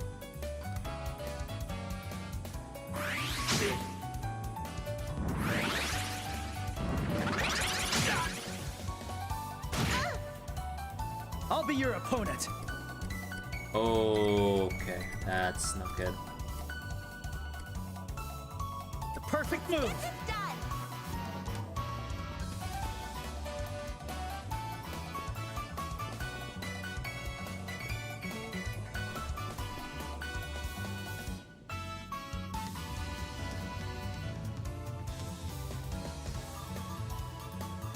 Here.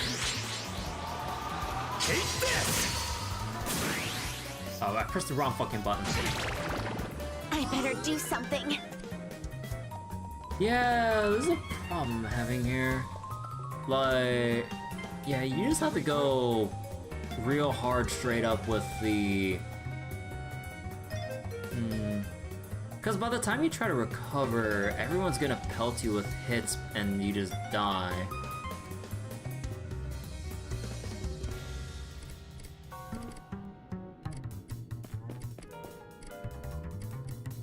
Also... Need to regroup. Yeah, no, this isn't gonna work.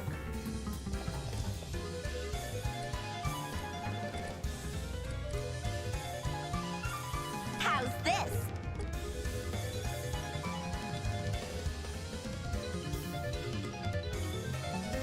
I can take them all. Need to regroup. Yeah, Estelle doesn't have fast enough cast speed, even with cast 1, to be able to pull this off.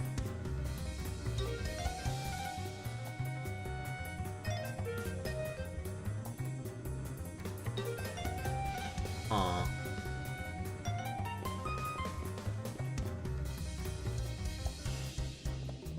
Need to regroup. Here we go.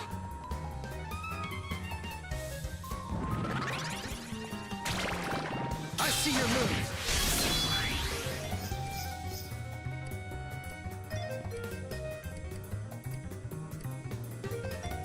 Watch out! Better be prepared. Cut you down!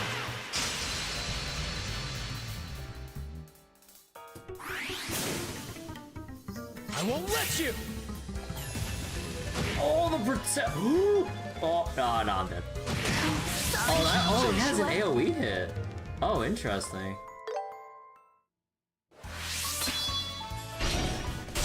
Follow my lead. Got it!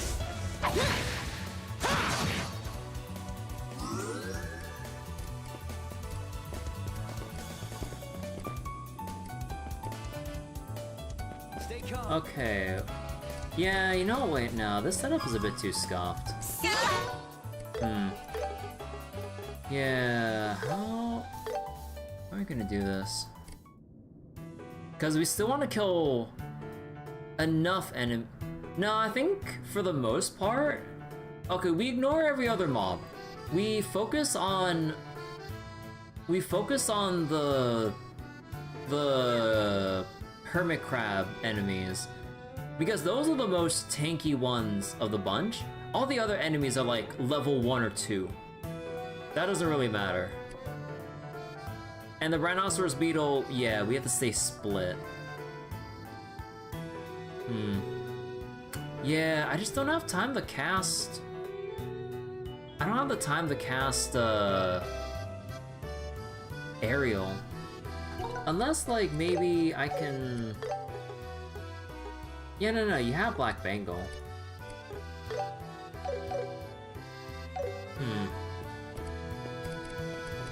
This guy means business. I'm game. There's a lot of them. Be careful. I'll be your opponent.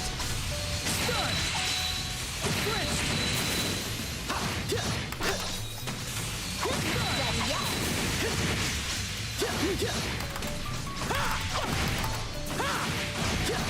Eat this! Flinch! Eat stun! Keep at it! Got it. You're mine.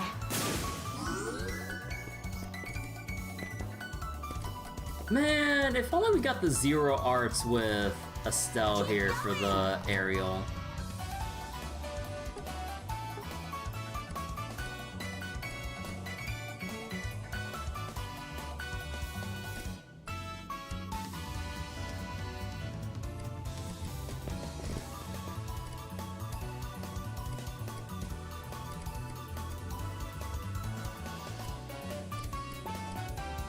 Keep going.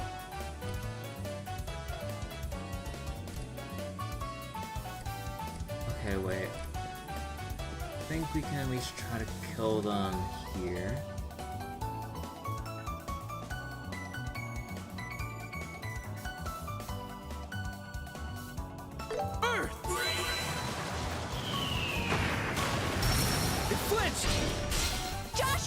Yeah!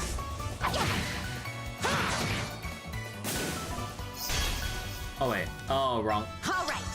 Wrong acting move.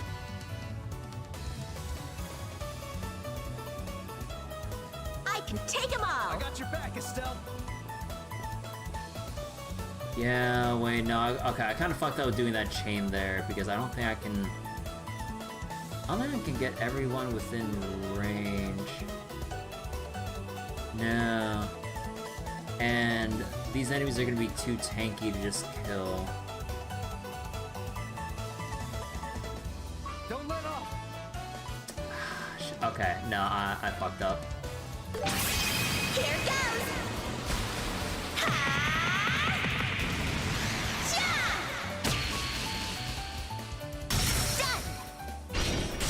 Joshua! Yeah!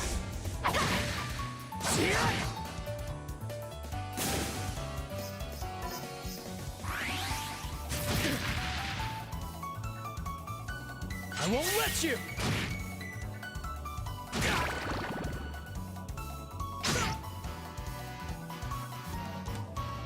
I'll be your opponent. I'll get you all. Actually, maybe I can still...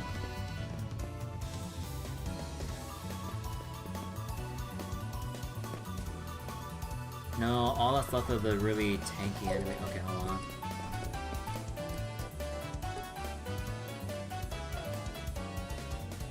Actually, is there any way I can view the current tactical bonuses I've accrued so far in this battle?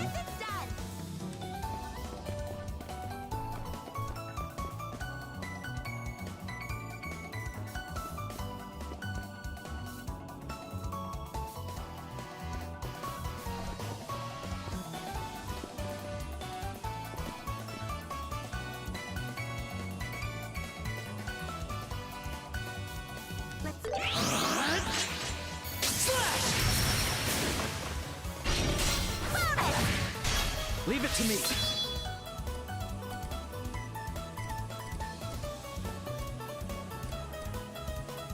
Let's get this done.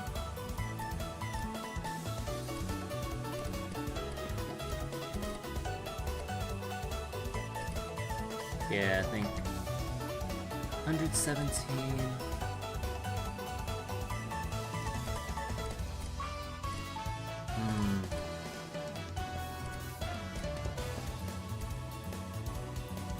Because even if I hit this guy, still wouldn't. Let's get this done. Might just have to go for the sure kill on this guy. No, you're sealed though, so I still got time to stall.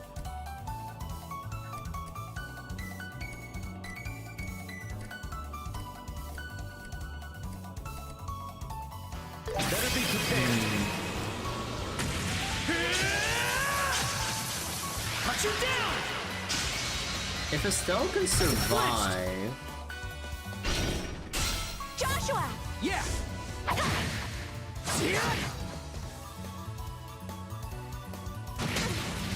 Estelle's not gonna survive.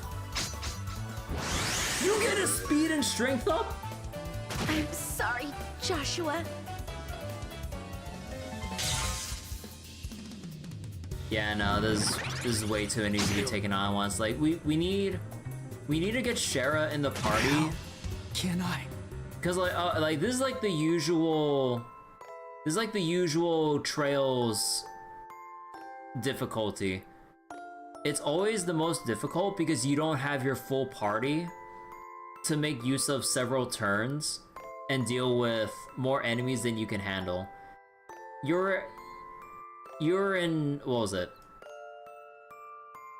It's nothing but a struggle until you start getting your third party member, bare minimum. I mean, like, if I'm a bit more patient and actually, you know, deal with all the trash mobs before going into command battle, it might be possible. But it's a little bit of a tall order here. Where's that drunk? We won't meet Olivier until much later, so... Or quite a bit later in the prologue, or in a first chapter, I mean. But... Yeah. Okay, we'll have to just take our loss here and just. Whoa! How do you like that? Wait. You did it, Estelle. Oh, they still count the XP there? That's weird. Well, I mean, they're just gonna load normally straight up.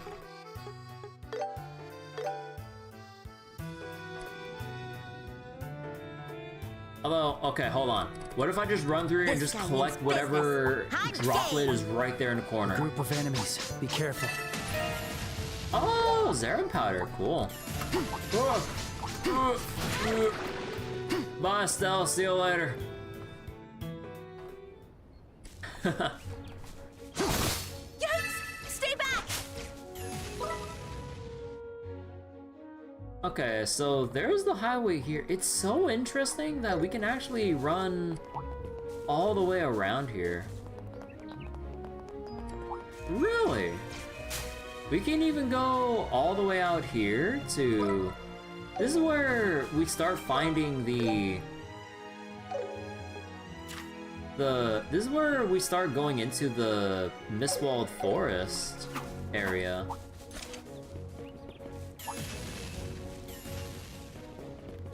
Man, they really open up exploration around here. That's really cool. Although I don't remember how extensive or how much freedom you get with exploration in Original Sky.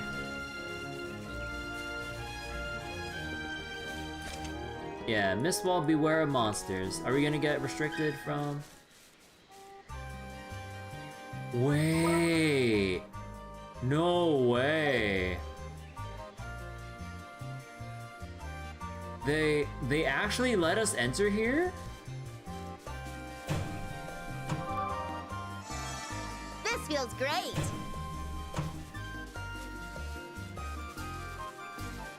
Oh, are we gonna get blocked because there's like a wall of mist here? Let's keep going. Wait, no, we can still fight. Wait, oh shit. Let's do it together. Joshua. Got it. Wait, we can actually go here? Actually, no. Could we have always gone here in the original? Maybe I'm being dumb. Again, I know I keep repeating myself like a broken record. It's been 7 years. I'm not beat yet. Although I guess with how low level enemies are, yeah, we can just go here.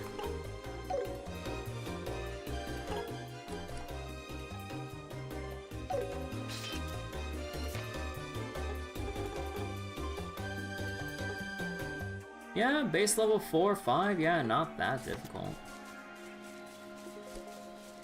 Okay, what if we just run through let's just run through everything, because we'll eventually go back here to, like, for story reasons or group of enemies. what have you. This one's dangerous. Keep it together.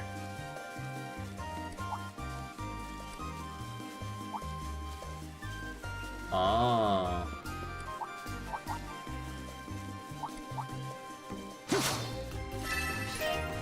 Oh, a bear claw. Okay, I was waiting for those projectiles before I exited the text box here. What is this? That's a rare plant. Let's take it with us, just in case. Interesting. The bear claw is a quest item we can get later on. Or we're supposed to get later on for a request. Could we always have gotten this early? Or is this a remake thing? Wait, oh, that's cool. Aww.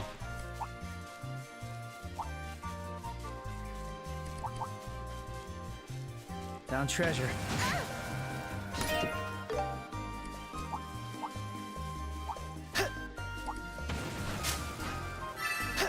I'll farm these enemies proper, like, at a later point. I just want to explore through this area.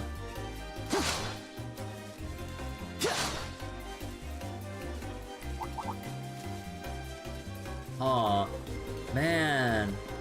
Oh, we're at the big tree. Treasure found! No, hold up, hold up. Whew.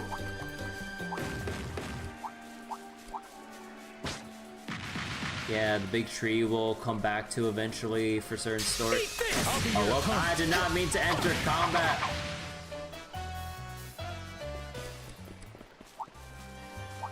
But yeah, we have the big tree in Mistwald. We got... You know, that's actually pretty nice that... not that one. What's the equipment button? Okay, wait. What's the hotkey for instantly going to...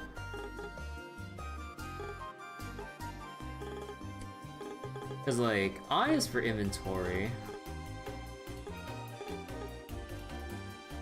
Is there a shortcut for equipment? No? There's no shortcut to go straight to your equipment? Oh, fine.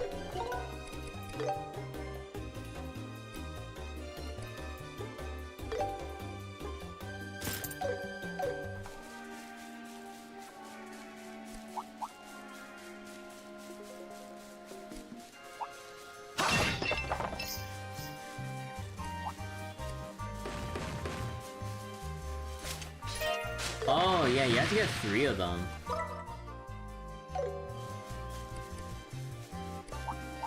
Rule 3. Oh, wait. Oh. This is a good place to stop.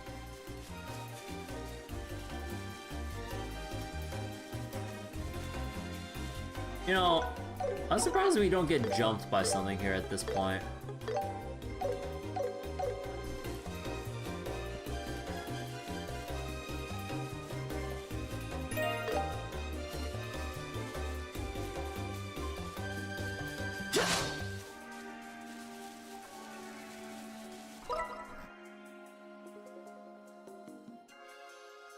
Yeah, those are the 2 deepest parts of Mistwald. Or Mistwald? Mistwald? I don't know.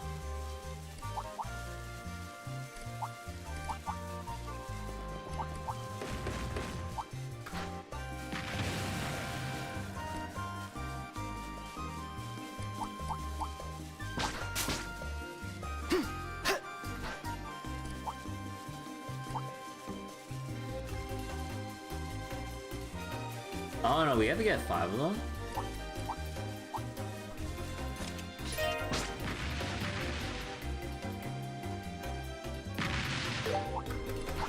This chest looks good.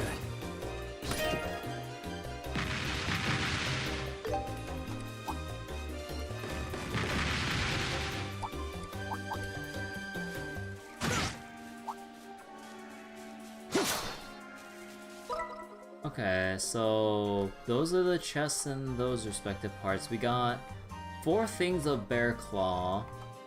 Only 4? I thought there was 5. Oh well. You know, I can't wait for us to actually accept that side quest going, okay, I need you to get these amount of things for Bear Claw. Oh, you mean these? When'd you get them? No, we just picked it up along the way. It always feels funny and satisfying in whenever that comes up.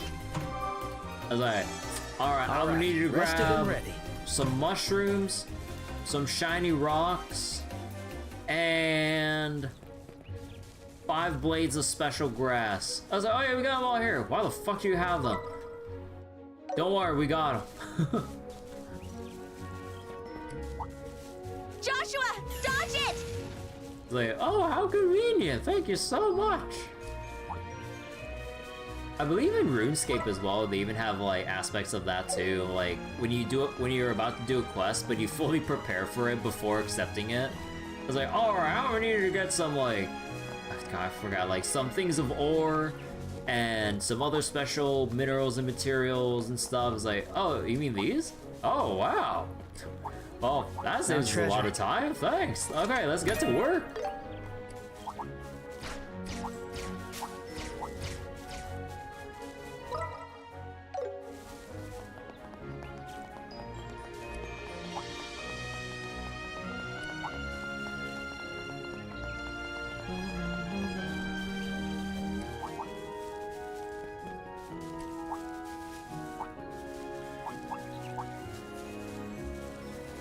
But yeah, at this point, I'm just interested in just picking up this chest. Treasure found. Or at this rate. Oh, 50 all Sepith. Let's go.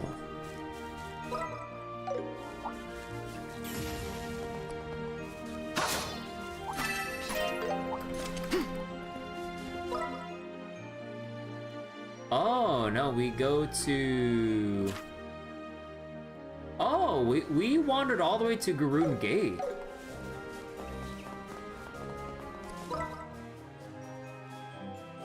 Wait. Oh no. Does that mean... I mean, we also have to go check over... Oh no. How much more dialogue do I need to exhaust?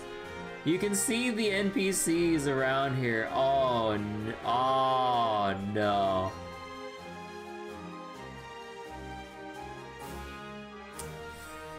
Falcom. Oh god. Okay.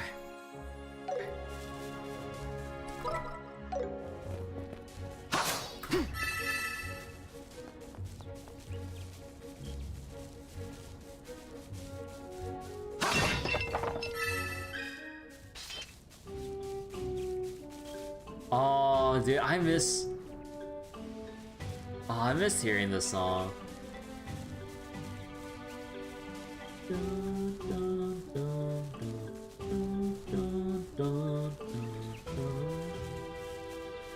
Oh, that's nice.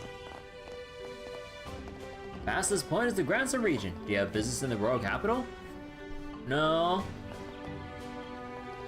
This giant wall is called, Annenberg?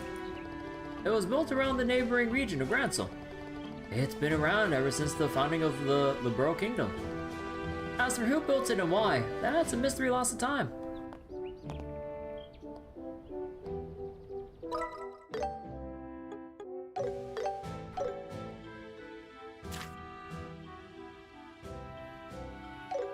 Oh, the wall's called Annenberg and the gates is... yeah, Garoon. So, no real way... Oh, interesting that they have an NPC already placed up there that has dialogue, apparently. But there's no way you can actually go up.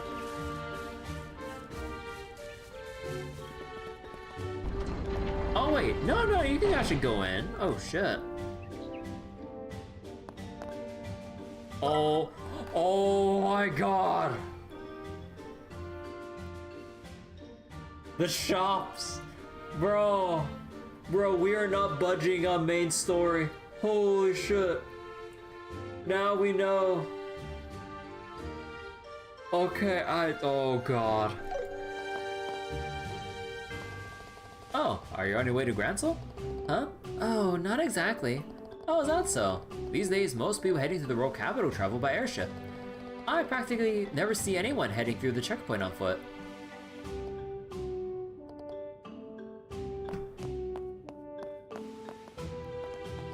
Oh, Braces, are you? Thank you for your service. I look forward to our working together, should any incidents occur. Man, that's such a nice breath of fresh air, cause we'll meet people that have the stick up their ass about how they hate bracers. Hello there, have you come here for tourism? The facilities are open for all to use, so please, make yourselves at home. Oh, look at the food supply here. Then all the drinks.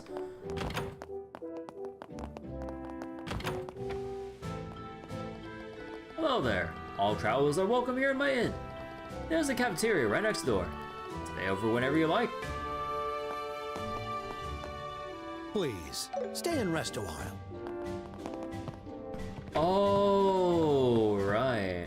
Seeing the bunk bed like this brings back memories when I saw it modeled in OG Sky.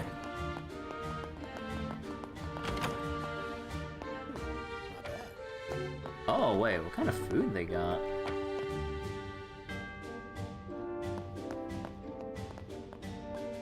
Oh, neat.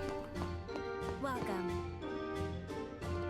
Hi there, welcome to the Garoon cafeteria. Order anything you'd like. Time for some shopping. salad sandwich. A sandwich filled with veggies? Who the hell would want that? No, I'm just kidding. I got it. Thank you very much. You know, I really should just, hold on.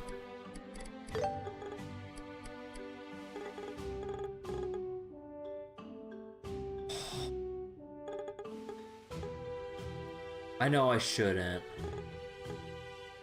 but I'll just go eat all the food here and learn recipes. That was satisfying. That was satisfying. That was great.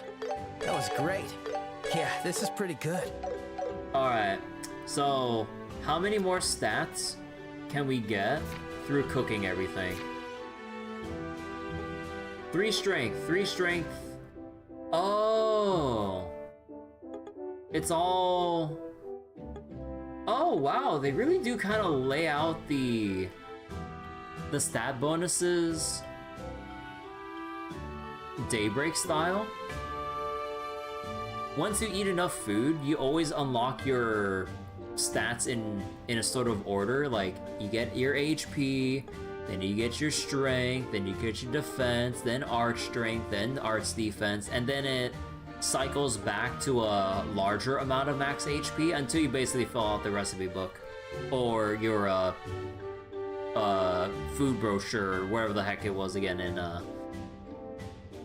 in Daybreak. Or not a brochure, but you just keep track of like all the foods you've eaten. Drill meatball, peculiar and 2 speed. Wait.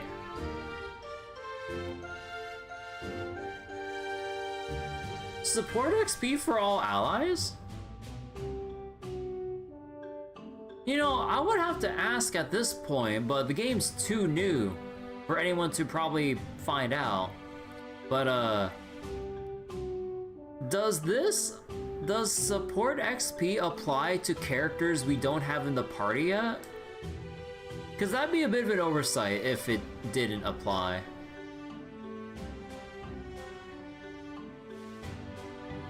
Huh. You know, okay, I'll go test this out myself. I'll hold off on making wholesome pasta here. And then, hopefully I have a save right before we get Shara added later in the prologue, or was the first chapter, or later in the story.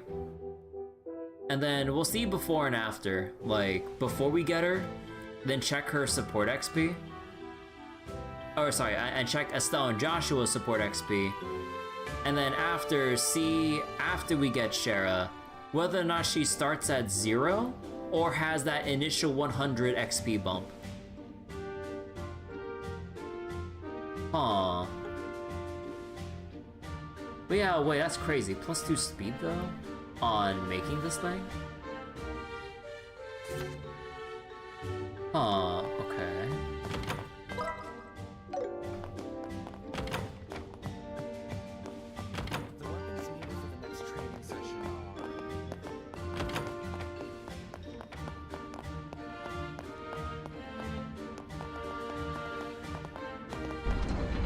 Oh yeah, there's the outdoors. Oh yeah, we circle all the way around here, right, to talk to the guy. Oh no, you have both ends of the gates, and then you have the guy all the way up top here. Wasn't there a collectible thing around here? I mean, I don't think it'd be consistent with the original in that app. What beautiful weather. Makes me want to lie down and enjoy the sun. Yeah, just so you know, this is an army base. Don't do anything embarrassing, okay? But well, I get why you'd say that. Such a nice surprise, isn't it? Man, that's actually so cool that, like, we actually get to see the... Well, one, how high the walls are here. And also, like... Oh, man. Dude, this shot here of seeing, like, the wall stretch down... Or stretch out, I mean... Because again, before we always just had our fixed isometric perspective, or not isometric, our fixed camera angles in the 2D trails. Being able to see how long this goes on for, oh, that's really cool. Oh.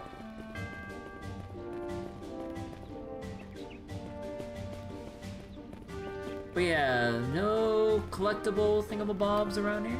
What do you got to say, sir? Hey, I'm surprised someone would come all the way up here. Didn't you get lost inside? The interior of this place is a little more complex to navigate than it looks. Yeah, you're telling me. Like, there's actually a bit of twists and turns going up here compared to going out on the sides.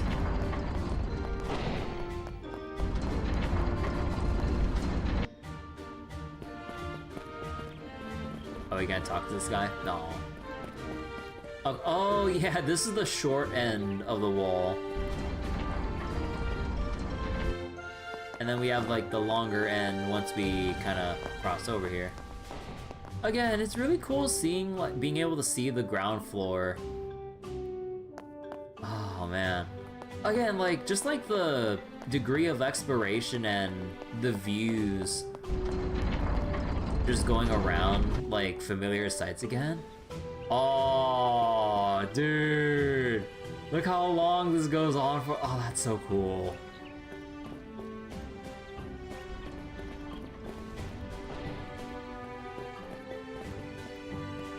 Like, this is breathtaking for me.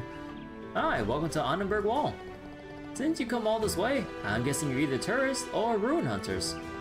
This fortified wall encircles the entire Granzo region. Homes of old call the royal capital the Pearl, and the wall the shell that encases it. It's so old we don't even know why it was originally built. But the running theory was that it was built as a defensive measure.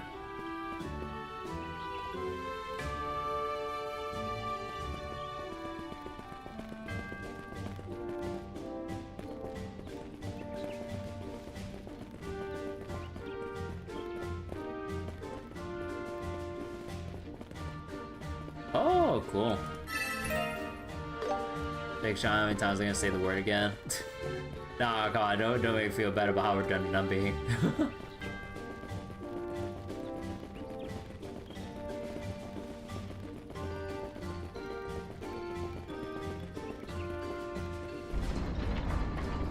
But yeah, it's been really fun just taking in all the sights and everything. Now, can we go into Grand... So, we don't have a travel permit, so we can't pass through it.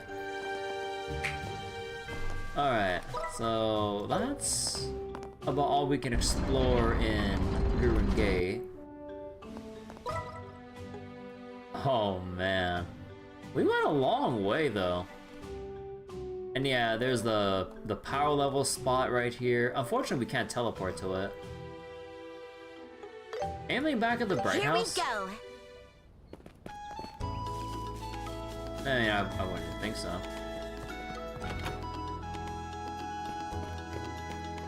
Man, would you just leave a fireplace just actively burning like this? Also, wait. Yeah.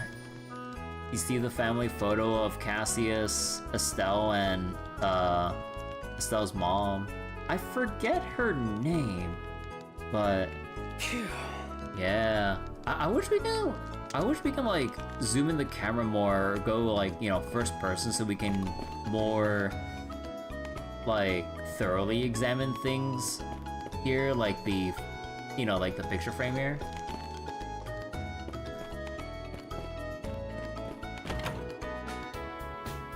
Oh, actually, wait, let me check something within the house.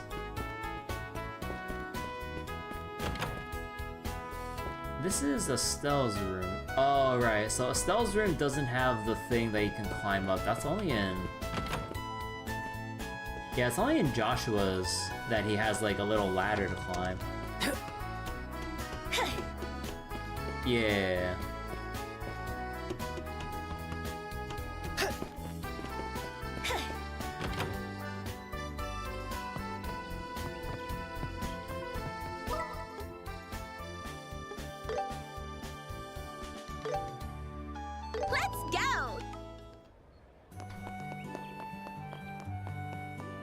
Alright, and then... Let's see. So... We explored Gurun Gate. We did a little quick dive through Mistwald. Although I do need to go back and actually fight all the monsters, you know, for monster entry stuff in Mistwald and whatever I might have missed along the way down here. Also, I need to, like, oh, whoops. Also, I need to get strong enough so that I actually kill the Rhinoceros Beetle enemy. And also whatever other enemies show up here for completion. Because there's the, what do they call them again? Killer critters or some shit? You know, like the hermit crab enemies. And then there's also that other greenish slime enemy with a shell that we saw too. So there's at least 3 to 4 enemies for notebooks, for notebook entries. And then we can actually go to Jade Tower. Actually, you know what?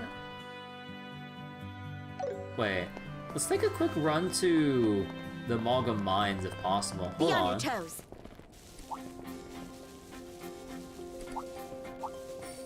Yikes! Stay back!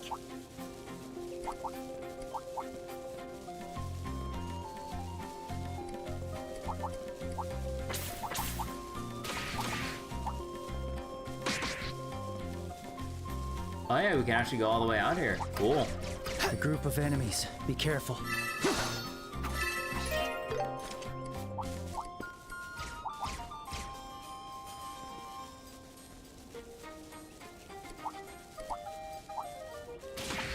Treasure found. Let me pick it up. Huh. Okay. This chest looks good.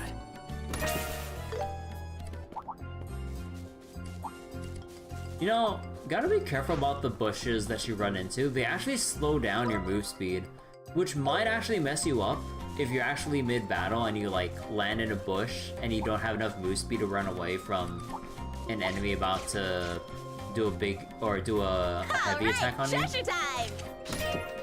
Ooh, Allsepith, nice. Okay.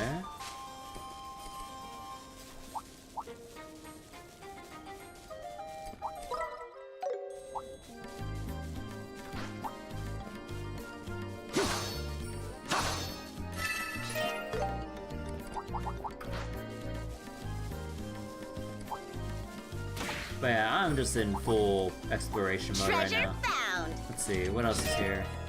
Silver earrings. Wait, I just bought the son of a bit. Well, I mean, I guess that saves me a little bit for Shara.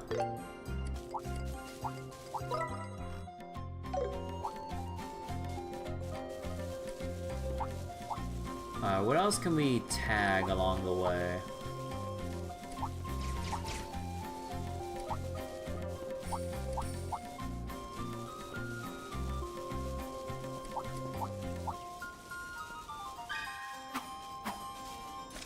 And yeah, fast travel to Amalgam Mine.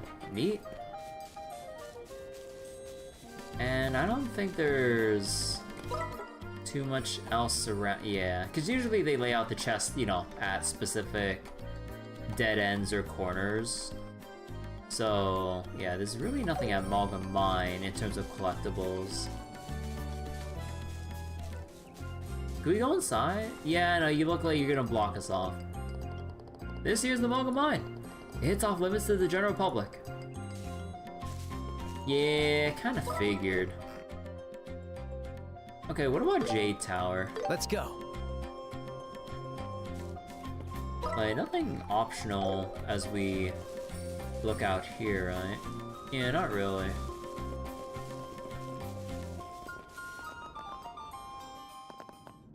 Let's get to it. And yeah, if we really want to, we could explore around. Oh, wow. You know, actually, I don't really... Actually, no. Didn't they load us straight into the cutscene to save Luke and Pat? Because, yeah, I don't think we went up the staircase, right? But yeah, because before this would be a loading screen, obviously. And... Oh... Huh.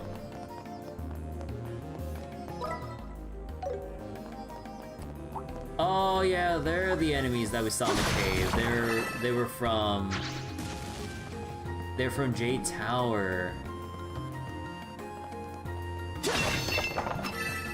But yeah, this is also a pretty good way of just probably stocking up on... This chest looks good. On some items around here. Yeah, Tear Balm.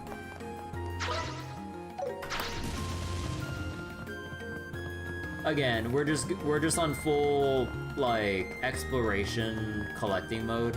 I'll fight stuff later. I just really wanna get whatever's around. Oh yeah, you have that chest that's like stuck across the gap there.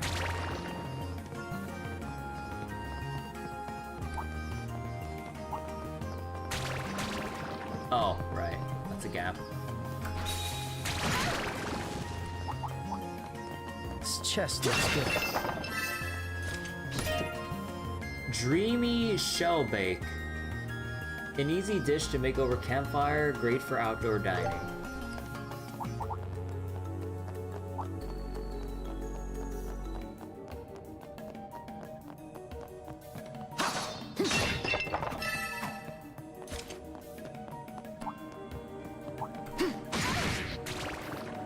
What a suspicious chest. Better be careful. Wait, oh! Wait! No way!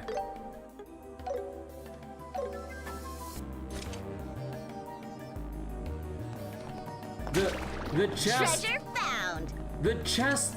They actually have monster chests! Wait! You can see the chest jumping up and down. And also Estelle's giveaway of, hey, that chest looks suspicious, but oh, okay, then we're fighting. They look tough, but we're tougher. Wait, oh no, wait.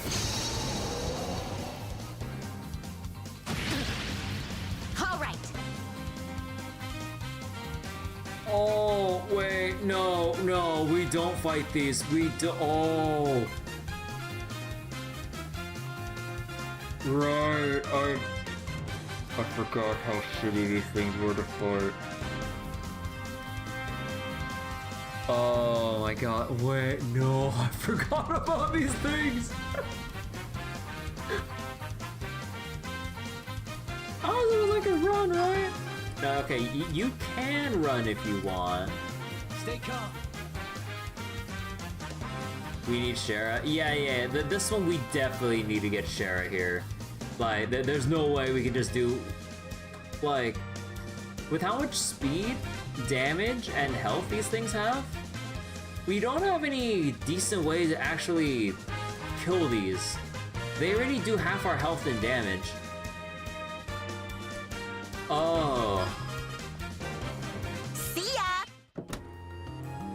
Yeah, they close it back down. Okay, I'm gonna have to remember that for later.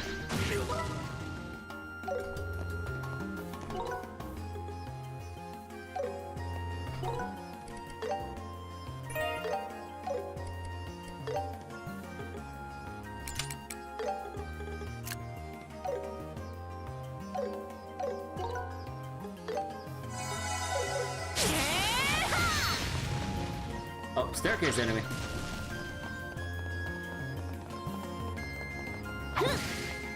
Let's go.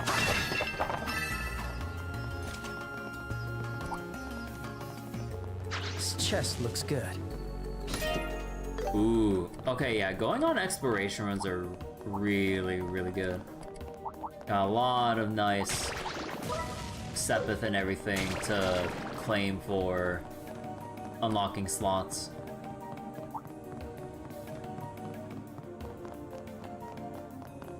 I kind of wonder though, who do I prioritize? Do I prioritize Joshua, or do I prioritize Estelle for casting?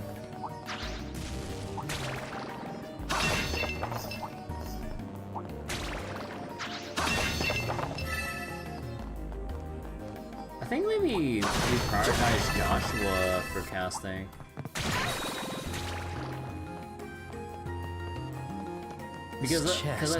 Use caution. Oh, come on.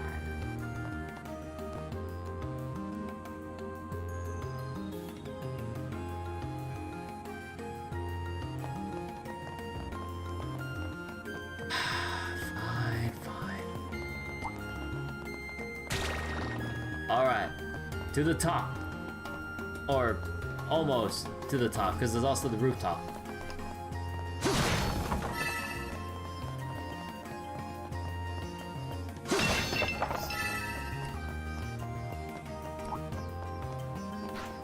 Alright, treasure time! Oh, right, because we need to go the other way.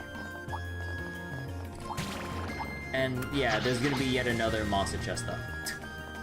Because yeah, I think what's on the other side is yet another monster chest, so... let's see, which area do we have yet? Yeah, that's a monster chest there. And then we need to go... upwards through here. Monsters.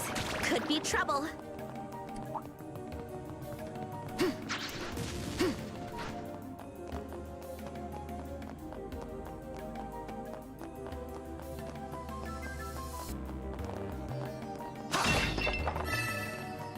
Hey, dragon beans!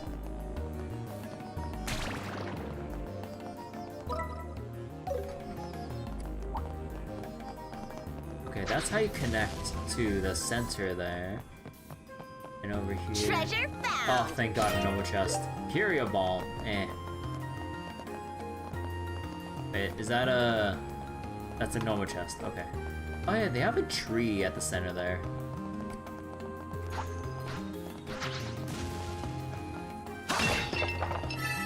Anything special about the tree? This chest looks good. Deadless Balm.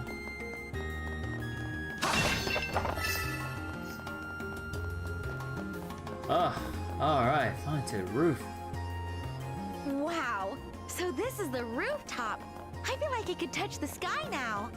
That's just your imagination, but the view sure is great. How about we walk around for a while?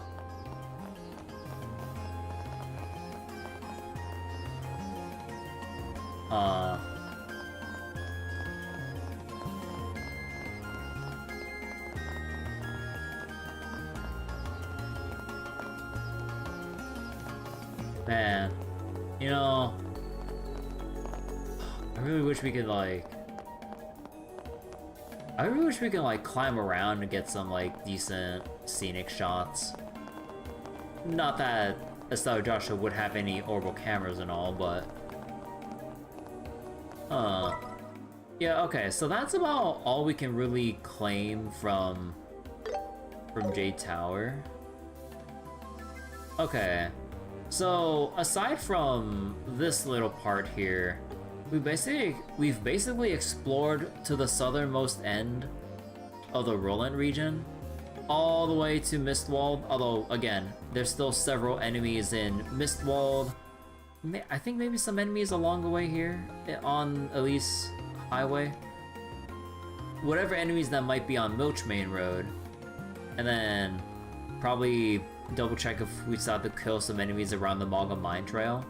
And then for sure we need to do some work around the Jade Tower before we progress the story. Because, yeah, I'm not sure, because at some points, depending on whatever is going to happen, you know, they're probably going to cut off our, they're going to cut off our exploration for whatever story segments we might have to go through. So yeah, we should get the exploration done soon enough, and then I need to go see how well I can like level up Estelle and Joshua, and then proceed with the Milch Monster into helping the Perzo Farm monster issue that they're having. But yeah, okay. Time to depart. I think at this point, we're gonna stop for tonight. I'll probably go around level grinding, probably stopping away foliage for the achievement, just randomly on my own time. And then, yeah, also on a bonus note, with regards to, like, you know, my usual complaints about internet stream stability and everything. Yeah, I haven't seen any huge hiccup on Twitch, and everything is a-okay on YouTube. No warnings on YouTube saying that, oh, we're not receiving enough audio data or video data, please up your bitrate. I'm like, brother, YouTube, I'm already sending at least 8,000 like bitrate over to YouTube and everything. As much as my computer can encode it. Like, my bitrate on YouTube can definitely go higher. My PC, I would need to upgrade it to handle the encoding. Or, most notably, because it's GPU based, I would need to upgrade my graphics card. And you know how pricey it is to upgrade your graphics card in this economy? Although, I did see a post on Reddit on r/build-a-PC sales, I think, that apparently, like,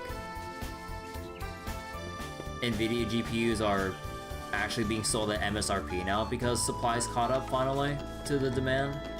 Although, at this point, people are kind of waiting for, like, what are people waiting for at this point? Like, the super cards right now? Because we're at the 50 series, and I would assume NVIDIA, with how they do their things, would have, like, some next line of cards ready for the 50 series, right? Or some upgrades ready, I mean. Again, I've been so out of tune with, computer hardware stuff because I'm not in the market to upgrade my PC anytime soon, so there's no real point in me looking stuff up for now. But, yeah, okay. So, that wraps it up for tonight. Let me just go make another save. I'll just go save over this. And just make a save here. And yeah, I'll probably go do some off-stream grinding and everything. I think for the next sessions for stream, I think maybe I'll play some more, I think I'll go back to Zenless for a little bit because I want to clean up some events and do some endgame stuff because I think Shiyu Defense reset. No, not Shiyu. Deadly Assault reset, and I still need to finish the Arc Knights at Home event. They're legally distinct Arc Knights Tower Defense event. But yeah. Oh, sure. Alright. Now let's see, is anything gonna change on the title card? Not really. I think we might have to go to the actual first chapter of, well, first chapter if we wanna... What was it? If we want to see any potential title card change. I really hope that once we go into a next chapter, I really hope we do see a different title card once we return here. It's a nice way of seeing the story progression as you go throughout the game, as you exit out. Although I know a lot of people tend to exit out directly, but with how like the recent Trails games have done things, it's really nice seeing title cards change over, because like they've been doing that since like Cold Steel? Or is it Cold Steel 3? Oh, no. No. Since Crossbow. Yeah. They've been doing it since the Crossbow games, because they've shown like the little landscape shots of like the festival or Michelin or, you know, certain other moments in the Crossbow game. Yeah, it went as far back as the Crossbow games when they did their title cards. Right. But yeah. Alright. Oh. Okay, actually, apparently there were very, very brief moments of instability on Twitch. Although, seems like they've only maybe like a minute at most? Let me zoom into the time blocks here. Oh. Yeah, maybe like some buffering for like a minute at most. Some kind of went on for 2 minutes. And then this one went on for... No. Oh, yeah. There's several 1 minute hiccups on Twitch. and a 2-minute one. But that was all within like a 30-minute block of each other. So yeah, over the entire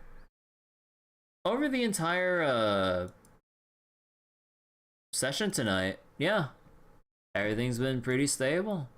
Oh, I gotta wonder what's going on with the little 20 seconds to 1 minute moments of instability though. Oh, that's odd. But yeah, like for the most part, I think I've done what I could to really change things, cause like I tried checking like, oh, what was it like? I was like digging around like command prompt stuff and looking up some guides to like just check certain like hidden network settings that may or may not have been disabled on my PC or router or whatnot. But yeah, everything should be fine now. Fingers crossed. Okay. Oh, so thanks for watching, everyone. I'm gonna go.